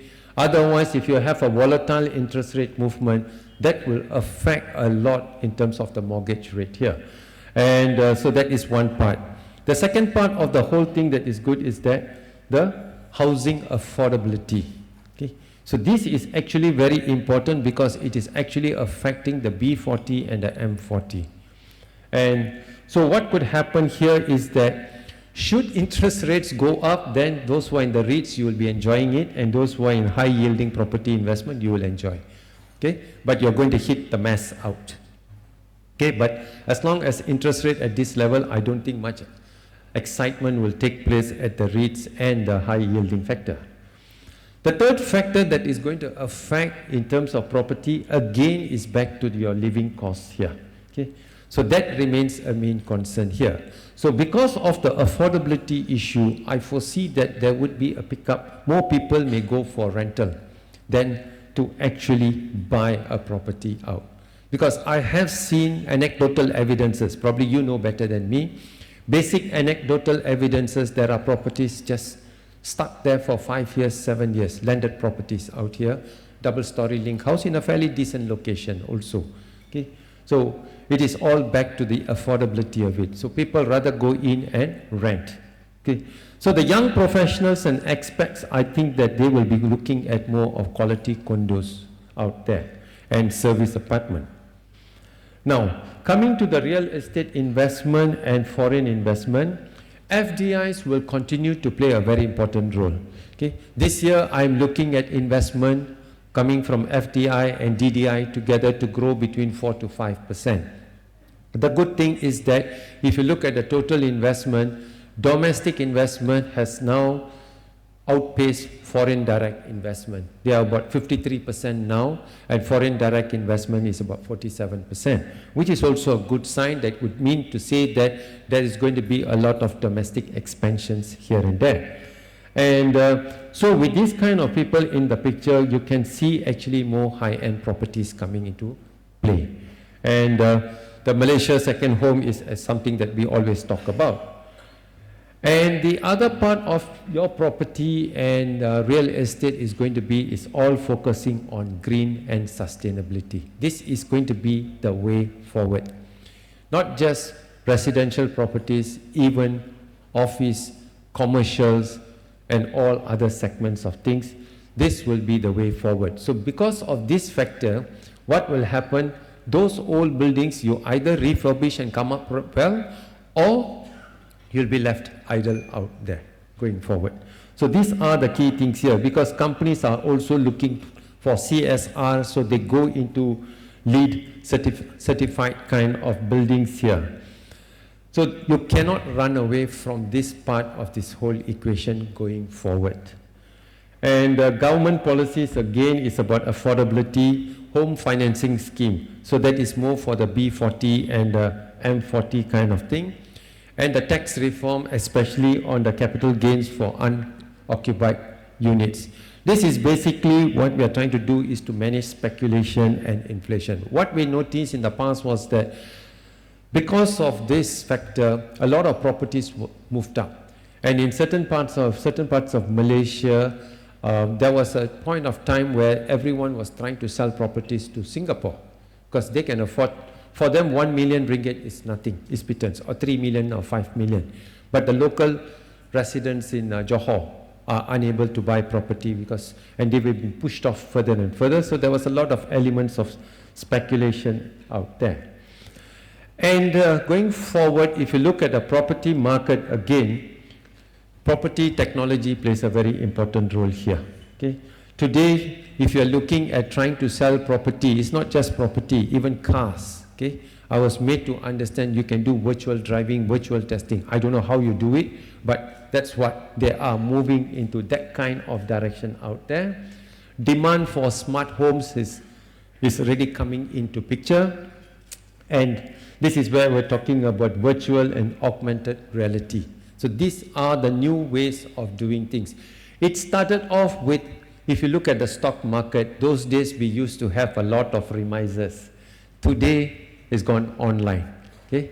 And the same principle has come into the property market. It has come into even auto sector. It has even come into education, hybrids. Okay? So everything is today we are going in a hybrid mode. So you must be prepared for hybrid mode, coming as a real estate agent or coming into the property side. You cannot run away from this anymore, because even a Bangladeshi has a handphone. A Vietnamese has a handphone. They all have the state of art. So everyone are going into a hybrid mode. If you're not in that game, I think you will be missing out quite a lot here. So to sum up, generally is positive, but when I say positive, I'm looking at more of locational play than anything else under the sun, and also on condition that you meet the green and the sustainability kind of requirement out here. Now, the challenges, like I just mentioned, is always the issue of affordability, because my concern is all about the construction costs and interest rate costs, the labor market costs, the material costs. Things have all moved up. Even if you look at logistic transportation costs has also moved up. So how do we How much can a company absorb that cost? How much can you eat into your bottom line? There would eventually be partial transfer pricing out there. Okay? So these are the things that comes into the picture here. Now, coming into the perception of Malaysia as an investment destination, generally we are okay. I would not say we are bad. I would say we are far more positive today than maybe before. This is reflected by the FDI numbers itself, number one. Number two, you look at the stock market, the portfolio investment, the coming of the foreign investors, okay, the foreign buying into Malaysia. And all this is largely because why? Today we have the situation of a political stable environment. Second thing is that it's far more structured in terms of where we are growing, where we are focusing in terms of growth. So when we are starting to look at reforms, especially efforts to bring down the fiscal deficit, efforts to address the public debt, that is the plus point coming into the picture. So we are not focusing too much on wanting to have a growth rate of 6% or 7% kind of level. The numbers comes into picture. So these are the key things here that's actually helping the economy in this whole situation here, placing us in a competitive advantage.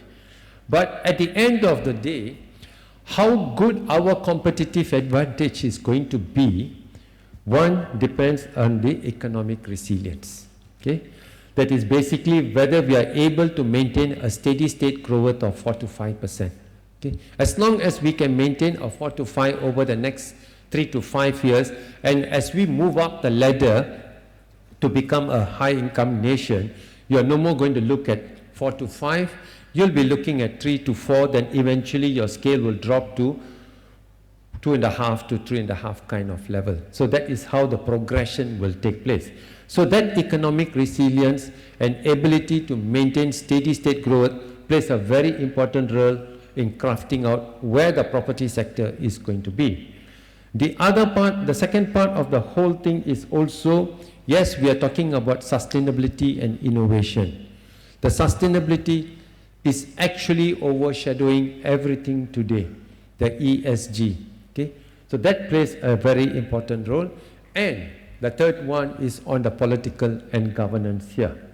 So the political environment is stable, reforms are coming into picture. So these are things that people like to know and like to hear about it. Not just here, but your implementation rates of these things come into the picture.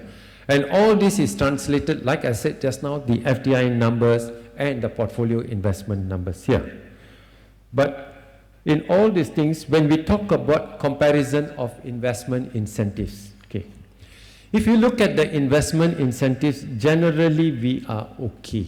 Okay lah, I can say. Okay, certain things boleh, certain things we cannot. Okay, sometimes specifically we may lose out to things like in Vietnam and Singapore. But overall speaking, we are quite okay there. Our business climate and attractiveness to business climate appears to be quite interesting or positive, I would say here. And yes, we have tax exemptions, we have grants, and we have specific zones like the one in Johor, which is good.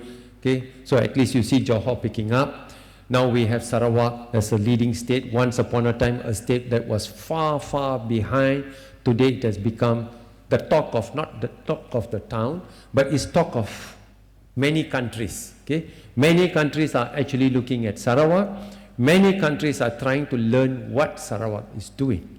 So that has become a talk, okay? Which is good. So the same thing, we hope most states come out that way. So what happens at the end of the day, every state starts to grow, taking advantage of their niche. Overall, the country will be more balanced growth here.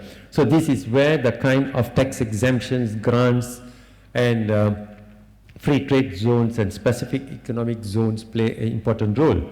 But whatever said and done, like I said just now, Singapore, Thailand, Vietnam, we will lose out some of the incentives out there. For example, just the corporate tax itself, okay? We are unable to match them, okay? And when compared to countries like the US, Euro, UK, I think we are far more We are okay there, but they are far more targeted kind of incentives they give. So probably Malaysia should also mirror match these kind of countries, not just to go for all blanket, but also go into targeted kind of incentives. Otherwise, we may be losing out in some of the key investments because they give targeted and we don't have it. So why come to Malaysia? Okay, so these are the key things here we also need to look at, which I would think that potentially the government would look at, or hope they would look at it, this whole thing. So while we talk about, yes, our location is good, strategic location and so on, but very importantly is that the incentives play an important role. And again, when you look at the incentives, sometimes we need to give targeted incentives to them. That will keep them on a longer term here. If we try to disincentivize these people, they may not come. Because there's always the argument that the domestic investors say FDIs get very good incentives, we don't get it. But you must understand it's an open economy. When the FDI comes into Malaysia, there is a lot of spillover effect. There's a forward and a backward linkage out there. So the incentives plays a very important role. We are there, but I would say that we are not the number one. Because overall, yes, but we need to look at some of the targeted areas here. And coming to this part here, should we provide incentives for high impact sectors? This is someone asked me last night. Okay? And I would say yes. Because when you provide incentives for high impact sectors, that will be very positive for the property sector, and not just the property sector, the overall economy per se itself. Because when you provide incentives for high impact sectors, what will happen? You attract more investments out there, and we can create that cutting edge against our peers like Indonesia, Vietnam and Thailand. But again, these incentives have to be targeted, and it should be a long-term basis and not just a short-term bringing in investments out. So when you ask me what are the high impact sectors for incentives, areas like energy and natural resources, technology and digital economy, advanced manufacturing, logistics and trades, defense and national securities. And how would this benefit the real estate? Now, coming to the real estate, you will have a forward linkage and a backward linkage here. First and foremost, you will start seeing industrial real estate boom. Okay, potentially you'll be seeing. For example, the data center. Just on the data center, yes, there is a lot of negative views in terms of ESG issues. But if we go into green data centers and we take data centers for long term that do not violate the ESG, the spillover effects or the multiplier effects would be very strong. I give you another example. When we started building the KL Seremban highway, I remember the resistance was so strong. Okay? But today, if you look at the KL Seremban highway, the number of universities, it has become like a university research center. Okay? The number of universities and think tanks, and look at the development out there. So the industrial boom will come into picture when and the focus would be more on things like factories, warehouse and data centers out there. The second part would be when you have this, you'll be having more urban developments and housing demand. So that is the second part of this whole thing here. And the other part is that there will be a lot of interdependence on the real estate and construction and the high impact sectors. Because this is, here I'm only talking of the relationship between these four high impact sectors to your property and construction. I have not gone to the other side of the equation here. So that is one part of this whole thing benefiting this whole ecosystem of real estate, construction, property related. But what about the forward side? That is the retail business, the consumer business, the fast-moving consumer goods and services, and the services sector, the education, the skill trainings. So that is another set of economic activities that will be benefiting. So logically, if you ask me, the whole thing is that when we create incentives, targeted incentives for this kind of economic activities, it is certainly going to benefit across the sector. I give you an example. If you look at the tourism industry, in 2020 we shut down the tourism industry. We lost a multiplier of 8 times. Tourism itself and forward and backward linkage itself is 8 times. Do you know? And today, if you talk about these high impact sectors, I don't know what is the multiplier because I have not calculated anything yet. But roughly, I can confidently say it's about 6 times, forward and backward, all the way through. So if we neglect this segment and we do not incentivize this, you just look at the forward and backward. Just do not just look at data center being negative, consuming a lot of, it's not environment friendly, yes, but there must be policies to make sure that we do not subscribe to those kind of negativism. Okay? So with that kind of situation, then you will see a lot of factors coming to the picture. Okay. Is that all? Oh. What did I do? Okay. Okay. So then how will the, okay, I think this is what I did, right? Did I do this? Oh yeah. So what I would like to tell you all here at the end of the day is that in a nutshell, the property sector as a whole is not all doom and gloom. It is not all a bed of roses, okay? But generally speaking, the outlook is a moderate to upside, okay? It's a moderate to positive. It is not a moderate to negative. It is not going down. It's a moderate to positive. Positive for a start will certainly be in all areas of good locations. And positive will be in areas where we are now going to tap on all the key investment sectors. Okay? Certainly these sectors are going to benefit out there. So you got to look at where the policies of the government is moving and look at the kind of directions out there.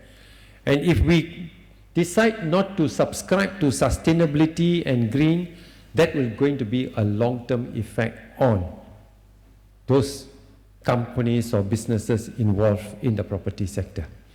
So with that, I'll stop here. I hope I've not made you all sleep. Okay? So feel free to ask me any questions if you want. Thank you. Thank you, Dr. Anthony. Thank you very much for a very comprehensive and interesting presentation. Yeah, I think you have done very well. I can see everyone is still very much awake, in spite of the heavy lunch they have. Anyway, before we go on to the Q&A session, I will just try to give a brief summary of what Dr. Anthony has spoken just now. In his presentation, he touched on the recent economic developments and policies influencing growth, the key pillars of the Madani economy, early progress and initiatives launched, challenges and issues, the influence on the property market by the Madani economy framework, economic trends, and their impact on the property market. Dr. Anthony also touched on the positive drivers for the property market. He also mentioned about the challenges like affordable housing, rising construction costs, interest rate sensitivity, supply and demand imbalance, and inflation impact on affordability. He also touched on the global perception of Malaysia as an investment destination in comparison to investment incentive, the positive impact on real estate, and so on. So the key takeaway, according to him, is overall the property market will continue to evolve under the influence of economic growth, sustainability policies, and technological changes. But affordability and market access remains central challenge for policymakers and developers alike. That was a brief summary of what he has spoken. So now we are open to the Q&A. Sorry, I can't read.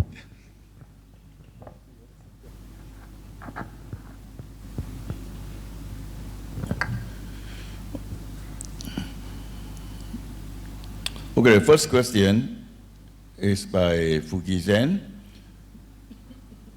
2024 GDP growth of 5.1% are supported by local consumption driven by government intervention, especially Madani EPF withdrawal. Is it sustainable? Okay, for a start, what has happened is that from 2020 COVID policies, we have been trying to spur or hold or support consumer spending. Now, 2024, besides the private consumption coming from the EPF, it is also supported by the improving labor market. Okay? That has also helped. And also, if you look at economic activities coming from investment, has helped, and also from exports. Besides that, there is also the wealth effect that came from the stock market, because the second half of last year, we started seeing a lot of foreign buyings coming to the picture. So if I look at the whole segment out here, I would not want to say that the entire growth of 5.1% came purely from the private consumption of EPF, but it was more across the board situation. So that is sustainable in terms of the GDP number. And for 2025, again, I would think that there will still be some EPF withdrawals support coming into the picture. But having said that, we still have all other organic growth kicking in, and that will help the economy out. I hope to see that going forward over the next 1 to 2 years down the road, such kind of BRIM handouts or the cash handouts, using of the EPFs and so on, would eventually taper off, and the growth will actually come from job creation, good salary, and so on, so that you do not go into this. You see, at the moment, the B40 and the M40 could be the ones that are being hurt quite badly, but when the time comes, say 1 or 2 years down the road, it is good job creation for them, and the minimum wages, now we are moving to 1718, all these things come into the picture, then probably things would move off from this part here. Okay, thank you, Dr. Anthony. There's another question by red light, green loan. Okay. Can Malaysia's special economic zone rival those in Thailand and China? Okay, when you talk about this special economic zone, China has their own expertise and their advantages out there, likewise Thailand. So we have our own.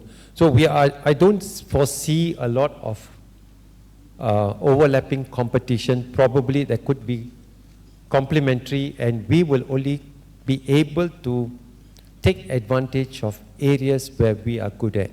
For an example, if you look at the Johor, the special zone between Johor and Singapore, that is the spillover from Singapore coming to Johor on the data center for a start. Why? Because Singapore do not have land anymore. So it's a spillover that comes in here. So when it comes in here, it also creates R&D, skilled workforce for Malaysia going forward. So that's a special thing by itself. Thailand could be something else, China could be something else here. So it is not going to be a direct competition. Direct competition is sometimes very tricky. Unless we know for sure we have that strong competitive advantage, then you go in for the direct competition. Otherwise, you should not. Okay, thank you. There's one question from Anonymous. In your opinion, how will the shift in revenue from Petronas to Petros affect Malaysia's long-term fiscal stability? Petros must be Petro Sarawak, isn't it? Are you talking about Petronas and Sarawak? Okay. Now, this is a very tricky question. Okay, whoever sent this question must be very naughty. Okay, you're putting me in a spot now. This whole thing, if you go back, there is also an accord out there. Okay, the post-independence accord and so on. So what could happen is that probably whatever that has been signed may have to be honored. Okay, you cannot just tarik balik like that lah. Okay, but going forward would be a different situation altogether. And if you look at Sarawak itself, they are going into gas, nitrogen gas and so on. So they are also diversifying their way out here. And they are also going into the green energy and so on. So what could happen is that potentially what we are seeing today is, yes, we are so petrol-driven, diesel-driven kind of situation. But going forward, the energy mix can change. When the energy mix changes and we are looking at low carbon footprint and so on, so the importance of Petronas affecting Sarawak may not be there. And the coffers on Petronas, what will happen now going forward, knowing that this is the new wave that's coming in, Petronas will also have to re-strategize their whole revenue earning stream. Should they be just focusing on Malaysia? Should they be going outside Malaysia, going on joint exploration and whatever not under the sun? So the business dynamic can never be static. To survive, the business dynamic has to be dynamic. And you have to go according to the times of the future. You have to look at 20 years ahead. Let me just tell you before I end this part. When 1998, after the 97 Asian financial crisis, I was with TA Securities and I did a long-term business cycle. At that time, China was the heaven of everything. Okay? But when I did a long-term cycle, at that time, we were in the 5th wave of the global business cycle. And each wave is about 40 to 50 years. We finished the 5th and the 6th has started. Okay? This is around this time is the 6th wave. And the 6th wave, I don't know about AI. But the 5th wave, I called it hardware. The 6th wave will be software. And the 7th wave is space economy. We are already in that wave. So the dynamics have changed. And all those who are saying so much about China, I took a view of China will start slowing down and start cracking by any time this past 2-3 years. And it's happening. Because you cannot forever sustain a 8% growth. You will burst. You cannot drive your car every day at an RPM of 6. Your engine will burst one day. So that's where we are. Thank you. So this question from Anonymous, I think it's on the US dollar hegemony. Is it true that the attempt to impact USD to trade was not successful due to the outstanding payments of trade is still held in USD? Or is there other reasons? I don't think we have pegged our currency to USD anymore. Okay. If you are talking about a pegged currency, I don't think so. We are pegged. We are already having a managed float exchange rate. And so I don't foresee any kind of issues on terms of trades here. Okay? If the question is all about peg, memang tak ada peg lagi. Unless you want to tell me what is it, whoever who sent it, if you don't mind. Yeah, the question was not very clear. Maybe you can rephrase it and make it clearer.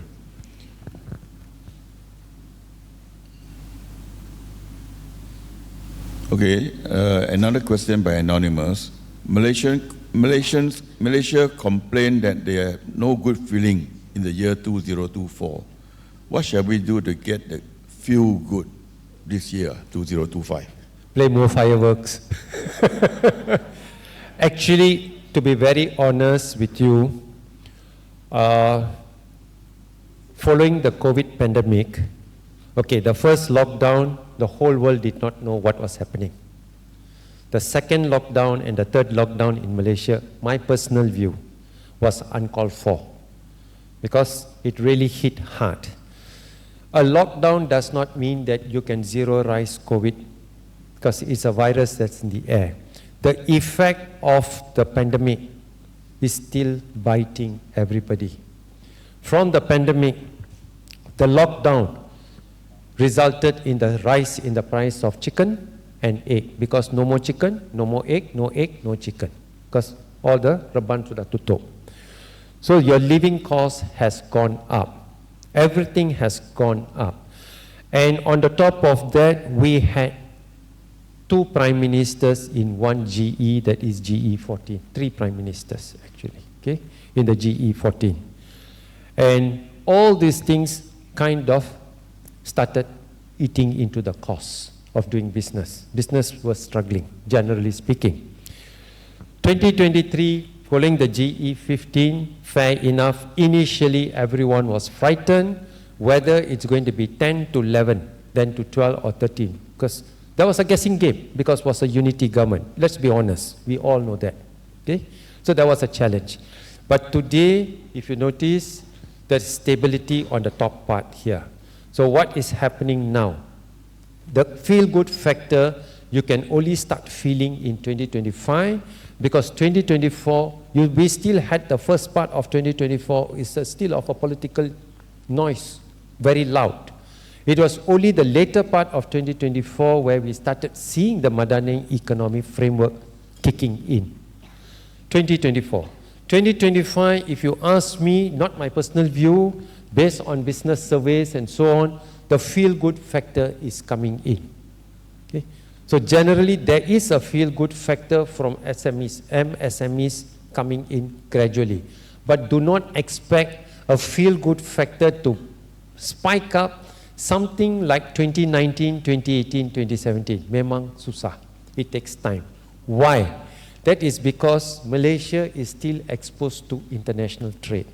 You don't know what is happening out there. My bigger worry is also in the Asia region here. Today we are the chairman of ASEAN. One of the key concerns for many people is the political issue of Myanmar and China claiming South China Sea.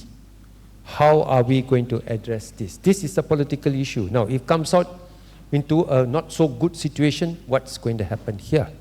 So these are political issues within our closed door. Let's not talk about Middle East, let's not talk about Ukraine, Russia pun. Okay? Dekat-dekat sini pun sudah ada. But having said all that, the feel-good factor is coming in 2025.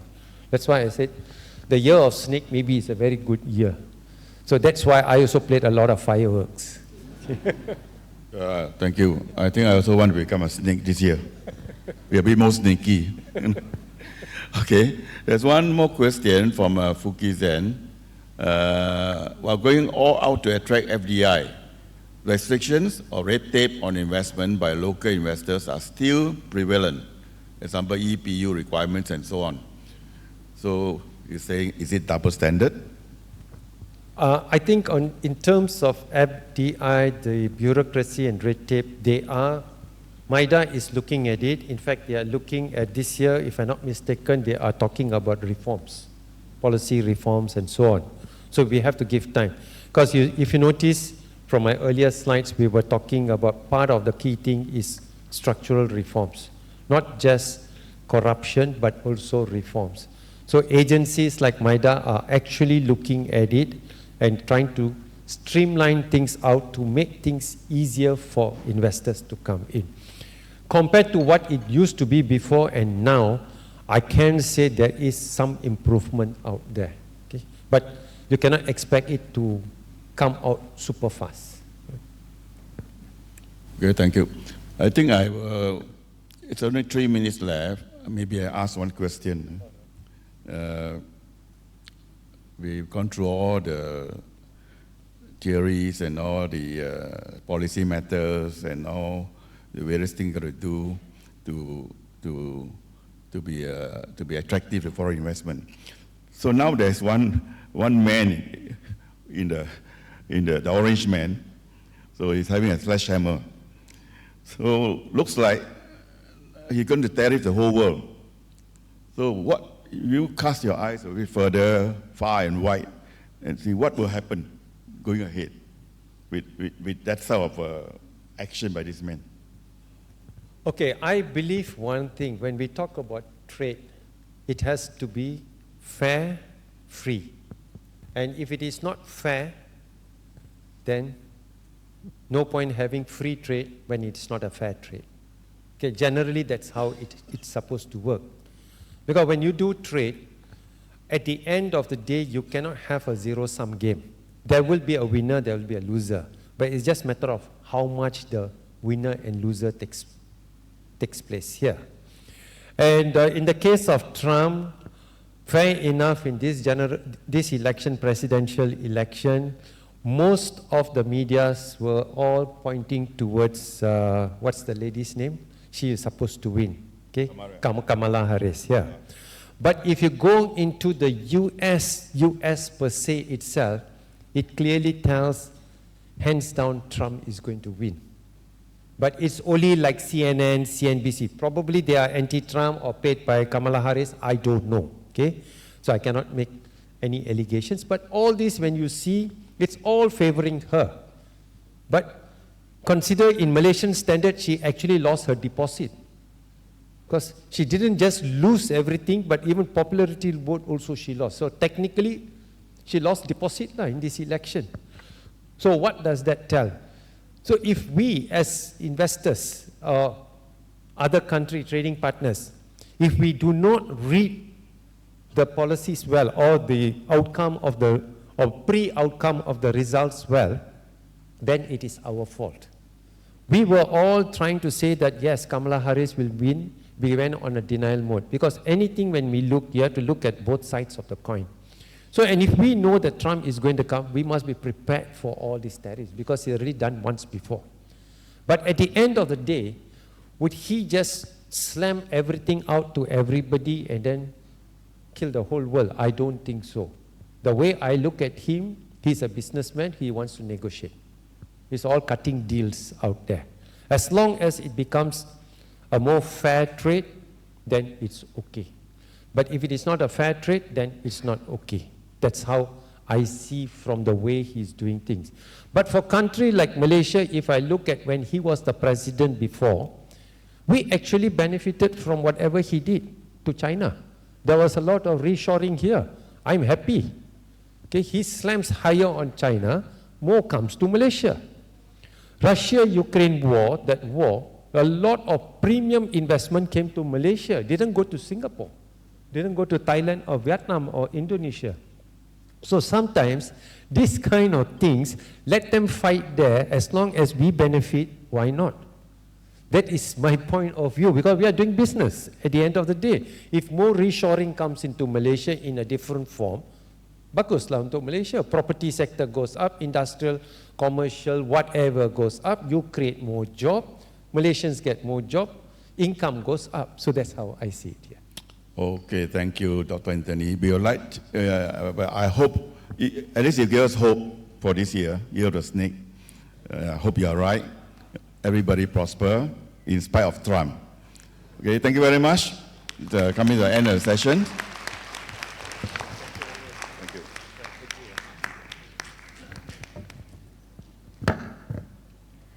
A big thank you to Dr. Anthony and Xavier Choi for sharing their expertise with us. Next, we have another insightful session to be moderated by Surveyor Michael Kong. Joining him as esteemed speakers are Puan Fauzia Azali and Miss Amy Wong. I invite them onto the stage. As an introduction, Surveyor Michael Kong is the co-founder of Macreal International Sdn Bhd. Puan Fauzia is the head of company at PHB Property Ventures Sdn Bhd, and Miss Amy Wong is the executive director at Knight Frank Malaysia. The stage is yours, Mr. Moderator.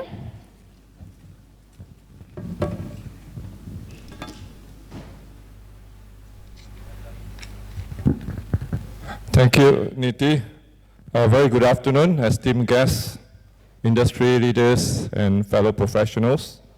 It is a pleasure to welcome you to today's discussion on the evolving landscape of the commercial and retail property markets.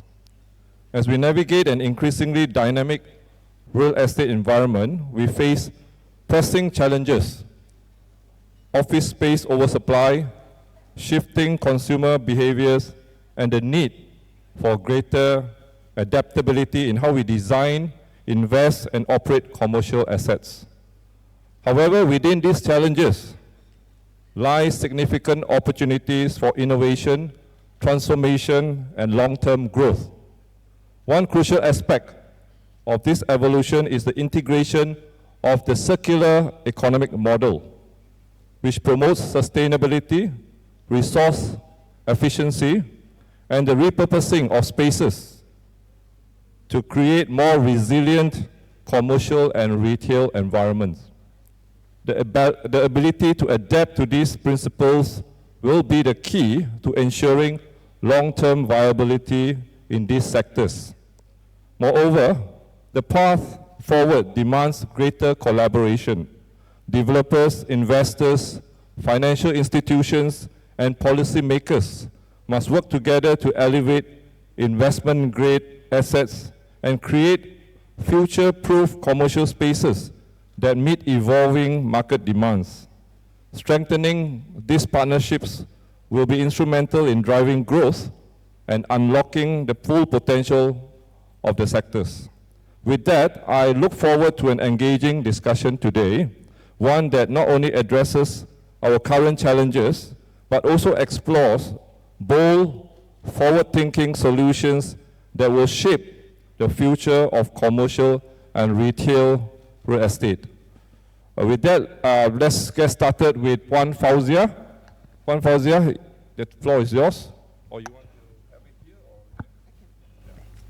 Thank you.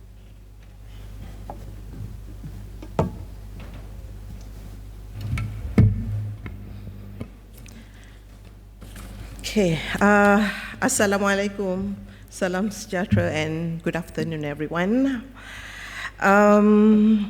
This session is supposed to be led by my CEO, Encik Muhammad Damshal, but unfortunately, due to unforeseen circumstances, he's not able to come today. So here I am. So basically, the danger of today, order lain dapat lain. Anyway, it's a pleasure to be here today, together with the esteemed speakers, industry leaders, and also the valued participants. Yeah, I know that Amy, being the researchers, she will basically talk about a comprehensive market outlook.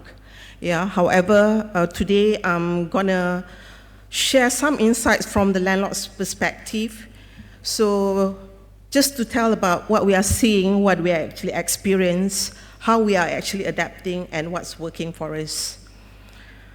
Okay.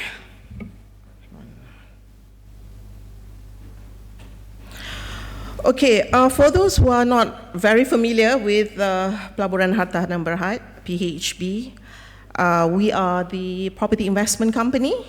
So we own a diversified portfolio of commercial properties across Malaysia. Our net lettable area under management is actually over 11 million square feet. Yeah, and out of this, can you imagine 70% of it are actually office and also retail spaces. Yeah, to the max is about almost 8 million square feet that we have. The rest are actually hospitals. We've got LF logistic warehouses, and we've also got the education university as well. Okay, if you can look at the slides, those are some of our buildings. Like retail, we've got New Central, we've got the New Empire in Subang, and the latest addition is actually Maya Mall in Kuala Terengganu, which just opened on the 5th of December last year. Some of our office properties include the Menara One Centrum in KL Central. We've got Plaza Konlei in Kuala Lumpur.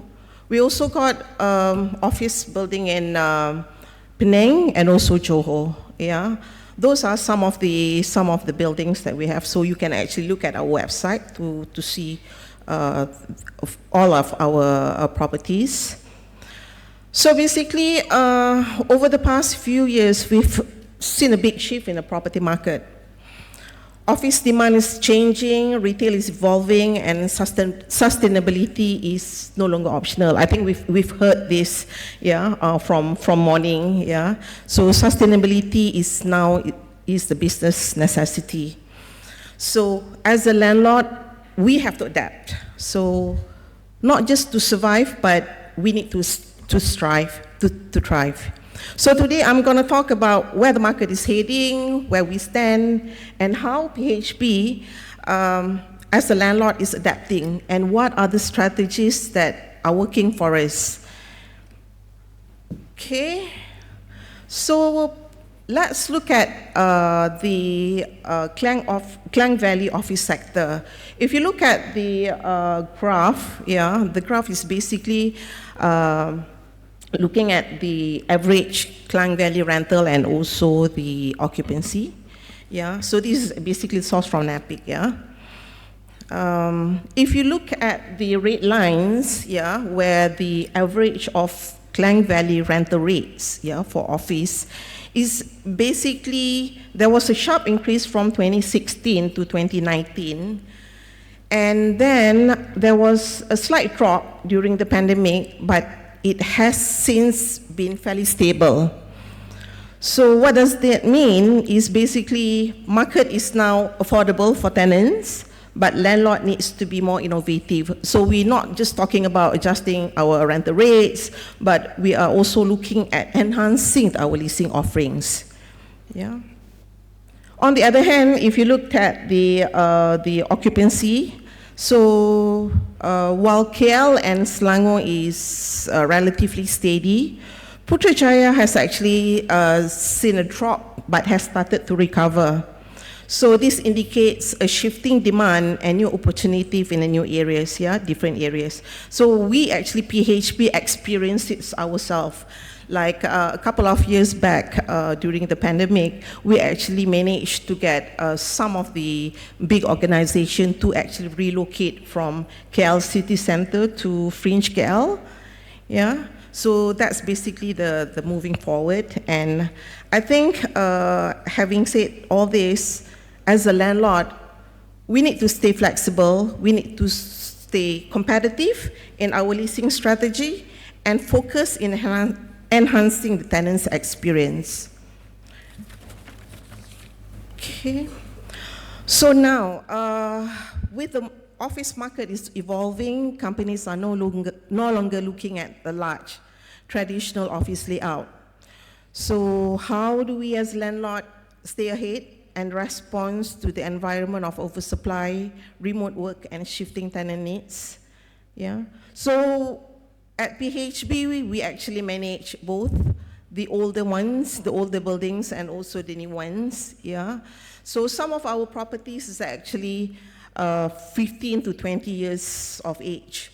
So basically, we have to understand in terms of what are the USPs, unique selling proposition, of our own building before we can actually decide which strategies that is best suited to the building.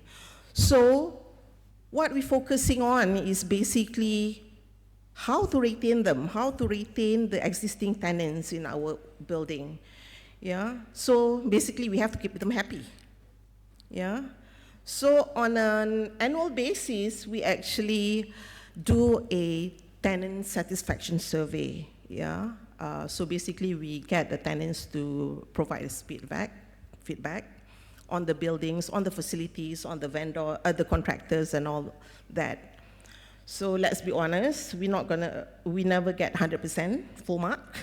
Yeah, so basically, but however, we actually take the tenants' feedback seriously. Yeah, so of course, the tenants will ask the moon and the sky, but as much as we could, you know, we try to accommodate to ensure that in terms of their business operation is actually more efficient. Yeah. So that's one of the things. So what we did, basically, we enhance, we add on the facilities, we create the tenant-centric ecosystem. So for some of our old buildings, yeah, we actually created, you know, the new F&Bs, the new food court. We create the gyms for them. You know, this is basically just to make our tenants happy, and then they actually retain in our buildings. Yeah. Another thing is, another strategies just to keep them in our building is basically we made some rental adjustment just to match the market condition. Not all is actually enjoying the adjustment, yeah. So we basically pick and choose which are the building that needs to be given priority, yeah. And on top of it, we do a lot of engagement, a lot of events that we actually getting the tenants to be participated. Yeah, we hold the CSR, we hold this ESG events just to build that stronger relationship. And with that engagement, we would know, or we can actually understand what's their expansion plan like. So with that, we can actually offer the rest of our vacant space to them. Okay. We also understand in terms of when the building is actually, when the tenant is actually requiring an expansion plan. Some of the good buildings, some of the good ones, we have actually to take some extra mile decision, basically just to accommodate with the tenant expansion, we need to relocate some of the existing tenants to the other buildings. I think for PHB, we are lucky because we've got a few office buildings. Yeah. So, however, those are the decisions I think that can actually help us.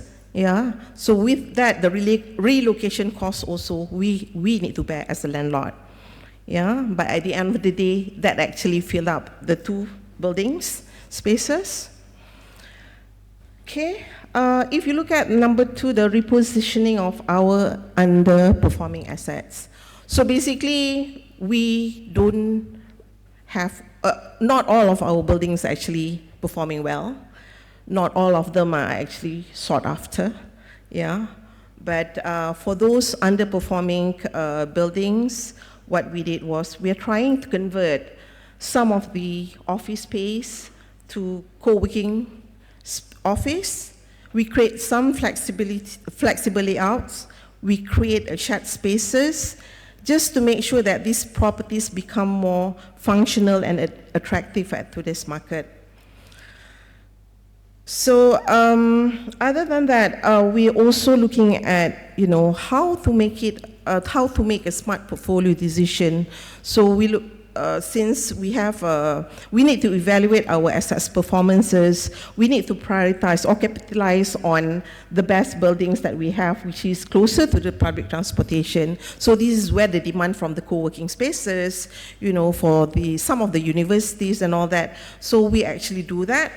Yeah, and not also to forget that branding and also the SME support. So giving tenants, for example, the signages, the naming rights, that can actually help. And also curate some spaces, customize it for the tenants. That's basically add on to the extra appeal and help drive the occupancy. Okay, the next one is basically, again, we heard about the effect of the COVID-19. Yeah, one of the biggest shifts is basically the rise of hybrid work models. So many tenants are basically downsizing. They're relying on more shared facilities. Yeah, but again, this is where the landlord must rethink of their leasing strategy to stay competitive. So one of the things, I think I've mentioned that before, we need to be a bit flexible in terms of our leasing offering. And at the same time, we are looking at how can we actually enhance the ESG consideration. I think everyone, the esteemed speakers talk about sustainability. So we, as a landlord, is also feeling that. But again, there's also challenges in terms of, from the landlord's perspective, that's basically cost, yeah. So basically, we need to balance the sustainability efforts with rental revenue. However, meeting the MNC's requirement for green buildings is really a way forward. Yeah. So let's talk about retail. Retail is no longer just a shopping mall. Yeah. It's all about experience, it's all about engagement and conveniences. From the 20 years of experience in retail, I've actually seen how it changed. Yeah. In terms of the tenant's requirement itself, it has shifted. So no longer the big spaces, yeah, they can actually utilize the, well, they call it right sizing. They can utilize the right size space with ensuring that the replenishment of the stocks is actually faster, so they can actually get the same amount of sales. Yeah.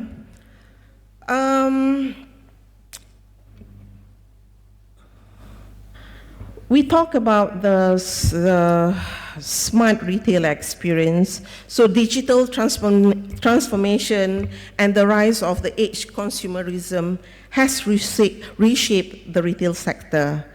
So some of the key trends that is basically the retail tenement, the experiential retail. Malls are adding more of the, the VR experience, interactive exhibits, and live events, just to make sure that, the customers is actually engaging and come to the mall. There's also omni-channel strategies. So we see that many retailers are now mixed online and offline. The click and collect and live shopping, the TikTok studio and all that are the way move forward. As of 2024, there are more than 50% of retailers is actually have adopted omni-channel strategies. So basically blending the physical stores with online platform just to meet the growing expectation of the modern consumers. So basically, we as a landlord, what we're actually providing is basically the infrastructure, the good internet services and all that, so that our tenant can actually tap into our infrastructure and do that. Yeah. So let's look in terms of the data analytics for retail. Again, similarly to the office, we also do the intercept survey on a periodic basis. Yeah. So intercept survey is basically getting the feedback from the customers, yeah, from the shoppers. So we identify what's the gap. So from the gaps, then we try to actually accommodate to their needs.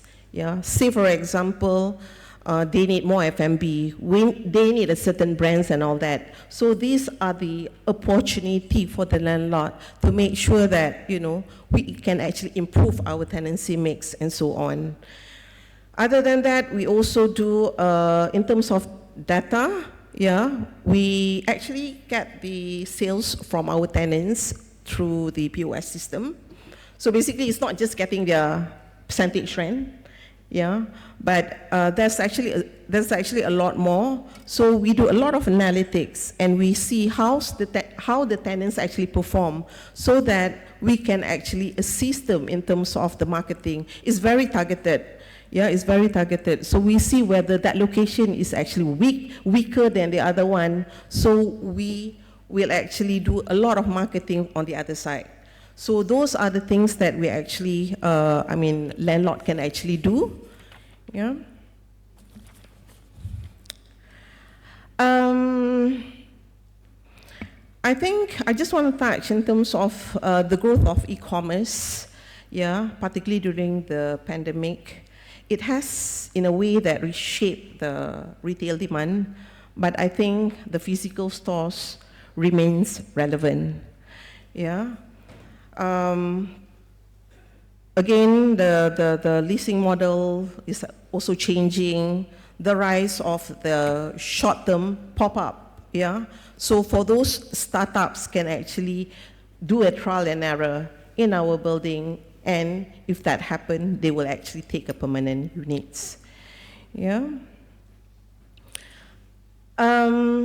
Retail is also family-friendly spaces. We also hold a lot of community engagement, events. Yeah. So I think this is the way forward. Landlord needs to do that, just to be a bit more engaged with the customers. Yeah. So that I think in terms of the data-driven, it's like all the smart data tools like the heat mapping, the AI-driven analytics can actually help us to optimize our layout and improve the overall efficiency. Okay, I'm just going to touch about a bit about the pre-pandemic level at the tourism market. Yeah, tourism has actually bouncing back to 91% to pre-pandemic levels. I think more visitors are driving into retail mall, and this is actually boosting the shift towards experiencing focused shopping. I'm not going to touch too much on this. I believe that Amy has a lot more insights on this one. And finally, how do we actually adapt to circular economic models and cross-industry approaches for sustainability solutions? So basically, the way to go is go green and think sustainability.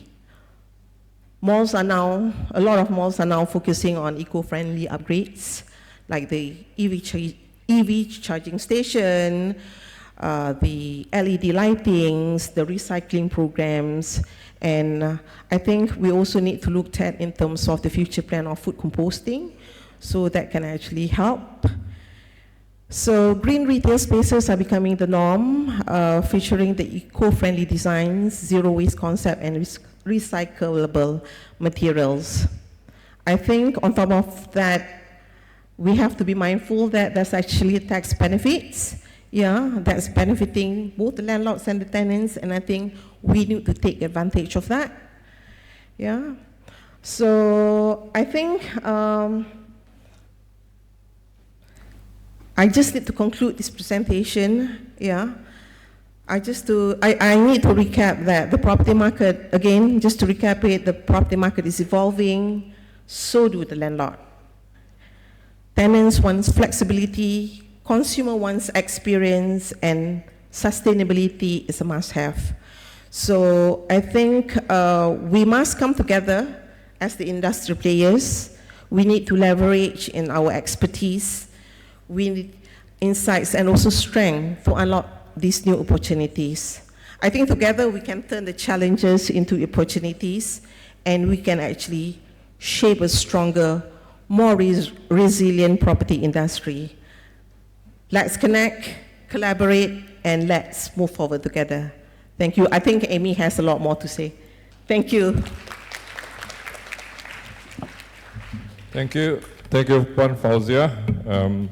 We have listened to the perspective from the landlord's point. Now, let's move on to Amy, where we can get some perspective from the independent market researchers' point of view. Thank you. Right, okay. Good afternoon, everyone. So, okay, my task today, to provide an overview of the office and retail property market sector in 19 minutes, 50 seconds. Okay, crash course, huh? So we're going to go through this fast. I have 42 slides. How to finish in 90 minutes, I don't know. But you will have a copy of the slides. The organizer will send it to you after this, okay? So no need to take pictures, just listen. All right. We're going to start with, hang on, where do I press? Okay, we're going to start with talking about sentiments. So you know our conference theme today, numbers and sentiments, right? So I'm going to touch on sentiments, and I'm also going to show you numbers today. So quick walkthrough on overall investment sentiments for the real estate market. Coincidentally, on 6th of January this year, Knight Frank Malaysia launched the Commercial Real Estate Investment Sentiment Survey. We call it CRESS. This survey was carried out actually in December, and we gauged the commercial investment sentiments for fund managers, financiers, as well as property developers. So we wanted to know how they did in 2024 and what do they anticipate in 2025. So briefly, these are our key takeaways. Okay, 75% say that their investments met or exceeded expectations. And of course, as mentioned earlier this morning, the data center sector recorded the strongest growth. This was actually something that we already saw from 2023 when you saw the data center headlines coming in to the market. This followed by industrial and logistics, retail, hospitality, and healthcare. So these are the sectors that the respondents said recorded strong growth in 2024. 77% of our respondents said that they will maintain the size of their office portfolios, and 57% said they'll maintain the size of their hospitality portfolios. Primary challenges that they said they faced in 2024, we all know, rising construction costs. I think Dato' Ho mentioned that quite a bit just now. Also, just now, Puan Fauzia mentioned shifting workspace trends, the hybrid work model. That has brought some challenges to office landlords. There's also, of course, rising interest rate impacting everybody, inflationary pressures, as well as financial difficulties. So in 2025, our respondents, 91% of them were optimistic on the prospects for 2025. That's good, because if you feel optimistic, then highly likely it will happen, right? Because this is 91% of respondents. So there's improved optimism for commercial real estate, with 34% setting even higher allocations for the commercial real estate sector in 2025. Industrial, logistics, as well as data center sectors are expected to be the top two resilient sectors. And there's positive overall sentiment for industrial, logistics, retail, and hospitality. So we're going to talk about this after this. For office market first, mentioned in the earlier slide, 77% of our respondents maintain the size of their office portfolio. I also mentioned evolving workspace trends, as well as hybrid working continuing to rank as one of the challenges.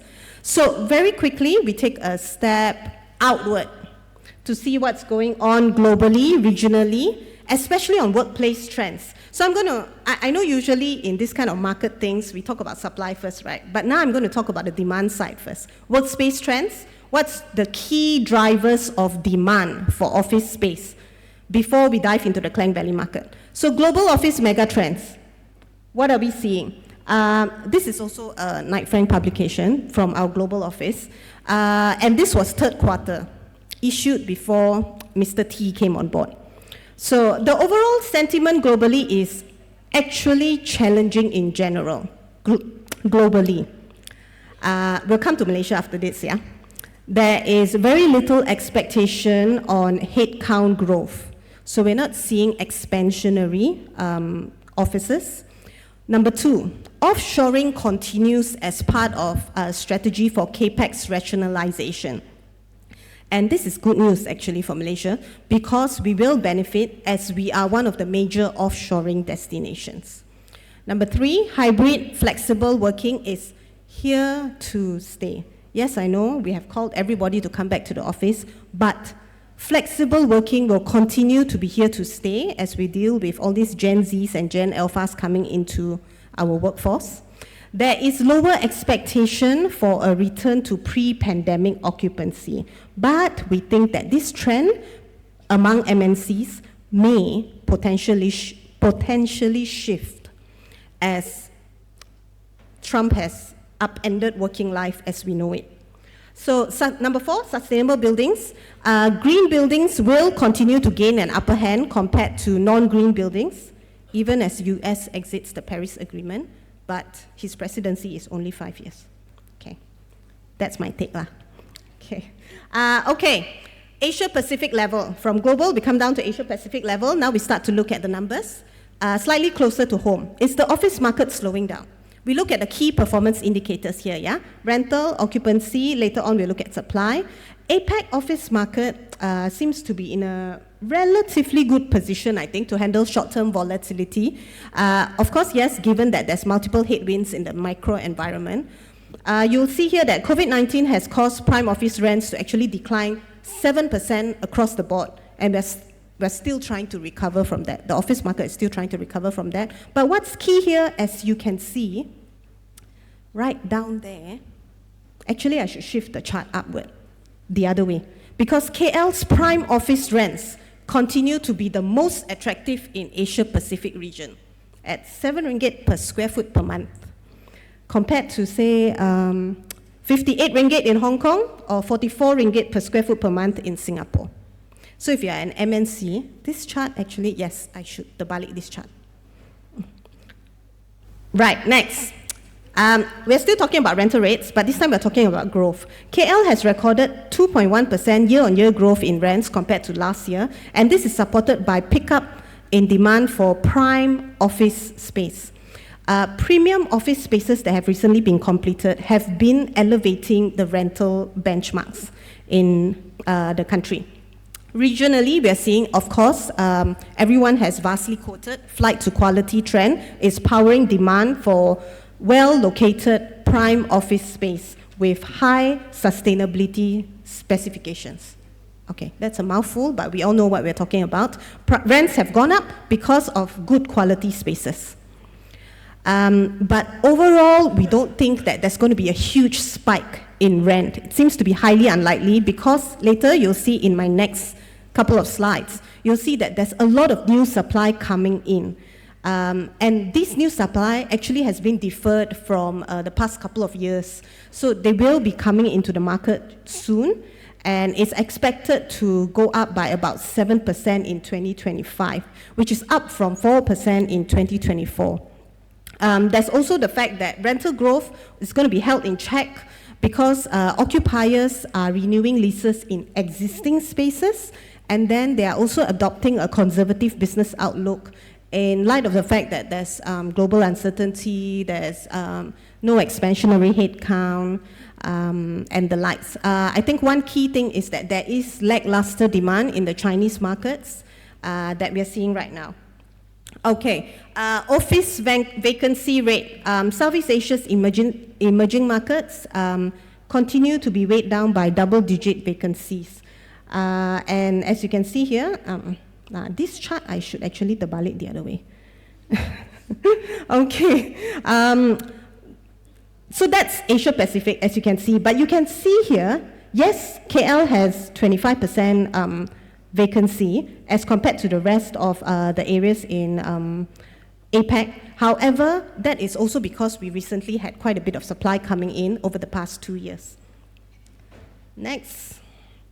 Okay, this chart I haven't shown to anyone before, so you guys are the first to see. So that was APAC. Now let's dive into KL. KL office market. I'm just focusing on KL this round, not on Malaysia throughout, because KL is the office capital, right? So while KL recorded highest vacancy rate, but it is an affordable office location within Asia Pacific. Klang Valley, KL, has also recorded improved occupancy rates. So yes, highest vacancy, but our occupancy rate has also improved in 2024. Not just occupancy rate, rental rates have also gone up for both Grade A and Grade B offices over the last 3 years. In fact, I want to say that the Klang Valley office market has actually really demonstrated resilient demand. I think if you want to epitomize the word resilient, it's the KL office market. In terms of the fact that they managed to maintain rents, and even now, we're tracking that rents are going up because we have better quality space now. There is also improved occupancy, especially in areas like KL City, and I'll show you shortly. So here, this chart, you will see that annual completion, you'll see the line down there. Is there no, there's no pointer. Okay, you see the line down there. It shows how much of space is completed every year from 2019 to 2024. And then the orange line actually shows average rental rates for prime A plus and grade A as well as grade B offices. And then the blue bars, dark blue and light blue, they show occupancy. And you'll see that this is what I mean by a resilient market, despite the fact that those numbers at the bottom have come in by quite a bit, right? Must give kudos to all those office leasing teams who managed to fill up all these office spaces. Okay, next, continuing in terms of performance indicators across sub-markets. I broke down the KL market into KL City, KL Fringe. KL Fringe is where you have KL Central, Mid Valley, Bangsa South, where we're at, as well as Selangor, which is mostly Bandar Utama, Damansara area. So you'll see that we observed stable, slight improvement in both occupancy and rental rates across all these three sub-markets in Klang Valley. You'll be able to dive into this in detail. I can see the timer starting to run. But next, I wanted to also show this slide. This also hasn't been shown before, about absorption rates. So you can see the grey boxes. The grey boxes show the key office buildings which were completed in that year. And then the blue bars show the absorption. Pre-pandemic, you saw the completion of Exchange 106, Prudential in TRX, One Powerhouse in BU. We also had South Point, EQ, and Etika. That was pre-pandemic. And then during the pandemic, 2021, we saw Permata Sapura, IQ at TRX, Imasium, which had super high rents and super high occupancy, miraculously. And then the Met Corporate Tower, Afin Tower, Yobi Tower 2 completing. And then 2023, we saw Merdeka 118, Pavilion Damansara Heights having towers 2 to 9 completed. So again, like I said, resilience. But you can see in 2024, 2 million square feet absorption. So we are coming back towards absorption as per pre-pandemic days. And who's moving? Who's moving around? So you'll see here tenant movements in terms of where they're moving. 41% moving into KL City, 44% in KL Fringe, and 14% went into Selangor. But in terms of size of the NLA that they took up, more than 50% of take-up was in KL City. Who's moving around? You can see the circle, the dark blue circle on the right. It's banking, financial services, and investment, making up 38%. And then we have tech coming in as a key player nowadays, a key office tenant. Moving on, we have energy and natural resources. You'll know that energy and natural resources used to be among the top two, right? Together with finance. But now tech has taken over in terms of occupying more space. Okay, office market headlines, I'll let you read it through. TRX has been in the headlines, and especially with the fact that they are going to see a new office tower in 2027 with PwC as anchor tenant. In terms of new office setups, in the KL City, you can see that there are offices that are setting up brand new offices in KL City, as well as in KL Fringe and in Selangor. Co-working brands, they are on expansionary mode, and I think they have fortified themselves as an amenity that is almost required by a landlord to be placed in their building if they want to attract MNCs into as a tenant. So you'll be able to read this through. Sorry, I have to push this through. And we'll go through to APAC office pipeline supply. As you can see here, thankfully, KL used to be somewhere at the top, yeah? But then now KL, our new supply makes up 3.2% of total 2024 stock, which is good. It's put some pressure off our new supply that's coming in, right? And you can see that Phnom Penh is coming up with 40% of new supply coming in on stream, but that's because they don't have much supply in the first place, right? But what this chart shows is that if you are looking to target MNCs, these are the countries that you're competing with in terms of new space that's coming in. Okay? Klang Valley supply. Currently, right now, in 2024, we saw about 800,000 square feet completed in 3 office buildings. And these newly completed offices are Menara Felcra, Pavilion Damansara Heights Tower 1, and Atwater Corporate Towers in PJ. Looking ahead, I think we are looking at 2.3 million square feet of new supply this year itself. So over the next 2 years, 4.1 million square feet, so about 2 million square feet each year, right? And these are the office buildings that are anticipated to be completed. In 2025, 2.3 million square feet, that's the Exchange, Oxley, Multi-Bay, TNB Gold, Pavilion Damansara Heights, and Sunway South Quay. 2026, we'll see 1.8 million square feet at KL Midtown, which is in KL Met, and the capital at Bandar Utama. I think this is at the new LRT station. Okay. Transactions. We only saw 3 transactions and they were all in KL Fringe back in 2024. Now, the big question, return to office mandate, are we heading there? We saw all these headlines coming in. This is what we think will potentially impact the office market in the short to medium term. It's not a long-term trend, but the short-term trend. So this is one, the hybrid working policy that we need to take note of. As of the end of 2024, I think we calculated 23 of the Fortune 500 companies currently requiring 5 days per week work in office. So in general, however, we think that we see that a majority still allow hybrid working arrangement, meaning requirement of maybe around 2-3 days back in the office. But of course, Trump 2.0 has placed an executive order requiring all federal workers to be back in office 5 days a week. I think if I'm not mistaken, Malaysian government also has that 5 days a week thing already. Next, the circular economy, prioritizing ESG. I think this continues to be a key aspect of office space moving forward, regardless of whatever agreements people sign. So preferences towards green building continues to be part of a corporate sustainability goal. It's about sustainability, it's about durability, it's about long term. It's not about a 5-year term. And remember our CREST report, 91% of respondents indicated importance of ESG in their investment decision making. So, office market outlook, very briefly, you'll see that the steady recovery is supported by resilient demand. There is a steady supply pipeline within key developments that's coming in, but thankfully, no super tall tower. I hope not for the next 10 years as we absorb this that's coming in. There continues to be growing emphasis on ESG and green building certifications. There are opportunities in asset repositioning, especially for older buildings in very key strategic locations. Those older buildings that have fantastic addresses. Evolving workplace strategies, we've talked about this at length, as well as the fact that there's a cautious investment climate, but the focus now is on long-term potential. So it's about the address. So moving on very quickly to the retail market. Quick recap.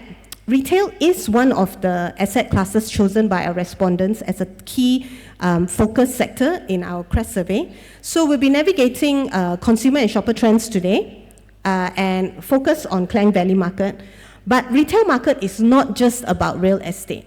It's actually mostly attributed to shopper behavior, consumer preferences, all these things that makes it very difficult to track. Because how do you track consumer behavior? So in reviewing these retail megatrends, we looked at findings from reports derived by, of course, in-house, as well as other consumer behavior experts like Nielsen and PwC. And these are the conclusions that we have, 4 conclusions here regarding notable shopper trends and consumer behavior. The first one, spending power and inflation is closely related. And the fact that we are seeing the highest inflation we have seen in the past 40 years, it doesn't help. However, I also want to say later when you see the numbers, right, inflation is helping numbers somewhat. Number 2, spending is now focused on necessities as well as well-being and health. And this is very much driven by, actually, number 4, Gen Z. So Gen Z is focused very much on behavior where they focus on necessities, well-being, health. And then number 3, the third point here is about omni-channel, which was mentioned by Puan Fauzia. In-store and digital. It's not something new, but it's getting more common, and it's more about making it easy to click. Okay? Next, Malaysia retail sales, up 30% in 11 months. I don't have the 12 months numbers yet, but up 30% from pre-pandemic levels. When you see these kind of numbers, then you say that retail sales go up by 30%. Could it be because price went up by 30%? So that's me being the other statistician. Okay, okay, but we dive deeper into these retail sales. We wanted to know what's selling. So we take a look at this. You'll see we highlighted the light blue boxes. So the light blue boxes are what we call essential retail. It's mini markets, convenience stores, and cooperatives, which includes your 99 Speedmart, personal care, and pharmacy. So you'll see that essential retail is what is propelling market growth, retail sales in 2024. Okay?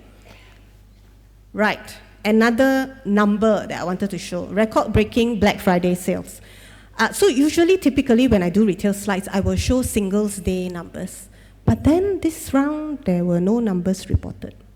Maybe in line with the fact that China is not releasing any numbers of anything at all.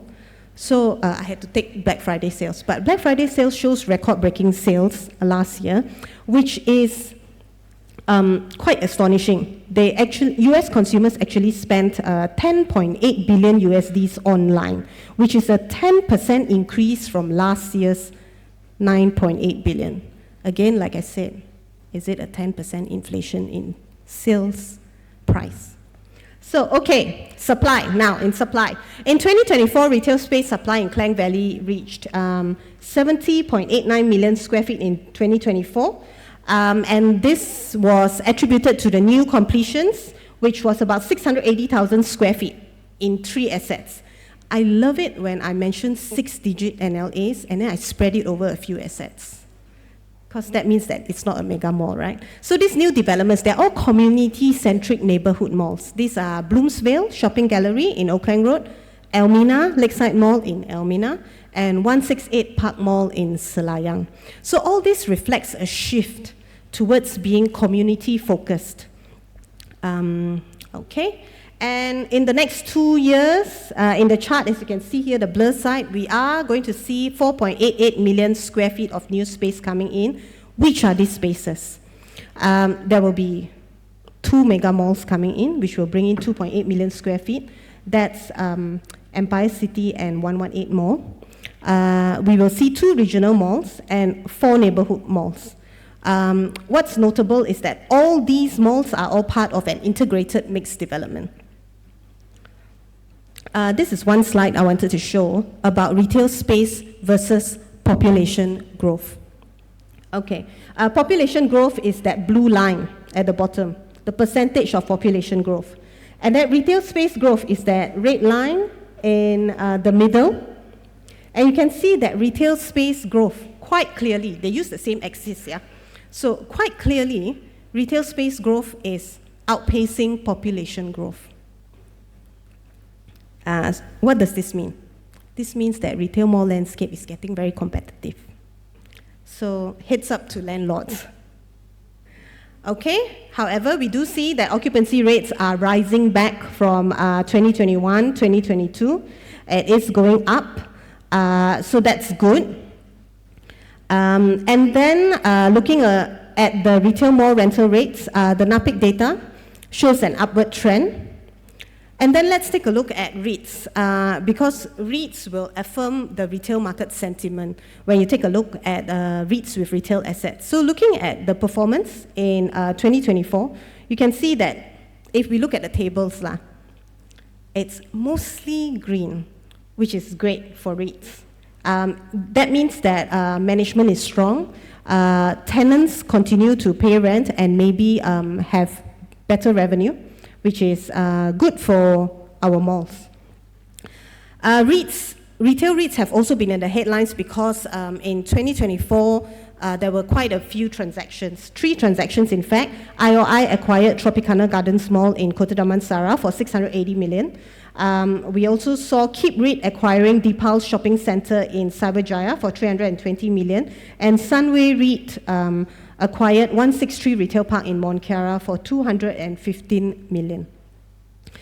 Again, as you can see, neighbourhood malls. Yes, Tropicana Gardens a bit big, but still it's a neighbourhood mall.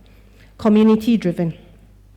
Okay, so just now I mentioned a little bit about e-commerce growth. I think e-commerce growth is very relevant to retail space because it shows the shifting ways of how retailers curate their spaces. If you have online growth, you also have things like click and collect, where people have to come to your store as well. So looking at e-commerce growth, if you see the box at the bottom, Malaysia's e-commerce income grew by 4%. In the first 9 months of 2024, which is quite a surge. So that's one key point that you have to look at. As well as shopping behavior. Why would you go online? The key reason would be price. Besides price, it's the ability to order anytime from anywhere, because now we work from anytime, anywhere, right? So if we work anytime, anywhere, we must be able to shop anytime, anywhere. Free shipping, variety of brands, as well as product information at my fingertips. So I don't need to go to a store to find out things. There's also lifestyle experience-driven, tech-integrated concepts, which our retailers have embarked on in order to attract shoppers to come to their store as well as stay in their store. Can you imagine Toys R Us, right? We used to have to walk with our kids around from lane to lane, trying to tell them, no, you cannot buy this, no, you cannot buy this. Now, Toys R Us in Mid Valley has come up with a playground. You can actually dump them there and they will not ask you, can I buy this? So I don't know if that works for Toys R Us or not, but that was how I saw that. So anyway, moving on, foreign fashion and beauty brands are dominating as volume retailers drive expansion. Volume retailers are like your fast fashion, like H&M and all, they are driving expansion. So you'll see in 2024, new foreign brands that have had first outlets. In terms of, you look in the middle, location, it'll be KL as the first outlet store. And coincidentally, we saw fashion making up 50% of new brands coming into the market, and 67% of them actually opened up in TRX. Okay, last slide. Retail market outlook. So what are we seeing? Retail sales growth continues to gain momentum. Like I say, it seems to be inflationary driven. Community-centric malls are leading expansion, and I think this is a good thing as malls are focused towards serving their local communities. That way they can customize better. Government policies are driving spending, but of course, all of us are aware of cost challenges. Inflationary challenges are spurring retailers to rethink pricing and operations. I think they're also rethinking their product size. So now instead of spending 20 ringgit on, say, 200 ml, they make you spend 20 ringgit on 150 ml. I think, you know, the numbers thing is in me. Yeah. So investor confidence in prime assets, I think prime retail assets will continue to be in investors' radars. And in terms of the retail space of the future, technology and experiential retail will continue to shape the future. And my 20 minutes has been up a long time ago, but thank you, ladies and gentlemen. I'm happy to discuss anything with you. And that's it. Before I end this, I just wanted to say a very happy New Year. I know I'm not late. And I wish everyone, because we are talking commercial retail, commercial properties, right? I want to wish everyone rich, happy in the year of the wooden snake, and selamat berpuasa to my Muslim friends next week.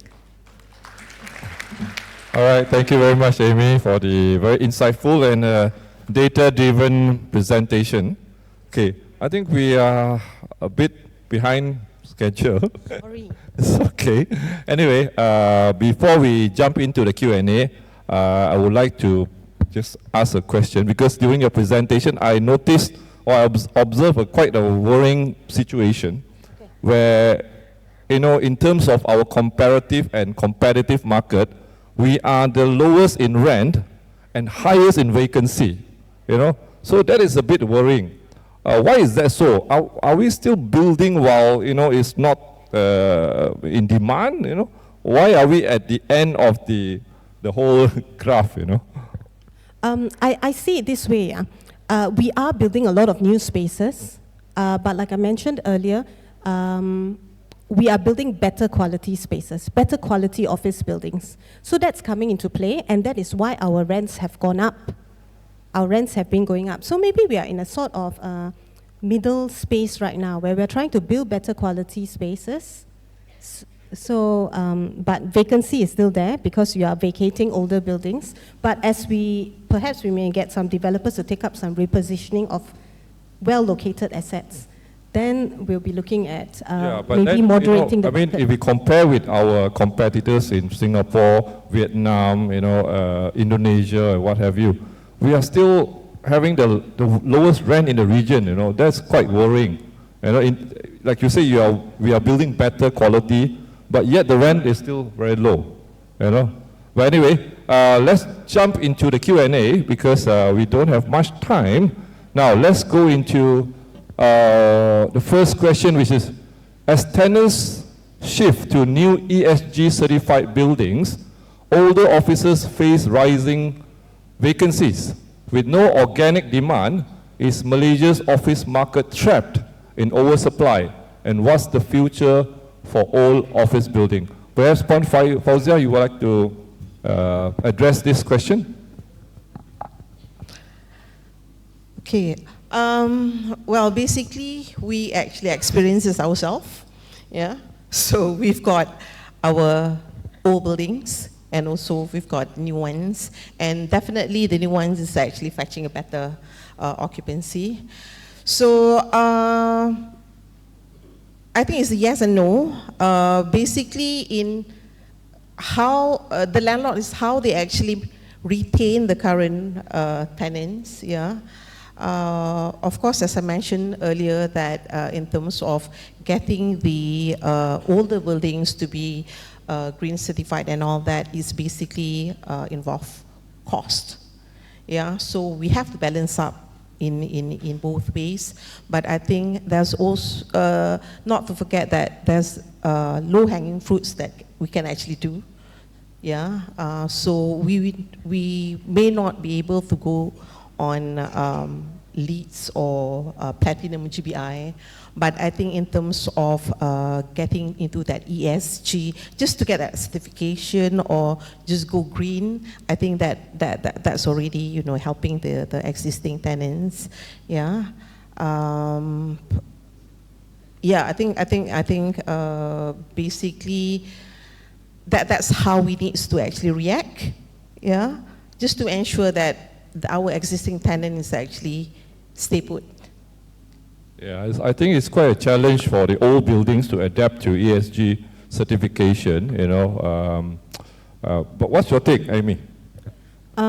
Okay, my take is this. Like I mentioned earlier, we used to only have two key drivers in terms of tenants coming in. It will be finance and oil and gas. But now we are seeing tech tenants coming in, and tech tenants do play, they take up a lot of space.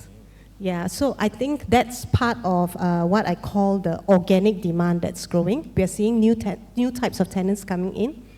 And I think what we're looking at is perhaps a period of adjustment right now in terms of our office space, where we have had super tall towers completing. We're trying to fill up these offices.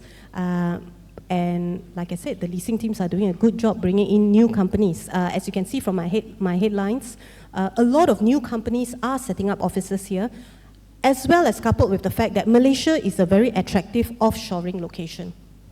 People who want to set up global shared services. Malaysia's rent makes us extremely attractive. All right, let's move on. I'll just pick one because this one, okay. Data centers use a lot of electricity and water. How will this affect our sustainability efforts? Is this all just greenwashing?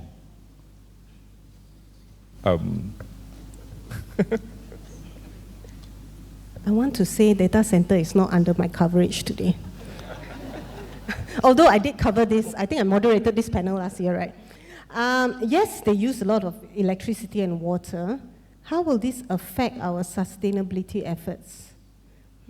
I don't know how to answer this. Okay. Beyond my pay grade. Yeah? Beyond my pay grade. Yeah. We also don't own any data center yet. Well, anyway, data center is the hot topic at the moment, and especially when Trump 2.0 has mentioned the policy of I think there's some kind of restrictions on the import of AI chips and etc. Right, and that would probably impact the AI data centers as well, I suppose, in the long run, right? Actually, we are already past time, but I'll just take one more question. Let's see. Okay, the current trend of smart office homes, service apartments such as Soho units, which are mainly located near to the mass rapid transit terminals. How does PHB view and adapt to this trend? Okay. Obviously, PHB mandate is only on commercial properties, yeah. But we know that that's going to be, the Soho and all that, that's going to actually affecting in terms of the office space as well. But I think we also need to adapt to the trend, yeah, of smaller office, smaller fitted office, just to ensure that these people can actually attract to our properties. So we are lucky that we've got quite a number of properties which is closer to the LRT and MRT station. So I think that's the opportunity as well. Yeah, I think not all people has actually wanted to be at home to do their work. Yeah, so I think with that sort of trend, that's actually capitalized. I mean, that's also an opportunity for PHP to do something like that as well, but basically in a commercial office. Okay, thank you very much to both speakers.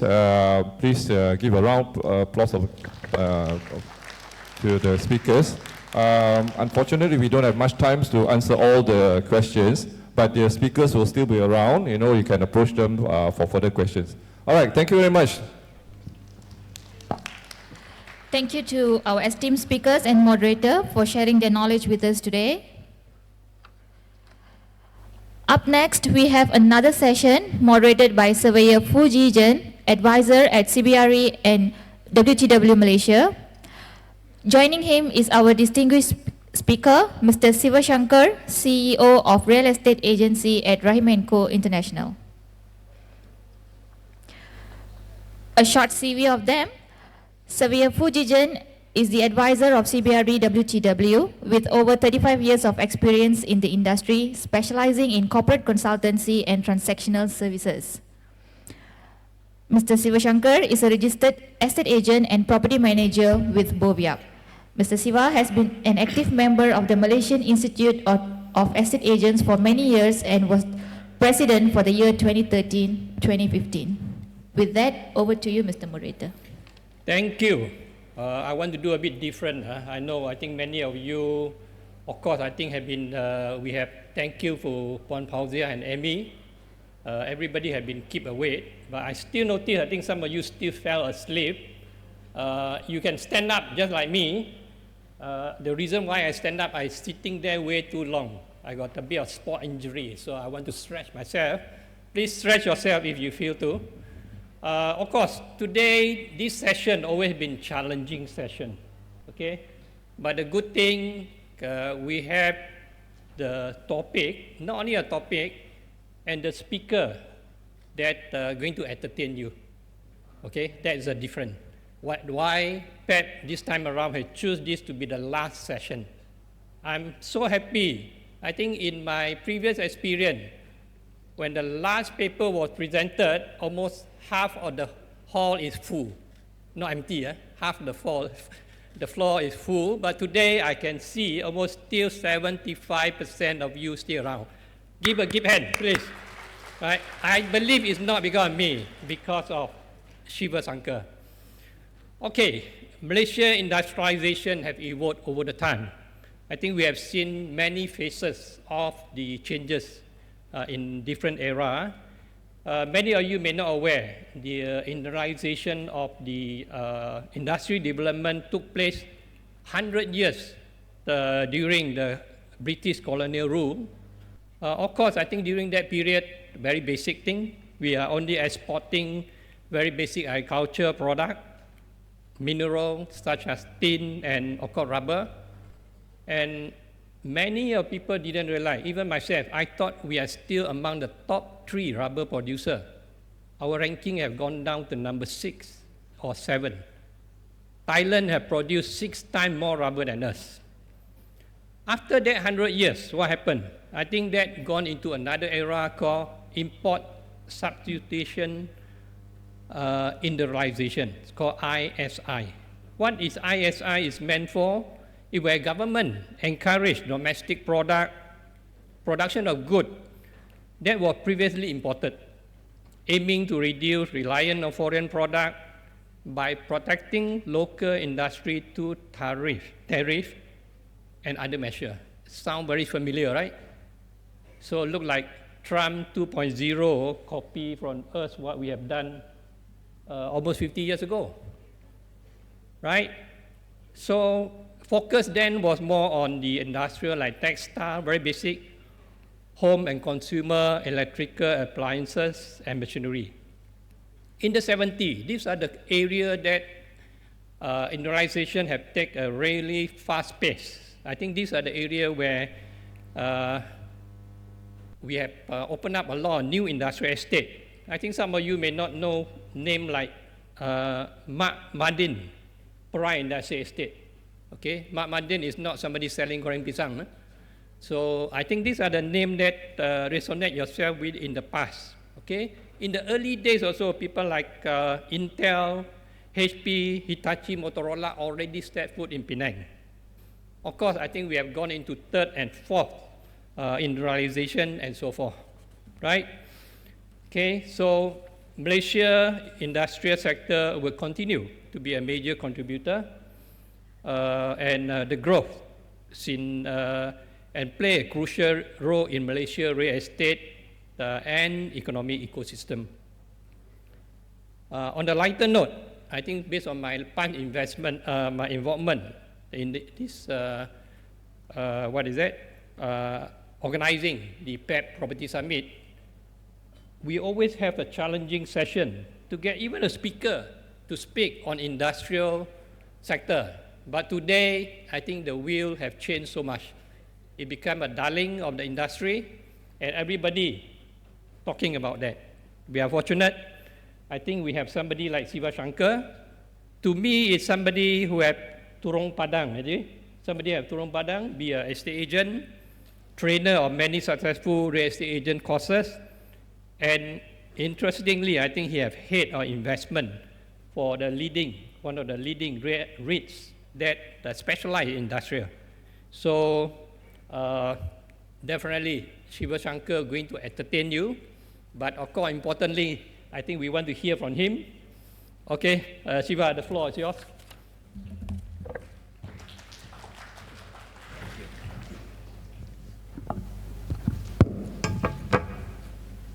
So I think the reason why they stayed behind is this the clicker? How does it work? Okay. I think the reason they stayed behind, not so much to listen to what I have to say, but I think for the lucky draw. Because I heard the first lucky draw is an iPhone. What's the latest one now? 15 16? Because every 2 weeks they come up with a new one. So I think it's 16 now. So you guys have a chance. Clap, Yeah. People give iPhones, so don't clap. Okay, so let's go to the last one. It's always difficult being the last guy because everybody wants to go home. Traffic jam la, itula inila. So never mind. We try to make it as interesting. We try to make a dry subject as interesting as possible. So let's see what has happened in the industrial market in the last couple of years, and let's try and analyze and see where it's going. This is a chart. Some of these charts, I must qualify myself now. I stole from my colleague Sulaiman. He doesn't know it yet. He's just seeing it. This is a bit of a snapshot of the industrial market. Of the market overall. But we focus on industrial, which is the I don't know, but there's a pointer here, which is that symbol over there, right? We look at that. And you will notice that in most states, I mean, bar some of those states with very little industrial presence, you'll notice that industrial has actually improved by 6, 7, 8% overall. Penang is a bit of an anomaly because I think the year before there were a lot of transactions, and so last year maybe the transactions slowed down a bit. But not a good indicator. And if you've tried to buy industrial properties in Penang, you will realize how difficult it is, because you have to deal with the PDC, and they've got all sorts of rules and laws. And it's I was in Axis for close to 4 years. I tried to buy maybe 20 properties and failed every single time, because there's always something that happens. So.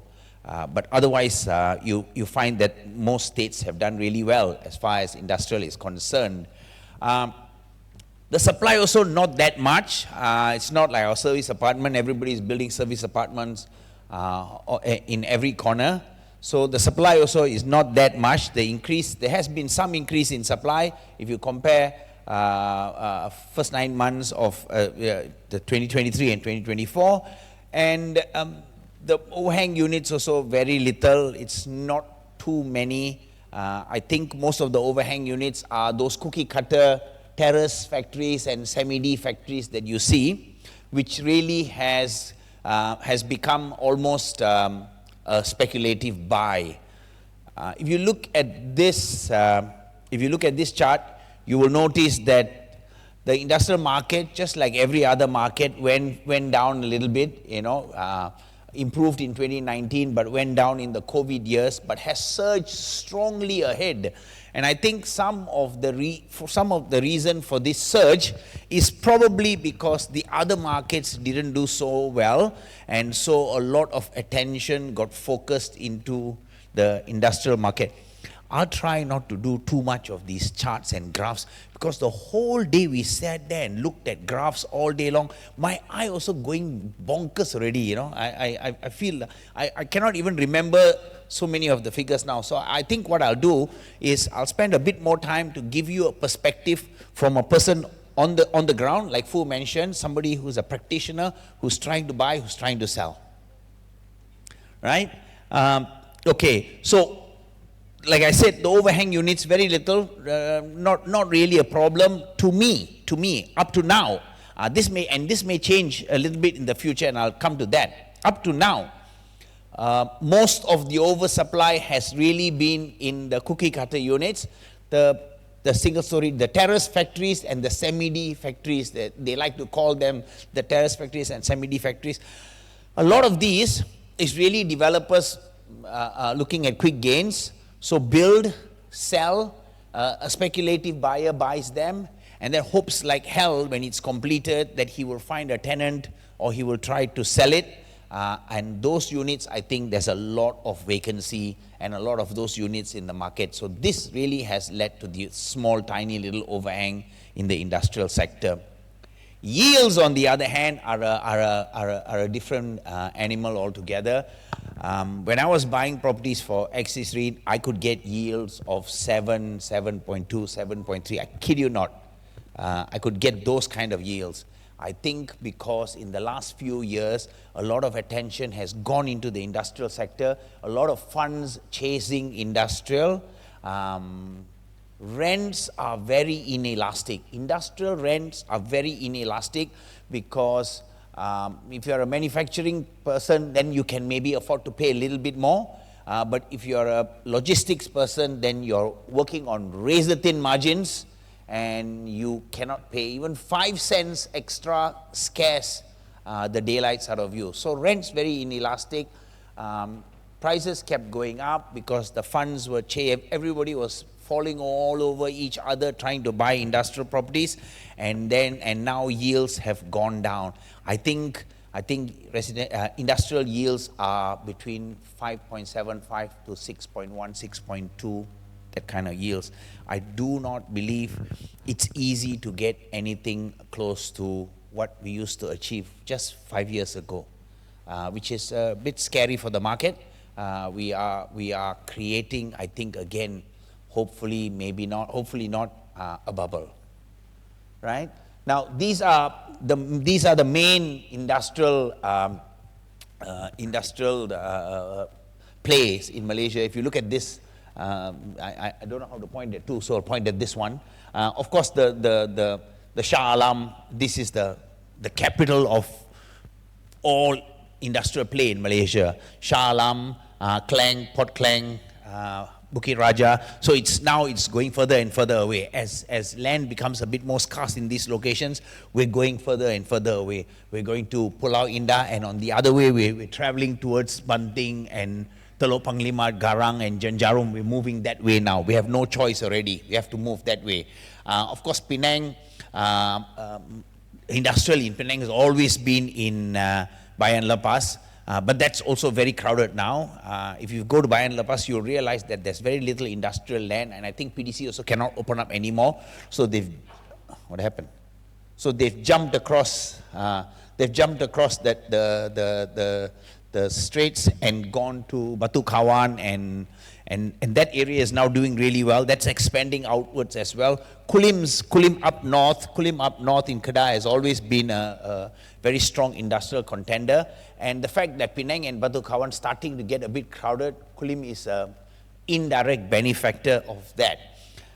In Johor, of course, traditionally it's been the Pasir Gudang area, and then we've had the silk and the port of Tanjung Pelepas, and now there's this huge big industrial revival coming out at the Senai airport and that area. Kuantan, of course, because it had a port, has been a fairly reasonable industrial area. I forget the name of it now. But the game changer for this area will be that the East Coast Rail Link, the ECRL, when that finally gets done, and we can now travel from here to here within a couple of hours, which means we actually, if you're in the shipping business, then this going around here, you're going to be saving a day or so, especially if you're stopping here and keep going here. So you say you save 2 days, you can cut across the peninsula, you can send your goods there. I think with that happening, I believe Kuantan is going to see a bit of an upswing. Kuantan is going to see some happy days ahead, right?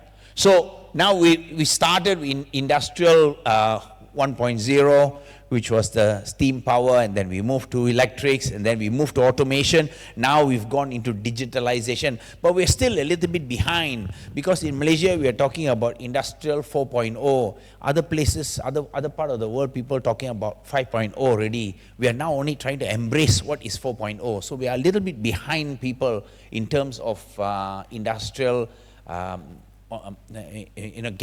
getting up to speed. Right? So traditionally, industrial means mainly, simply put, two things lah. One is manufacturing, and the other one is warehousing, which means you buat barang or you simpan barang.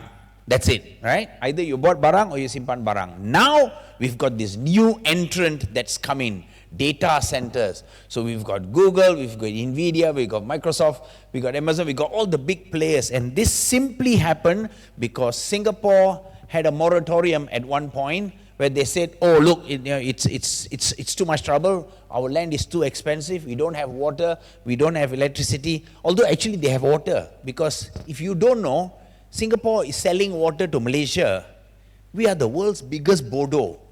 Our water we give them for 3 cents, and then we buy back for 60 ringgit, I think. Our water, but we are buying back from them. So it's quite funny. So Singapore said no more. And so these big data centers had to go somewhere, and the next bet was to just jump across the causeway and come to Sedana in Johor. And Johor was a big recipient of this thing. And then I think what happened, as Singaporeans usually do, they turned around and said, oh, hang on, we are okay now, we will take data centers back again. But I think too late already. The exodus had begun, the flow towards Malaysia had begun. So we, luckily, were the recipient of this, Singapore's decision. But there was a question just now about electricity and water. So somebody said, so what happens when all these big data centers gobble up all our electricity and all our water? And Amy said, I'm not sure how to answer. I know how to answer. I'll tell you what happens to us. Die la we all. That's what happens to us. Because we don't have water to drink and shower, but the data center will have water flowing non-stop through it, because we've guaranteed Amazon that we'll keep their servers cool. Agreed or not agreed? Yes or no? Hey, don't be scared. Nowadays, we don't need to be scared of the government anymore. Last time, talk like this, go outside, go to jail. Now, talk like this, no problem. Facebook is our friend. Oh, my first clap, half-heartedly. Don't be scared, don't be scared. It's okay. If we are scared, I long time got arrested already for all the things I brazenly say.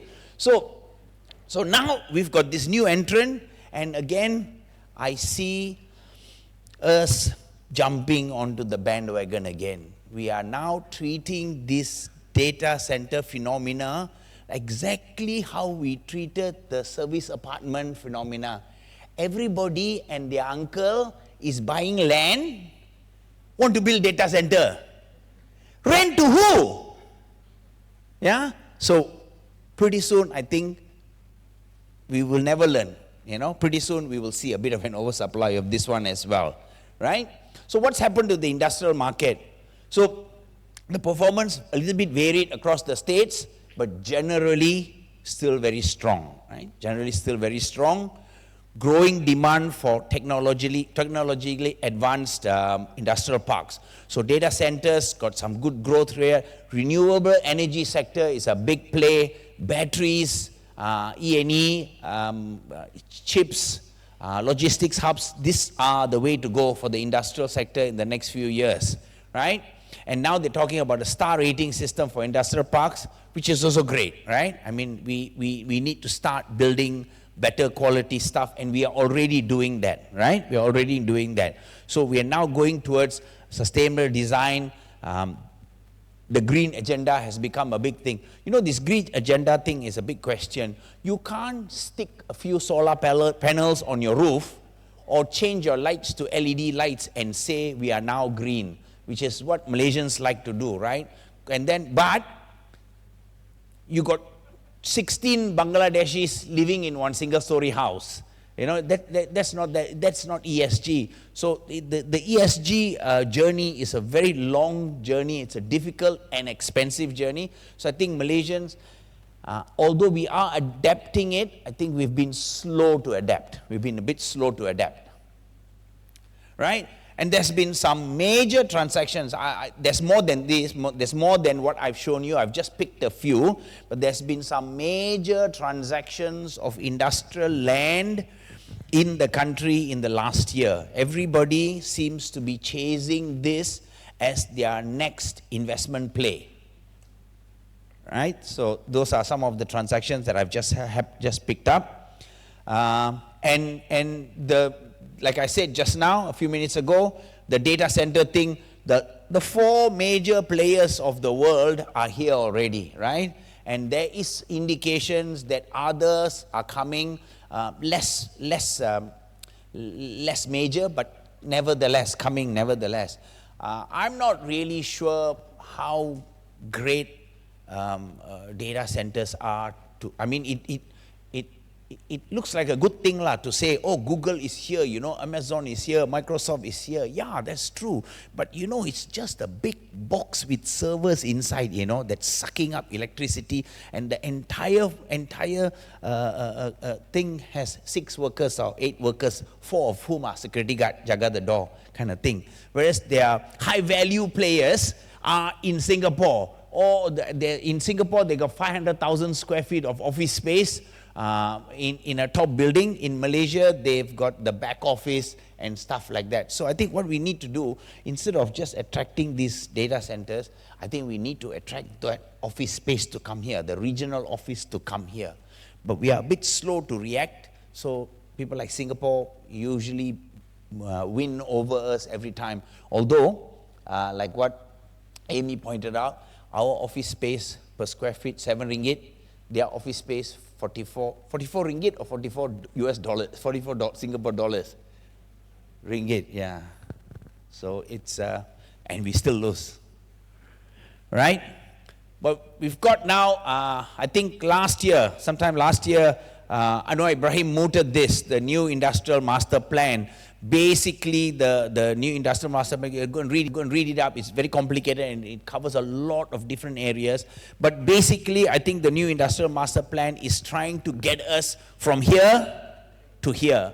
Instead of manufacturing these big, heavy steel and all these other so-called dirty manufacturers, we are trying now to go up the scale, go up the ladder to do more of high-end stuff. Batteries, electric cars, replace medical devices, food technology, aerospace. These are things that I think we're trying to get.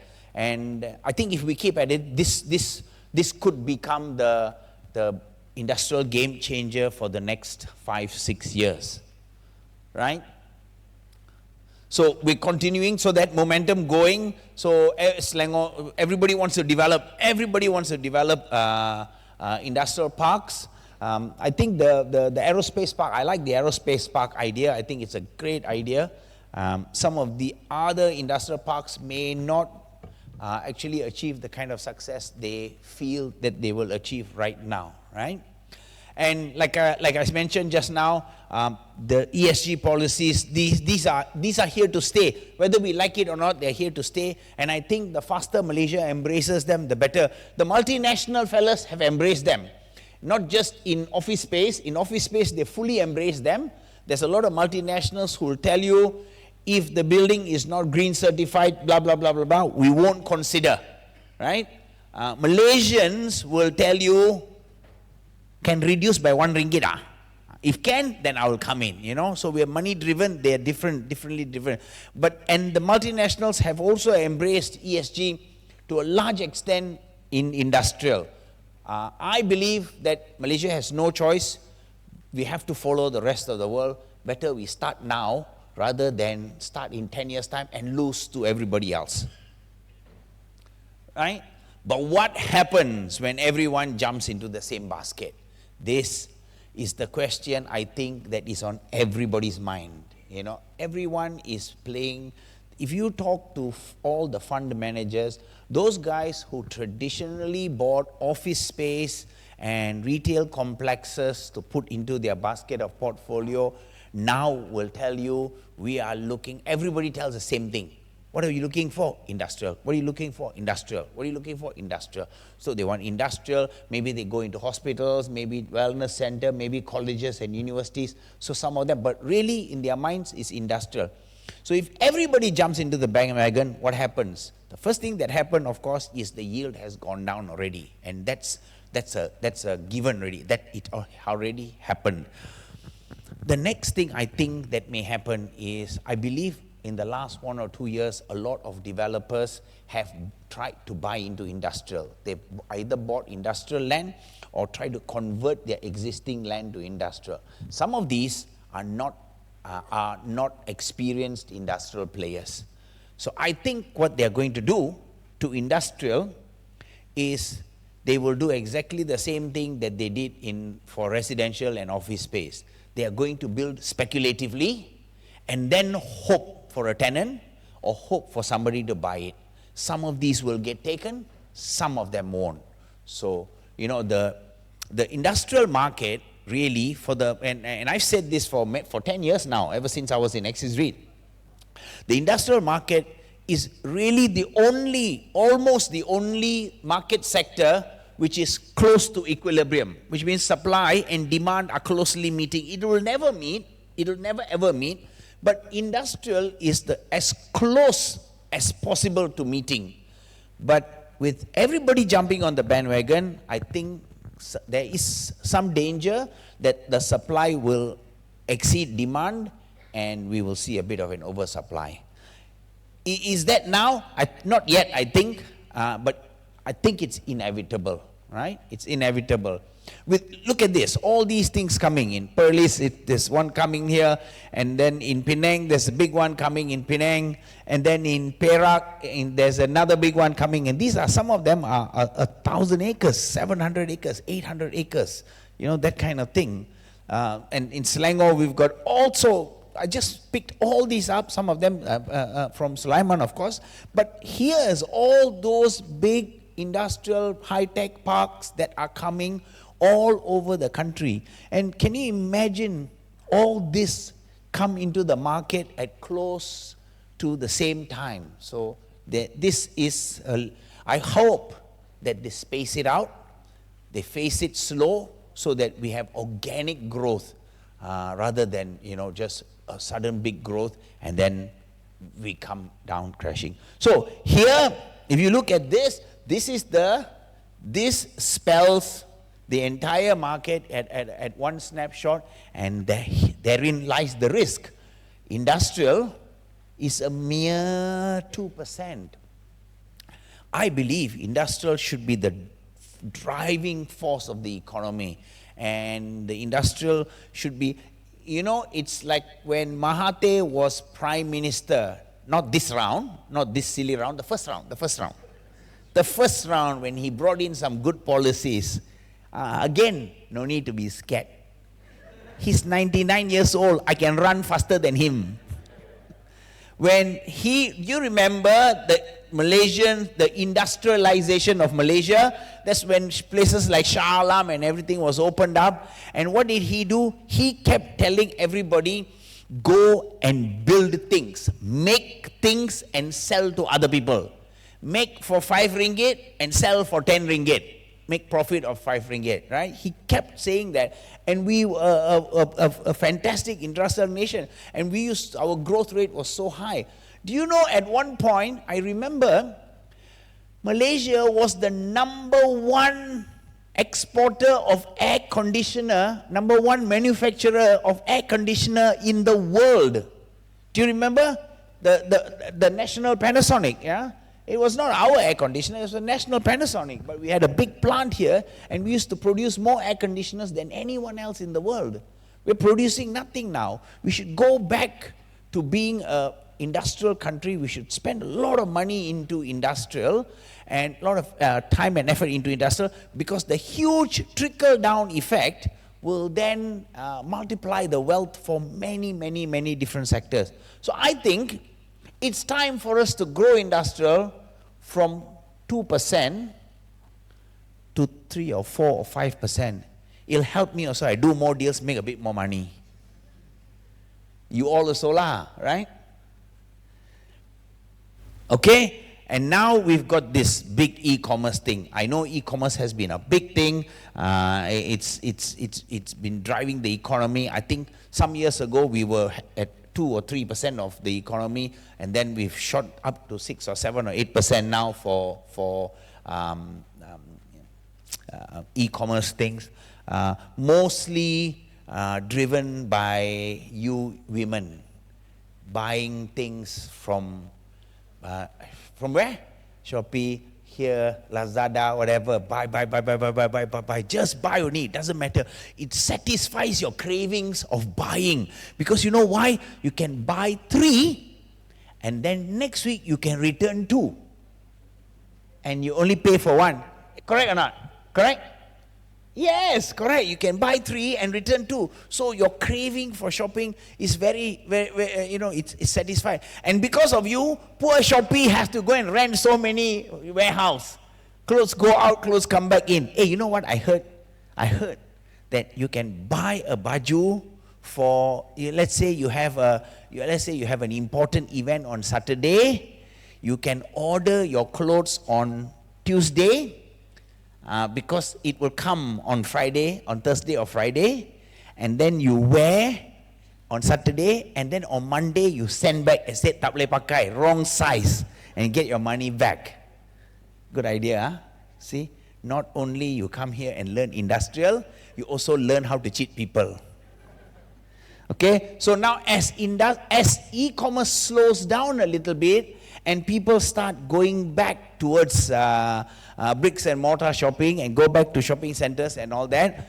Now we've built all these giant warehouses, not just in Malaysia, but maybe in many parts of the world, to accommodate that rise in e-commerce shopping, online shopping, but that now is not going to be, they're not going to need as much space.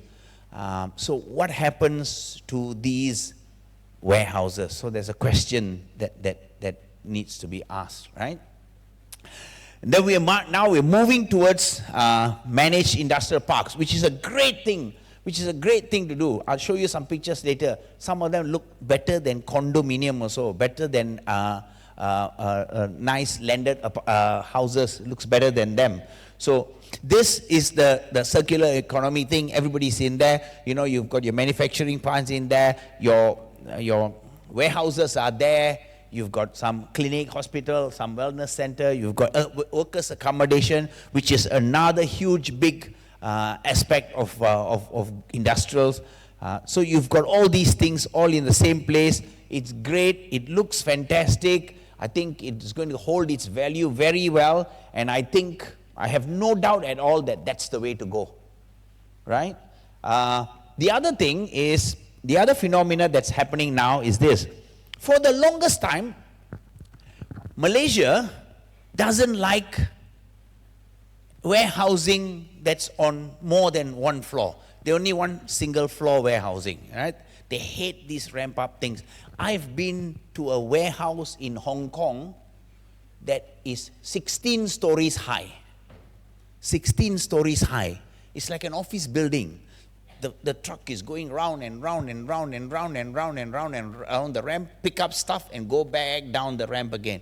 16 stories. We in Malaysia, 2-story or so, the demand goes down. Everybody prefers a single story the warehouse. But now, in the last few years, I've seen many of these ramp-up warehouses come into the market and starting to do really well. So that's another trend that's changing now. And this trend, I think, will continue to change, especially in the Shah Alam and Klang, these kind of areas where land is scarce. So now if you buy a land, industrial land, very expensive, you got no choice, you got to ramp it up. So ramping up 2 floors is nothing already. So I think we will soon see ramping up 5 floors, 6 floors, 7 floors, 8 floors. And it's no problem. It's just the truck has just to go up and come back down, If you look at this is something that we did when I was in Axis. This was a 50-acre site that housed the Proton pre-delivery inspection, PDI. Pre-delivery inspection. So they park 8,500 cars here, and once you buy a car, before the car comes to you, they will take it here into this little place, and they will do a pre-delivery inspection where they will inspect everything in the car except the sliding window, auto window. That one they won't inspect because that's the only thing that won't work on day 2. Today you buy the car, tomorrow windows spoil already, right? Everything else they check. So what Axis did was, when Proton left, is they built a 500,000 square feet warehouse like this, which they let it out to Nestle, and they will add on close to another 500, less I think, 400 something thousand square feet, and let it out to someone else. immediate change in the value of the land, immediate change in the yield that it brings in, immediate change in your return on investment. So this kind of thing is going to continue to grow. This is a bit of an old picture. I couldn't find a new picture. It's now called Compass. It's no more called area. It's called Compass. This is a 200 over acre piece of land in Kota Seri Langat, which is being built into a managed industrial park that looks like this. I mean, looks better than the place where I stay, you know. It looks so nice, but it's actually an industrial park. So you've got everything here. You've got covered walkways, you've got utilities which are all underground, everything is hidden, and it looks great, and it's in a fantastic location, and it holds its value so well over the next few years. The KLIA Aeropolis is another big industrial park now, halfway through, I think. It's a 10 miles by 10 miles square piece of land, which is being built. Alibaba's already there. I think they've got huge warehousing inside there. This, of course, is what Dato' Stuart did, Malaysia's first inner city distribution hub. Again, a ramp up. But for a long time it was vacant, but now it's suddenly filled up and it's doing really well. It's only about 5 kilometers or 6 kilometers from KLCC. Unheard of, you know, unbelievable, but doing really well. This kind of thing is doing really well. So that's the ramp up. This is something that iPark, the AME people are doing in iPark, in the Senai airport. Got swimming pools some more. Yeah, so all the Bangladeshi worker can swim. No lah, I think it's not for the Bangladeshi lah, but anyway, you get the idea. So this is the kind of developments that are coming up now all over the country, and it's great. It's great. This is the kind of thing that the industrial market needs. We need to step up. We need to move upwards already. So what is being developed? Number one, a proper industrial park, a proper industrial development now needs a large tract of land. You cannot do what we did last time in Pasir Gudang and Bayan Lepas and Shah Alam, you know, 10 acre here, 5 acre here, 10 acre here, 15 acre here, 20 acre. Now we're moving towards 200 acres, 300 acres. In fact, we're going towards maybe even 1,000 acres, right? And the market is going towards planned and structured industrial parks now. Gone are the days, completely gone are the days of this hodgepodge development. No more already, right? The parks are now beginning to look like very high-end condo developments. Facilities and services are becoming very, very important.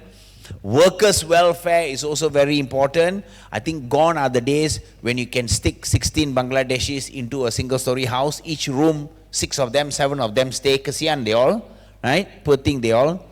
And then the industrialists will buy them a TV which is slightly bigger than the size of your laptop screen. So all that is going off now. Now managed industrial workers' quarters are definitely going to be the in thing. Right?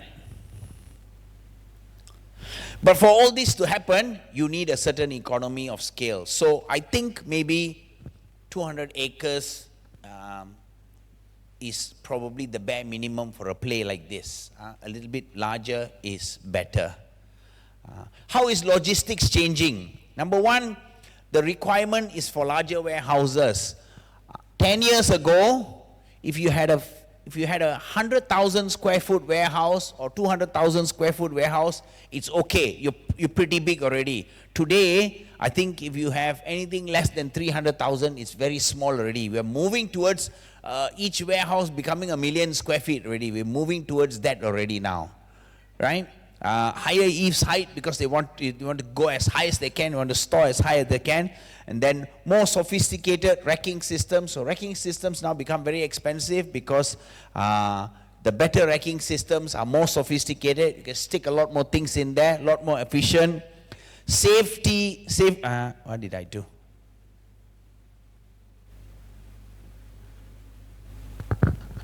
Safety is a big thing now. I read somewhere a long time ago, the single biggest accident in the industrial sector is the forklift hit people. The forklift langa people.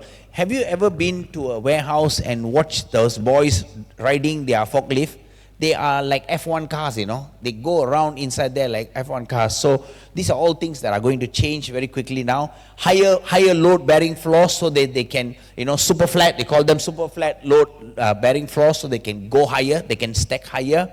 More loading bays. Now you can't cheat people anymore and say, I give you 2 loading bays, 3 loading bays. They don't want it anymore. They want more loading bays. They want dock levelers so that the truck, whatever size the truck comes, the pallets can go in and out straight away without too much of trouble.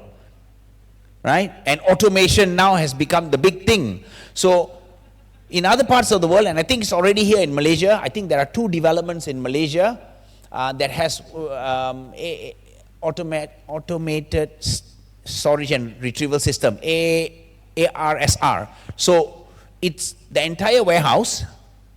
You know, how high the warehouse can go is limited to how high the forklift can go and lift. You know, if the forklift cannot go and lift, you cannot put it any higher than that, right? But now you have warehouses with no forklift inside.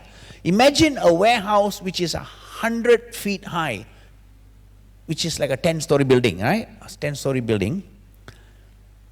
The cladding is the racking is the structure itself. The structure itself is the racking. The cladding outside is just nothing. It's just a skin covering it only. All you get is a staging area, maybe 15,000 square feet, 20,000 square feet, I don't know. Just staging area like this. The truck comes, put all your goods here, and then you load your goods onto a conveyor belt. The conveyor belt takes it inside, and the machine takes your thing away and goes and hides it somewhere, and you never see it. It's like some car park when you put your car into the lift, and then you press a button and you go away. Then when you want it back, you press another button, the car comes when you don't know where the car is. So this entire logistics warehouse can be pitch black.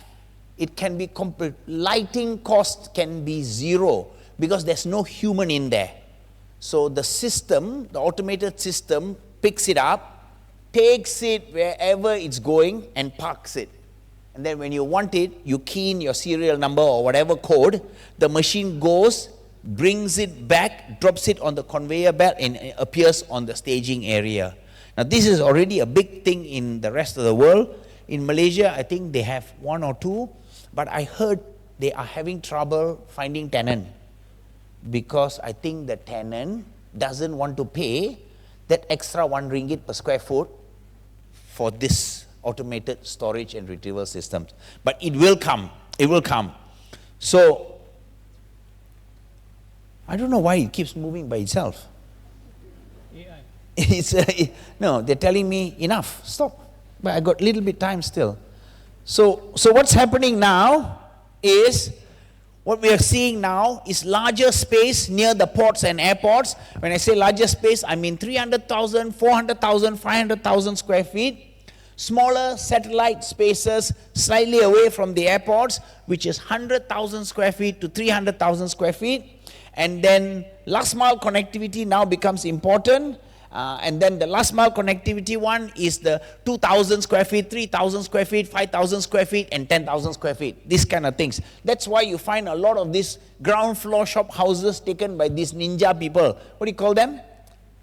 They're all over the place, right? This is really the last mile connectivity, right? Because speed is of the essence. Now we click, we want the baju today, we want it today. So we're comparing who can give it to me faster. So they have these satellite things all over the place already, right? Now, is there an oversupply of retail complexes? Perhaps there is. Some of these tier 2 and tier 3 retail complexes are a little bit oversupplied, a little bit empty. My opinion is some of them will get converted to become nothing but storeroom, like a warehouse. We've already seen it in the Wilayah complex, and to some extent, maybe even Campbell complex, Pertama, and a few other places. I've seen it already. And I think as time goes by, as people gravitate towards the grade A, tier 1 shopping centers, I think tier 3 and tier 4 will turn into these warehousing kind of things. And then the traditional shop houses also, I think a lot of it is now turning into warehouses. So time's up. Say, okay, just a few minutes more. So really the question that needs to be answered, are we in for a bad time? I don't believe so. Because what I see happening now is these big new industrial parks with a lot of different, these industrial parks, they're not all big. Some are 5 acres only, some are 10 acres, some are 20 acres, some are 30 acres, right? So there's many different sizes. I think it will provide industrialists and investors with a large pool of good grade industrial factories and warehouses to purchase, right? And the industrial supply is growing, especially the logistics warehouses. People have jumped into this bandwagon. We've got to be a little bit careful. If anything that's going to be oversupplied, this is the sector that is going to be mildly oversupplied, I think. Average rental rates stayed firm. There was some pressure. There still is, I think, and we might see some of it a bit more. Some pressure to lower rents as the renewals come up. But what's happened now is most owners have held firm. And they said no, and I think most industrial owners have managed to get the renewal rates that they wanted. Anyway, from all the reports that I've read, they've all managed to get the renewal rates that they wanted. Right, and I think we will see a big growth in aerospace, batteries, microchips, medical devices, and food industries. We'll see it soon. The 3PL logistics players, they are all on an expansion mode, and they have been expanding the last 3 or 4 years. This level of expansion mode, I'm not sure how long more they can last, because I think their growth has been a little bit phenomenal. Perhaps it might slow down a little bit now, right? Online marketing business is continue to expand and continue to create demand. Maybe not as much as it was during COVID, but still, I think it's caught on. I think nothing will change that now, right? Large warehousing spaces, good quality warehousing spaces, I think still a shortage today. It may not be the same in a couple of years, but right now still a shortage. So I think if we're going to be developing, we should start developing larger spaces in excess of 500,000 square feet, because I think that seems to be ideal. 500,000 square feet, but we make it modular so that you can rent it out by 100,000 square feet each, or any of denominations, right? Like I said just now, the market in Malaysia is too skewed towards the towards the residential sector. I think we need to create a bit more alternative asset classes, right? We need to start revitalizing other asset classes, and maybe industrial and some of the others are good. So what we need to do is we need to start bringing in FDIs from all over the world so that our industrial can expand and grow bigger, right? So the industrial sector, not very sexy, but very stable, but very importantly, it is getting sexier by the day. Thank you very much. Thank you, Shiva Sangha. Certainly, I think that session was not only entertaining and a lot of insightful information. I'm a bit concerned when I look at the slide given by Shiva I received yesterday evening, altogether about 55 slides. Well done, you are able to cover that within the time. So in the interest of time, I go straight to the pigeonhole. We have, I think, a couple of questions here. I think data center, question number 1, do data center benefit the country economic prospect? Okay, probably we go on this question. Now it's my turn to say I actually don't really know. I think, I think it will benefit. I think there will be trickle-down effect for sure. It will create jobs. But I think, like I said just now, just having a data center stuck on a piece of land in Malaysia, just simply because our land is cheap, our water is cheap, our electricity cheap, I think that's not right. They should come in for the right reasons, which means the rest of the flow, the rest of the business should also follow that data center and stick themselves in. Can you imagine how fantastic it would be for us if Microsoft not just had a data center in Johor, but had 500,000 square feet of office space with 300,000 people in there or whatever, or 30,000 people in there? That would be the ideal one. So I think if we can do that, then yes, the multiplier effect will be huge. If we can't do that, jury is still out, not sure. Okay, before going back to Pigeonhole, I have one question. If this is with regard to the looking at Malaysia now, Asian as an economic bloc together with China and India, that would represent almost 1/3 of the world population and almost about 1/4 of the GDP in this region. I personally believe, I think I know there's a bit of concern about oversupply situation in Malaysia, about industrial.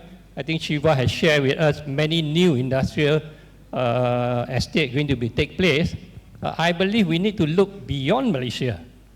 I think Malaysia as a hub and locational wise is very central, and we have one of the, if not one of the best in the world in terms of the shoreline. So we have the other side, Port Klang, Pasir Gudang to the south, and potentially the ECRL would spur the growth of Port Klang, China, India, Asian as a bloc. I think how do you see that will impact the growth and future prospect of industrial development in Malaysia in that context? Yeah, I think your theory is absolutely right. It's 1/3 of the world's population is just that. But if you forget about China and India, and you just look at Southeast Asia alone, we're still a block of about 650 million people. Can you imagine how much of goods and services flow through that 650 million? Now we're going to be chairman of ASEAN, I think, and I think Malaysia should use that position to solidify itself and try to win FDIs from all over the place, make things easier, give approvals fast, don't be so sticky, just give approvals quickly, and let these industrialists come in, because we've got 650 million people just in ASEAN alone, which we are part of, and we are going to be the leader of that one. So if we can take that one step further and include India and China, I think we will be kings already. I think this country will fly for the next few years. Thank you, Shiva. I think that my question also cover the very top question put, is Malaysia positioned to become a regional hub for logistics and distribution? I think the second question we cover, the third is so, okay. The other question is on ECRL is part of China's strategic plan to bypass causeway. I would like to tweak this question a bit. I think, how do you see ECRL will play a part to become part and parcel of the bigger road and belt and road that would cover because all the goods in other part of the world, you see the evolution of the trade in Europe are relying heavily on the rail.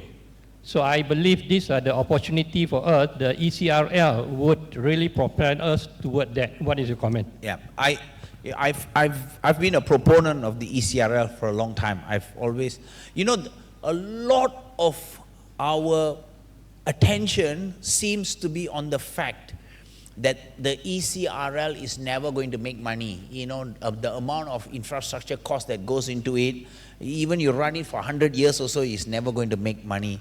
I think we need to accept that there are some infrastructure projects, there are some state projects that are never going to be able to make money one. But it doesn't matter because it has a different trickle-down effect. If we can, and I think the Xi Jinping's idea of the Belt and Road is so simple and brilliant. Let's connect everybody so we can stick things into a train and it can go pretty much wherever we want it to go. So I think once the ECRL is completed, Mr. Fu, it is going to be a major game changer for Malaysia. You're right, Port Klang will be a big recipient, Kuantan will be a big recipient, and to some little extent maybe Terengganu, you know. So yes, I think rail infrastructure is absolutely critical. Okay, we are on the dot. So I think with that, I thank you all for staying back actually to listen to Shiva Shankar. And thank you very much. I believe Shiva deserves another round of a big Thank you. applause. Thank you. Thank you. Thank you. Thank you, Mr. Siva and Surveyor Fu, for an interesting session. Ladies and gentlemen, just like that, we have reached the conclusion of today's summit. We hope you found today's discussion valuable and thought-provoking. For your information, the slides of today's presentation will be emailed to you after the event. To officially close the event, I invite Surveyor Sulaiman Saheh, Organizing Chairman, to deliver his closing remarks.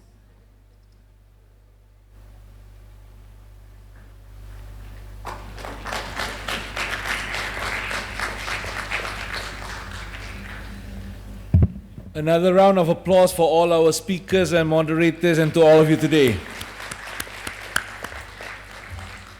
Thank you very much, MC. Ladies and gentlemen,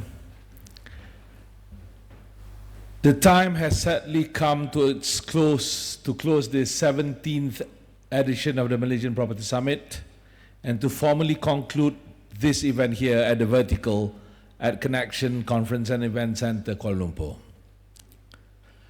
First and foremost, I would like to extend my heartfelt thank you to all the participants, to all you out here in front of me for attending this seminar in this year's summit. Your presence and engagement have made this event truly very special. I hope you have found the discussions, presentations, and networking opportunities to be both enlightening and beneficial. Again, I thank you. In the words of the American industrialist and philanthropist John D. Rockefeller, major fortunes have been made on land and also in property. This statement holds true not just back when it was made, almost 100 years ago, but also relevant until today. Property and land have always played a pivotal role in shaping economies and impacting society at large. And this is very much true across the globe, and Malaysia is also included. It is not just a sector that possesses deep potential for investments and returns, but also one that is profoundly impactful to every single person on the street, both on how the property sector impacts these buyers and consumers, and also on how these buyers and consumers impact the sector's performance and behavior. In today's ever-evolving landscape, with the technological advancements that have molded new trends in buyers and consumers' behavior and preferences, market trends keep changing and evolving. And it happens at a much faster pace than ever before. With this, we must stay ahead of the curve with updated knowledge and insights, failing which could bring risk of stagnation and imbalance, interrupting the progress to a prosperous future that is envisioned to be more vibrant, inclusive, equitable, and sustainable for the Malaysian property industry. On this wonderful day, we have gone through a wide array of topics that are critical to the future of the Malaysian industry. Our esteemed and astute speakers have shared their insights on market trends, challenges, and opportunities. Now, as to how we, as players within the industry, be it property consultants, stakeholders, investors, developers, financiers, and the likes, how do we react and respond in preparing ourselves to harness the market's inherent potential? I sincerely hope this summit have shed some light and spur new thoughts and ideas for you as a person, as well as you as a member of your esteemed organization to achieve greater heights and success in your property endeavors. In the President's welcome message, Surveyor Subra highlighted the importance of correctly navigating the property sector within an ever-increasingly complex and evolving economic landscape. The importance of regulation, competency, and knowledge to serve the market, to serve the best in the best form for the public's interest. The guest of honor, Yang Berusaha Surveyor Abdul Razak, highlighted that the property market remains strong, resonated by Surveyor Nur Hisham, thanks to strategic policies and investments, but reminded at the same time to be mindful of global fluctuations, changing consumer behavior, and technological disruptions. The lineup of our astute speakers highlighted various angles of the property market, covering market trajectory, the trends and key points in residential sector, in the office sector, retail, industrial, as well as the economic trends and Malaysia's positioning within the global investment radar. Thank you to all our moderators and speakers who have shared valuable insights, and to members of the audience for your questions and comments. As the property sector does not thrive in isolation and depends on multi-stakeholder collaboration, I resonate with the guests of honor to call for further public-private partnerships, be it formal PPPs or informal collaborations, that will help drive the growth of a resilient and inclusive property market. We need to move forward. We want to move forward. And the market has actually shown progressive trends and positive upward signs in the past couple of years. We need to actually make ourselves more business-friendly, more collaborative, and more accommodative to all the opportunities that can be shared and enjoyed, both on foreign interests, from foreign interests, as well as local interests. But least do we need to forget any of the challenges that's already existingly and the risk of not learning from our past mistakes. I hope that the summit has achieved its objective of providing a comprehensive property market outlook for 2025 and live up to its theme, numbers tell, sentiment sells, decoding the real estate market. To decode the underlying forces of the market and explore its trajectory in 2025. The discussions have provided us with valuable knowledge and fresh perspectives that we can use to drive positive change within our beloved industry. It is now our collective responsibility to take these knowledge and ideas gained from the summit and apply them to benefit the Malaysian property industry. Together, we can create a more resilient, innovative, and prosperous property market for Malaysia. Ladies and gentlemen, I would like to also take this opportunity to express our most sincere gratitude to our valued sponsors, our supporting organizations, and our media partners. On behalf of PEPs and the organizing committee, I would like to express our utmost gratitude and appreciation to our platinum sponsors, Pelaburan Hartanah Berhad and Connection Conference and Event Center. Our gold sponsor, Rahim & Co International, Sdn Berhad. Our silver sponsors, Malaysian Resources Corporation Berhad and UDA Holdings Berhad. Your generous sponsorship and support have been instrumental to the success of the 17th MPS. We deeply appreciate your dedication and commitment to advancing the future of the Malaysian property industry. A special thank you goes out to the members of the organizing committee, the secretariat, and the volunteers, young members of our profession who, for their tireless efforts in planning and executing the summit. Without your dedication and hard work, this event would not have been a success.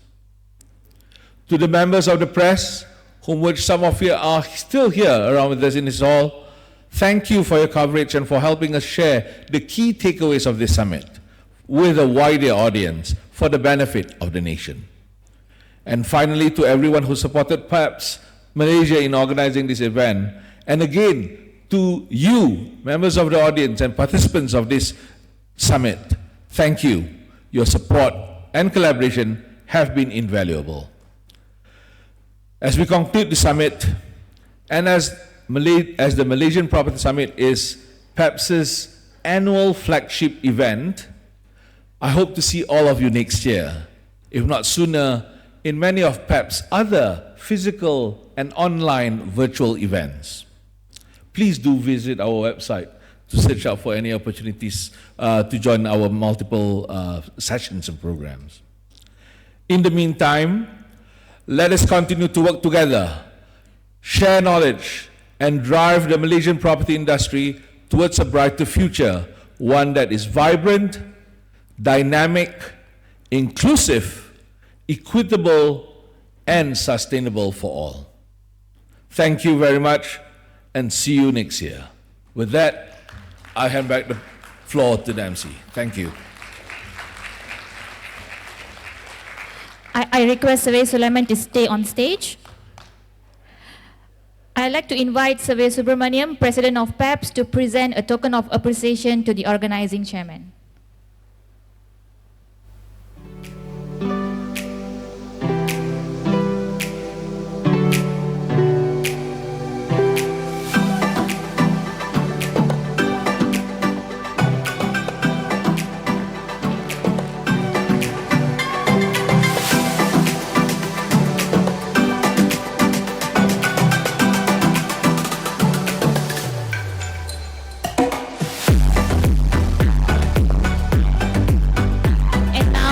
We part ways, let's wind down with a cup of tea and some great conversations.